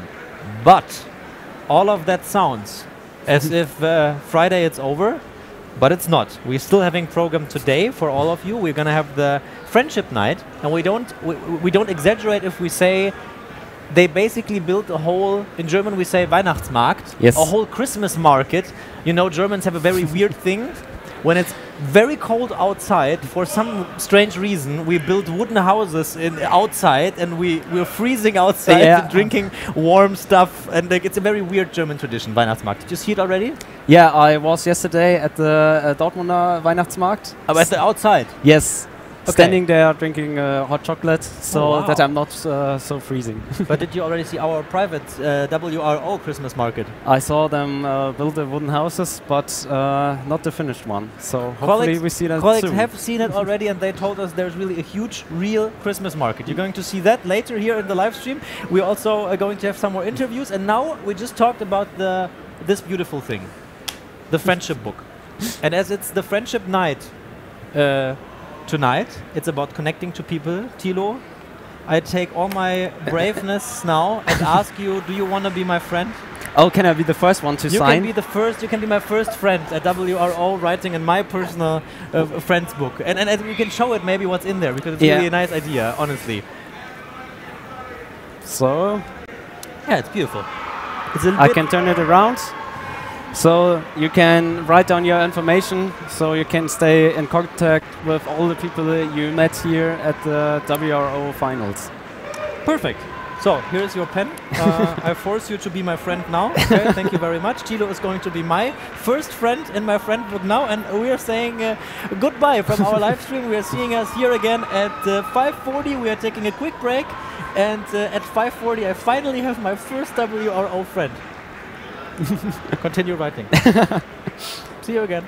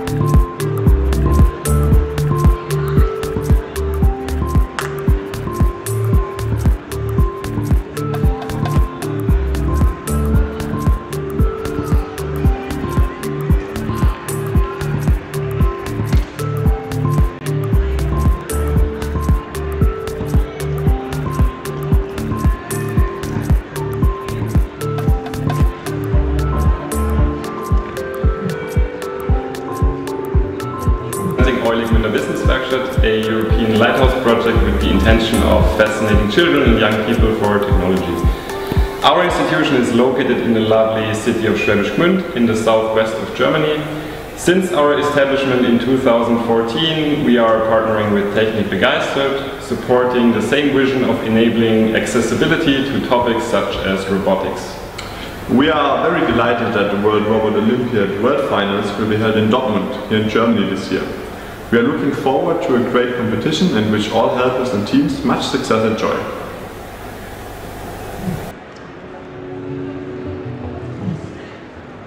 And we are back live here from our studio.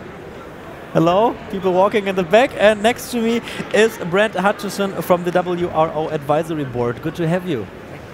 We just talked before the stream started. I asked you, how do you enjoy the event? Can you even enjoy the event? And you said, yeah, for the first time since a long time. And that explains quite well your way to where you are today. Let us be part of it. Yeah, so I've had a great journey at WRO.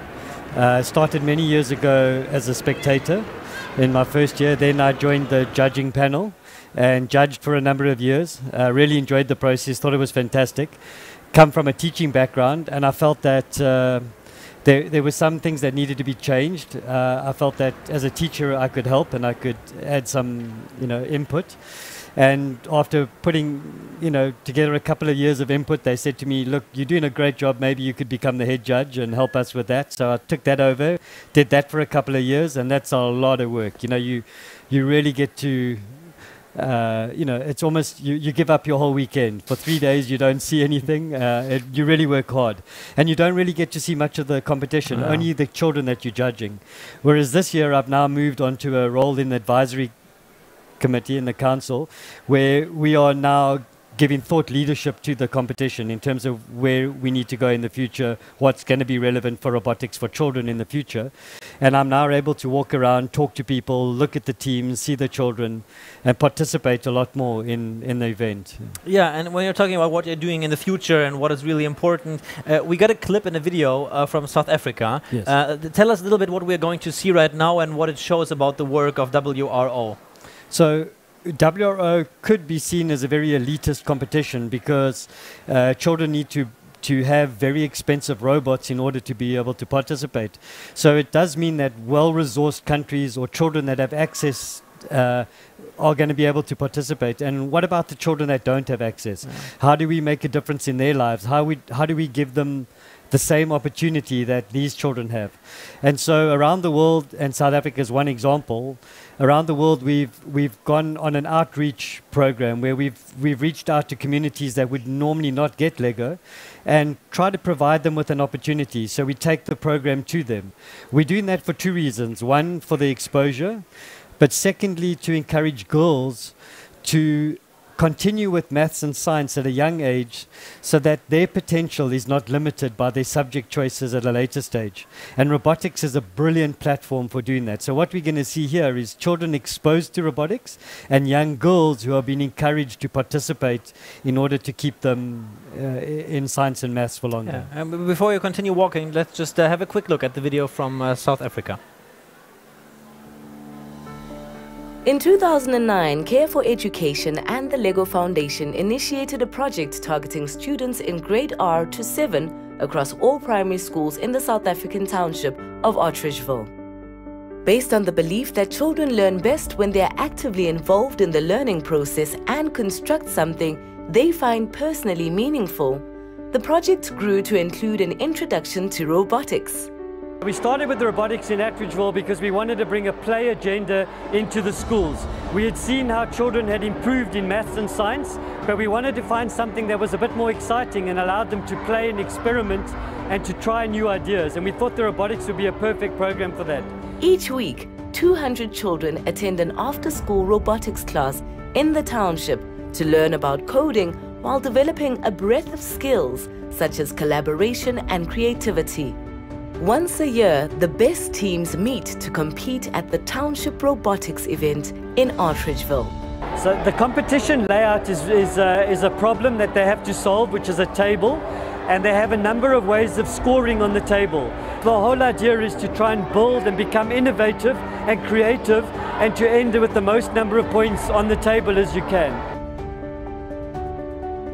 At first, I must say that I was a little bit skeptical about it, but I realized that she actually loves it very much. When she spoke about it, there was this excitement in her eyes and all that. 18-year-old Karabo Ruturi is one of the judges at this year's Township Robotics. In 2012, at age 12, she herself was a participant as part of the Crazy Divas team. This all-girl team showed so much talent and passion that they managed to finish second in the national leg of the World Robot Olympiad competition just 5 months after their first robotics experience, allowing them to represent their country in the Global World Robot Olympiad event in Malaysia. The robotics competition has definitely influenced my life. I've learned that not everything is going to go according to plan, but you still have to have patience in order to figure out what you're doing wrong, go and fix it, and then come try again. In terms of academics, I went from getting 40s and 50s to getting 70s and 80s in subjects like mathematics, which I didn't like, but for the fact that I did this, I found them very interesting, and that persuaded me to work harder than I usually do. I'm a very quiet person, so it has forced me to break out of that shell and be able to communicate with others. I'm back here because besides the fact that I love this, I want everybody to get an experience of what I got.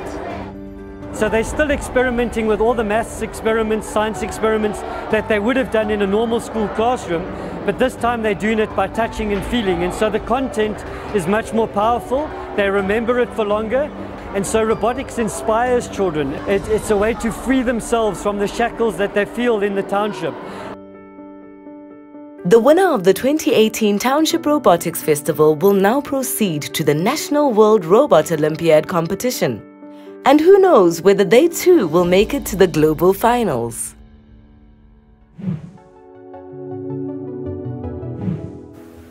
Why are robotics able to make such a difference? Is it because you need to enjoy something, you need to have fun to learn?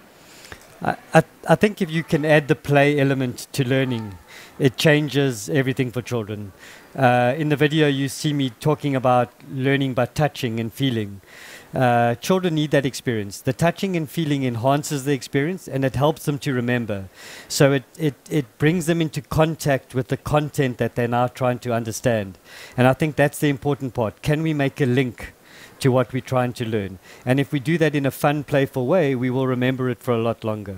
We're running a bit out of time, but we will talk again tomorrow. But quickly, what are upcoming projects? How are you going to continue this way? I mean, we saw one amazing project here, but I mean, you're not at the end. No, by far not. Not at all. We need to expand this. We need to find other countries that want to do this. I think we need to start looking at academic kind of places where children can go to learn. So how do we get other partners to assist us and help us and to grow it and not just take it all on our own? So WRO are trying to do that through their own academy, but we need to bring other people on board. So it's about getting more people involved and inspiring more people to do more. If everybody just does a little bit, then we can turn that into a lot. What are the major challenges? I think finances are always a challenge, right? We have to source the equipment. We've got to get the technology to be able to run the equipment. So that's always a challenge. So finances is a big problem. I don't think passion is a problem. People have passion. People want to help children. So it's just about finding partners who are prepared to come to the table. What I found funny is that the father in the video, he said at first he was skeptical. Why? And do you experience this sometimes, that people are skeptical at first? And why is that? I think it's a cultural thing. So in many countries around the world, parents who are in impoverished communities and circumstances, they sometimes feel like they want their children to achieve. They don't want them to be stuck in the same situation they're in. And in order to achieve, they think it has to be an academic program. Like they've got to join a very academic school or do something which is very literacy or numeracy based. And so if you give them a playful program, they think that the playful program won't work. It's not what they're looking for. So it takes time to get them to understand how powerful play can be. Brent, thank you very much for this project and for letting us be part of this way that you're continuing to go. We're gonna talk tomorrow again, but now we need to make us a little bit ready for the friendship night. You're looking forward for it? Definitely, yeah. Yeah, and we also have a friendship night here on the live stream in a way, because now we have voices from friends from all over the world here in our live stream. Just watch.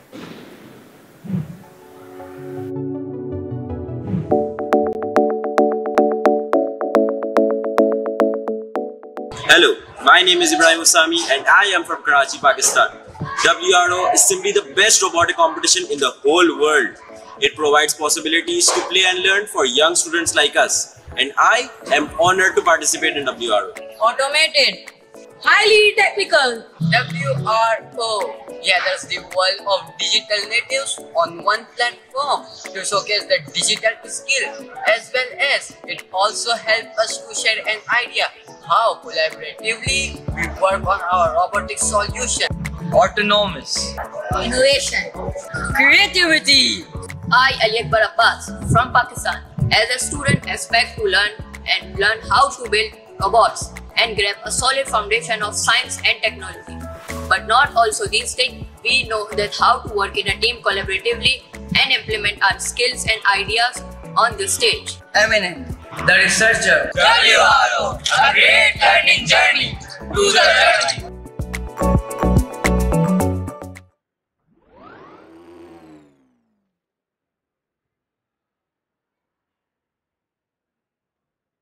I participate in WRO because I want to learn about programming and I want to develop step skills, and I also want to know about how to build a robot, and I love to do teamwork. Thank you. Good morning, my name is Krish and I'm participating in WRO this year.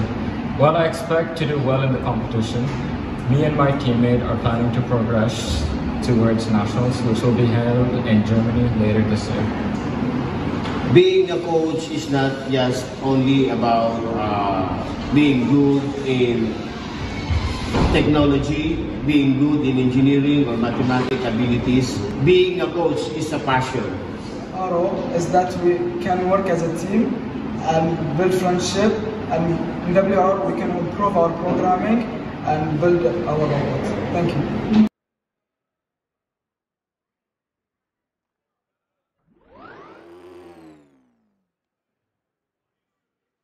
Hallo zusammen, ich bin der Quirin und komme aus der Schweiz. Ich bin der Mael und die Schweiz liegt im Herz von Europa. Unser Herz brennt für die Robotik. Wir trainieren jeden Samstag mit unserem Coach. Wir sind das Team Avalok. Wir lieben Herausforderungen und suchen gerne technische Lösungen dafür.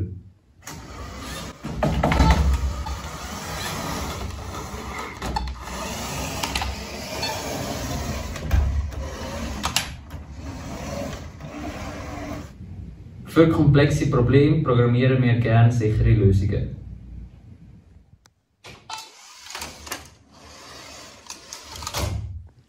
Die WRO finden wir einen super Wettbewerb, weil man sich mit den anderen Teams messen und austauschen kann. Wir hoffen am Weltfinale, dass unser Roboter das macht, was wir ihm gelehrt haben.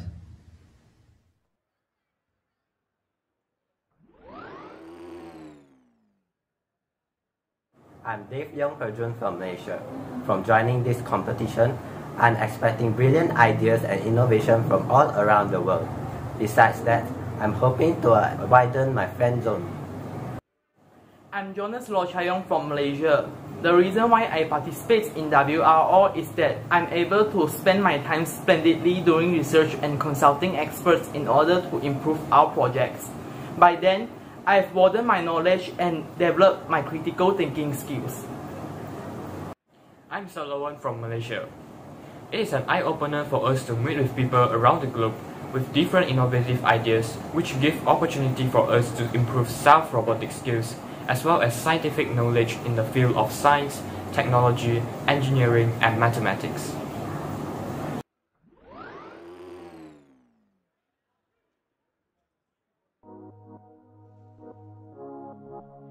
What does WRO mean to you? Infinity possibility. Exponent growth. All I know I see is Orchestra.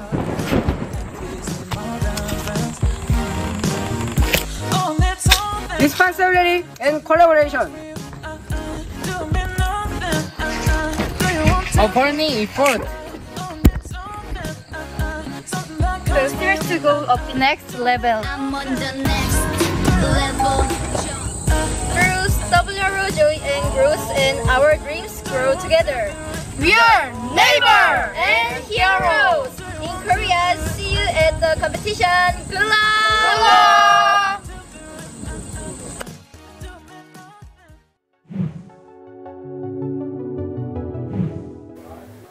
And now I'm joined by Karen Bebela, Program Manager at the WRO. Good to have you. Yeah, nice to be here. Program Manager at the WRO. That sounds interesting. Like interesting. You just said that means you're doing everything. Yes. But you can't do everything, so what is a Program Manager? Let us be part. Yeah, so we are a small organization, so I need to do everything with my 3 colleagues. But my main tasks are I work with all the WRO member countries. And I work with the host country for the international final. So I help them prepare for the event. And those are 2 really fun things to do, actually. How was Germany? Like, you can be honest now. You worked with Germany from the WRO for this final. We are live here now on the live stream. How was Germany? Was it easy to work with us? You know what they say about Germany? No. Or in Germans, they are so really precise. It is really true, people. Yeah. They want everything. They have the best deadlines, and you stick to them. Otherwise, they get mad at you. But it's really nice to work with that. It has been immensely nice thing to do. Yeah, I can tell you, we have exactly 1 minute 94 left to talk, and then it's over. Yes, yeah. No, I so know it is. Should enjoy the time. What are the difficulties of your job? Like, what keeps you awake at night? What is the most fun? The most fun is actually that I get to work with people from so many different countries, and everybody that works for WRO, nobody does it because they want to be rich. They do it because they really like working and doing something for the children and giving them STEM experience. So all the people I meet all over the world, they really are in it with passion and they are really committed. Which makes my job so much fun. So I get all the cultures, all the different people, and some are very strict, like the Germans, which is good, but some are really like, yeah, everything will be okay, and it works. In every country it works. Interesting, so you really get to see the differences between the countries, and it's, I guess, really enjoyable in a way. Yeah. Yes, no, yes, and what keeps me, it does not keep me awake at night, but what is sometimes hard is that for some countries it's lots of things going on there. Yeah, cheering in the record. I hope you hear it. We get some of the atmosphere. For some countries it is a little bit more easy to do WRO because they have better circumstances, and other countries we would really like to have in WRO, but it's much harder for them to participate because they cannot get the material so easily. So I really also like to help them. Would you say the WRO is like a big global family in a way? Yes. Yeah. So because of course we had a pandemic going on, we did not have an event for a longer time, and it was so good to see everybody again. It was really like, oh, I have not seen you for so long. Give me a hug. With all the countries all over the world. So, and everybody gets to have this feeling at WRO. I think because you blamed the Germans for being so precise, they changed the time for our interview while we're having this interview. So we have time left for one more question, which is, what do you expect from the Friendship Night tonight that will start in 23 seconds? I think from what I've heard, it's all a surprise, but I think it will be a really nice German tradition. Which I have learned from the Netherlands is really much more fun than I expected, actually. It's a Weihnachtsmarkt. Yeah. It's a Christmas market. Yeah. And everyone knows people from the Netherlands come to Germany in thousands of buses to visit German Christmas markets. Yeah. Tonight you only need to change to a different hall and you have a Christmas market. Yes. That's amazing. And that's where we are going right now, you and me, and you guys as well, because we are actually switching over to the Friendship Night now with our live stream. We'll try to run there in how many time? 5 minutes. Okay, that's a tough call. So you will see it here. Stay tuned if we make it to the Friendship Night in 5 minutes. Thank you. I'm Yannick Buschhaus, and I am mainly for the technical part of the live stream responsible in the World Final. Yeah, and I'm glad to be here and to participate in this event. I started as a team in the formerly open category, and that was the entrance. And I stick with TECHNIK BEGEISTERT and with the WRO. And it's always a pleasure to be there, it's fun to be there, and yeah, I like it. Yeah, I'm here in Dortmund mainly for the technical support of the live stream, and yeah, I'm doing mainly organizing stuff for the live stream, answer technical questions, and have an overview about the whole team. It's a chance. It's a chance to participate on such an event, to see other countries, to yeah, feel the spirit of WRO, and it is just, yeah, just do what you want, have a cool time, don't take the judging too seriously, and have fun.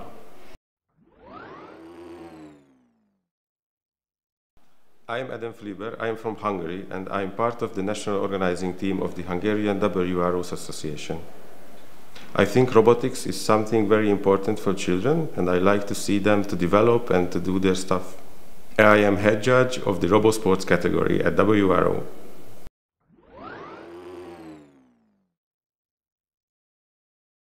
I'm Pia, I'm 26 years old. I really like the atmosphere at the event, and it makes fun. I'm here in Dortmund today, and I'm helping at the live stream, being an assistant for our moderator. I hope you're having a wonderful day and just have fun.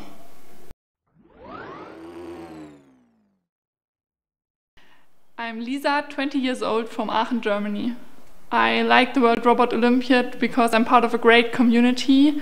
It's incredible how many different people you meet, and I'm so thankful for all the friends I've gained yet and all the people I get to meet at the coming events. At the International Final in Dortmund, I am a judge in the Robo Mission category. Cool. Try to meet as many new people as you can. Just go up to someone you've never seen and say hi, and maybe you will become friends.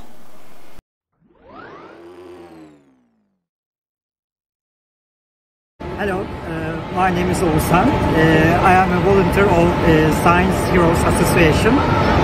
This is my first time on this organization, and it was my pleasure being a part of this organization, and it's also extra pleasure for being as a jury of this organization.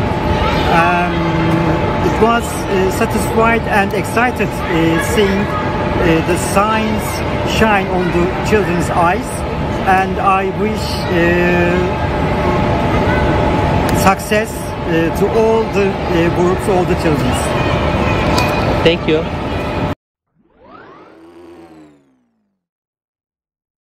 I'm Gareth James, and I am responsible for the strategic programs and partnerships for the WRO Association. The WRO Association and TECHNIK BEGEISTERT have been integral to one another for quite a while now.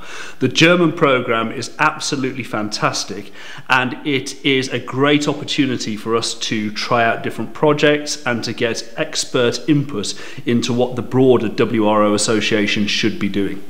So at the WRO International Final, I will be there because I look after strategic partnerships. I will be there working with our partners, supporting them, ensuring they have a good time at the International Final. And one of the reasons that we're doing this is because we want to ensure that they remain as partners and that we can encourage more organisations to partner with us, because it's only through these organisations working with us that we can ensure that WRO keeps going and keeps growing, but we also want to ensure we bring in their expertise and their knowledge to ensure that the experiences that the young people have are related to real world situations and real world employment.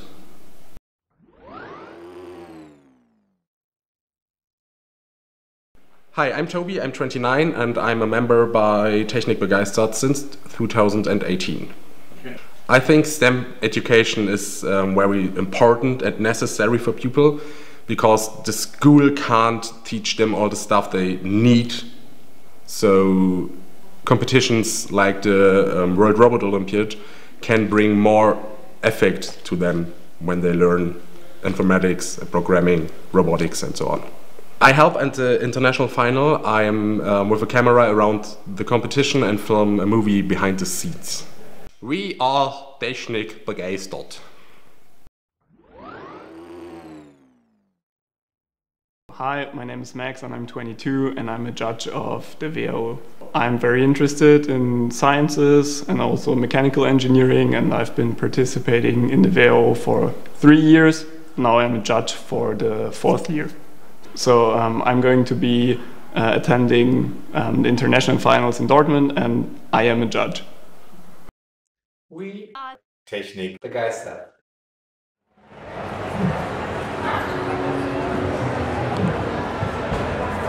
And we're live at our Christmas market in Dortmund. It's quite loud here, but I'm pretty sure you can hear me. And I'm just going to give you a quick impression of what we have here. We can switch to our mobile camera and you can follow me a bit around. We have everything you need for a Christmas market. We have trees, we have wonderful Christmas trees. We even have, let me show you, Christmas presents already, but of course we can't unpack them because it's not Christmas Eve yet, but it's fine. We have what you hear in the background, games. Let me see. Sorry. What are you playing? Reindeer game. Reindeer game. How is it called? It's a reindeer race. It's a reindeer race? Yeah. Okay, we have a reindeer. Who won? You won? Congratulations. Perfect. Enjoy, guys. I didn't want to stop you. So we have a reindeer race. We have a bonfire, a really enjoyable bonfire. We have we can follow even more. A very wild rodeo ride with us. Let's see if someone is going there. Wait, let me see. Who is the next of you guys? Who wants to ride the rodeo live on the stream? Okay, now no one wants to go on the rodeo, of course, it's live on the stream. Hello, guys. Hello. We don't need you to talk. We need one of you to go on the rodeo. Again? Okay. Yeah, again. Yeah, we need to see like. Yeah, who is your best? He's your best rider. Where are you guys from? Romania, I see. How did you like it until now? You're enjoying it? Yeah, totally. Yeah, it's very nice. Perfect. We have an extra microphone? Oh. Who's going to wear it? You can put your microphone with you. All right. So who is your best rider now? Who is? I guess Theo. Okay, go ahead. Why is he your best? Okay, now he's first. He was Okay, he was in the queue. We have to stick to the queue. I mean, yeah. How are you enjoying the Christmas market? Until now, a lot. Actually, we weren't ready for this, to be like this. What do you mean you weren't ready? Have you ever been to a Christmas market? Sure. Yeah. But it's big, right? It's really full size. That's why I said yeah. If we Germans do a Christmas market, we do a real Christmas market. Yeah. We don't do half things. Okay, now it's time for your... Yeah, okay, you have one more. The expectations are high, you know, the longer we wait, the bigger are the expectations. Yeah. We have one more. How did your competition go? Where are you taking part of? Which discipline? We are at Robo Mission. Yes. At juniors, seniors, and also our best rider is at Future Engineers. Yeah. Now it's time for the best rider. We need to show him with the camera. What was his name? Theo. Oh, sorry? Theo. Theo. Okay, Theo is riding the bull, the Christmas bull. Really concentrated, keeping it tough. 9 seconds already. 10 seconds. 13 seconds. 18 seconds. 20. Big round of applause. Theo. 22 seconds of riding the bull. Thank you guys for having us. Much. Enjoy the Christmas Thank market. you. I will take the microphone from you. Sure. Don't run away with our mic. Thank you. And with those impressions, we will see each other again very soon. But now, of course, I'm not alone here. We also have Aya and Nicole. And where are both of you? I think they already switched. Yes, hello again. Here's Nicole and my name is Aya. Aya. We are here at the Friendship Night and the winter market is open, so a lot of fun is around us and it's very noisy here. But we have two girls that have been a bit successful, very successful with their robo mission. So please introduce yourself. Where are you coming from? From Canada, yes. And your sister or Friend? Your friend. And in which category did you start today? We are in Robo Mission Elementary. Could you describe briefly what is your task to do in the Robo Mission Elementary? Your task is that there are 3 weeks and 3 grass and to bring the weeds back to the place called either 1 or 2, but we get more completed at 2, so we usually put all 3 at 2, and there are 3 ladybugs that have to be on the grass and have to be standing. And we also have to get back, and there's also the service point. We have to sit back. To put it simple, it's like a garden robot that is. So our job is to make a garden robot that helps us cut grasses and remove weeds, because weeds are a constant problem. And because we are cutting grass and everything, we can't completely destroy nature. So we have to save the ladybugs before we hurt them or crush them. And you were quite successful, right? How was the day for you? Well, we had a little bad luck during the rounds, but practice was quite amazing. Yes, and what was the bad luck? The bad luck was that one of the, so it's like, you know, like the grass, the base of the grass can't move. And like, because probably because there are certain teams that are in the competition, and it kind of made the grass out, so some of our weeds and our boys didn't get saturated. Yeah, but I think the competition is completely open to you. Tomorrow you have 2 additional rounds, right? Yes. And do you have a special task to do tomorrow? Yeah, tomorrow we won't be doing the same thing. We'll be doing something else because we don't know yet. Okay. So I wish you good luck for tomorrow. I'm quite confident that you will be very, very successful. Thank you. So I press my thumbs or cross my fingers for you. Thank you and have a lot of fun here. Thank you. Bye-bye. Thank you, girls. Bye. Okay, so now we have another question. Ask about how they feel about this. Come here, please. Hi, come here. Hello. So how are you? What's your name? I'm good. My name is David Lucas. Hi, David. And where are you from? From Cyprus. Oh, I see you have a Ukrainian flag with you. Yes. Very nice. Okay. And how old are you? I'm 10 years old. Oh, you're 10. That's so young. I thought the robotics Olympiad is only for the children from 11, but you're 10. That's quite surprising. Okay. In which category are you right now? I'm in Germany right now. Ah, okay. Germany. Okay, great. And how do you feel about this event right now? I feel nice, honestly. Today has been a very nice day for us, for me and my friend. Okay, and we lost a couple times, but we won mostly. We won. So do you already have results about your performance? The first time the program went wrong, and the second time the wheel came off and we couldn't do a second time. Oh, that's sad, but please don't be disappointed because that's a competition that happens sometimes. It's just a bad luck. That's totally okay. So, do you have any expectations for tomorrow's day? Honestly, I only know that tomorrow is going to be a better day. A better day. That's Quite a confidence actually. But colder. What? But colder. Okay. Okay, great. And how do you feel about this friendship night? It's a great opportunity for the cultural exchange. It's a nice friendship night. Nice friendship night. Yeah, did you make any friends here? Still no, but I want to go. Exactly.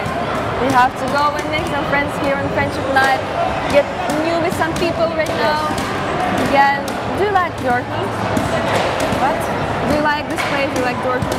Yeah, I really like this place. Okay. Everything's nice. Everything's good. Okay, well, thank you so much for the interview. Really happy to talk to you right now.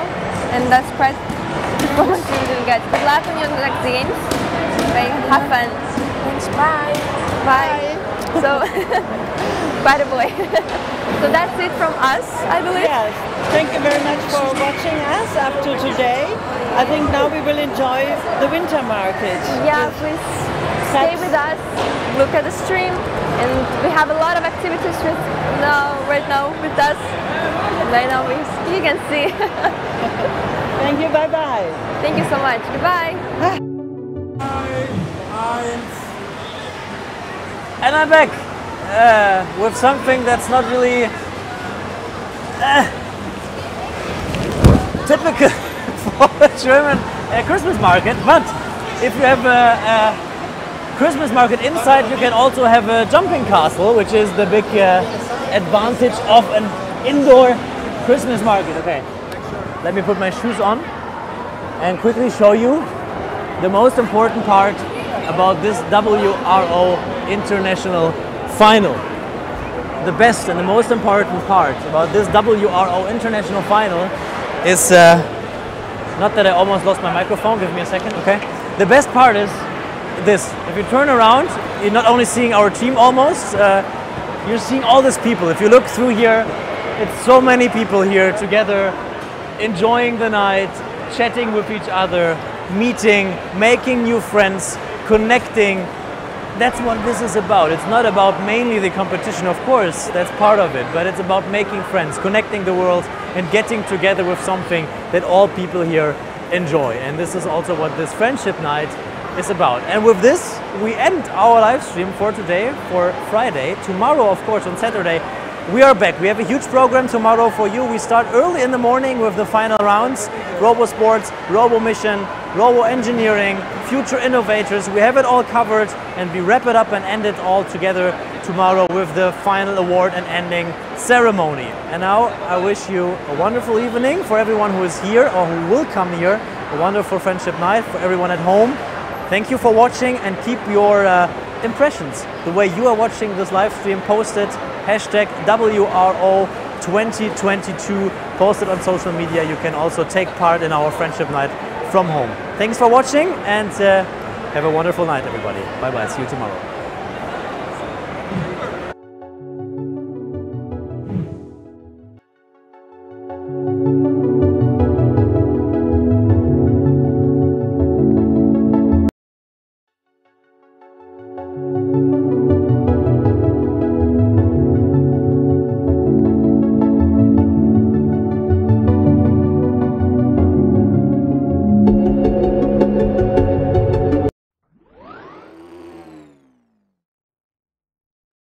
We are Technik begeistert.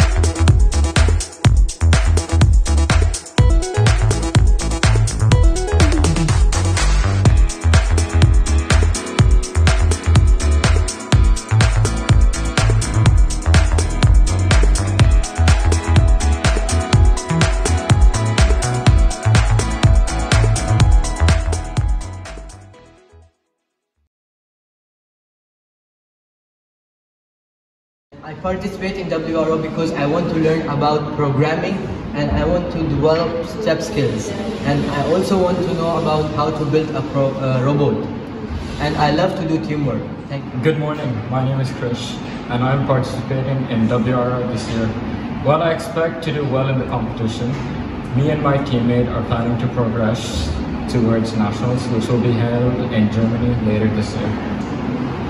Being a coach is not just only about being good in technology, being good in engineering or mathematical abilities. Being a coach is a passion. WRO is that we can work as a team and build friendship, and in WRO we can improve our programming and build our robots. Thank you.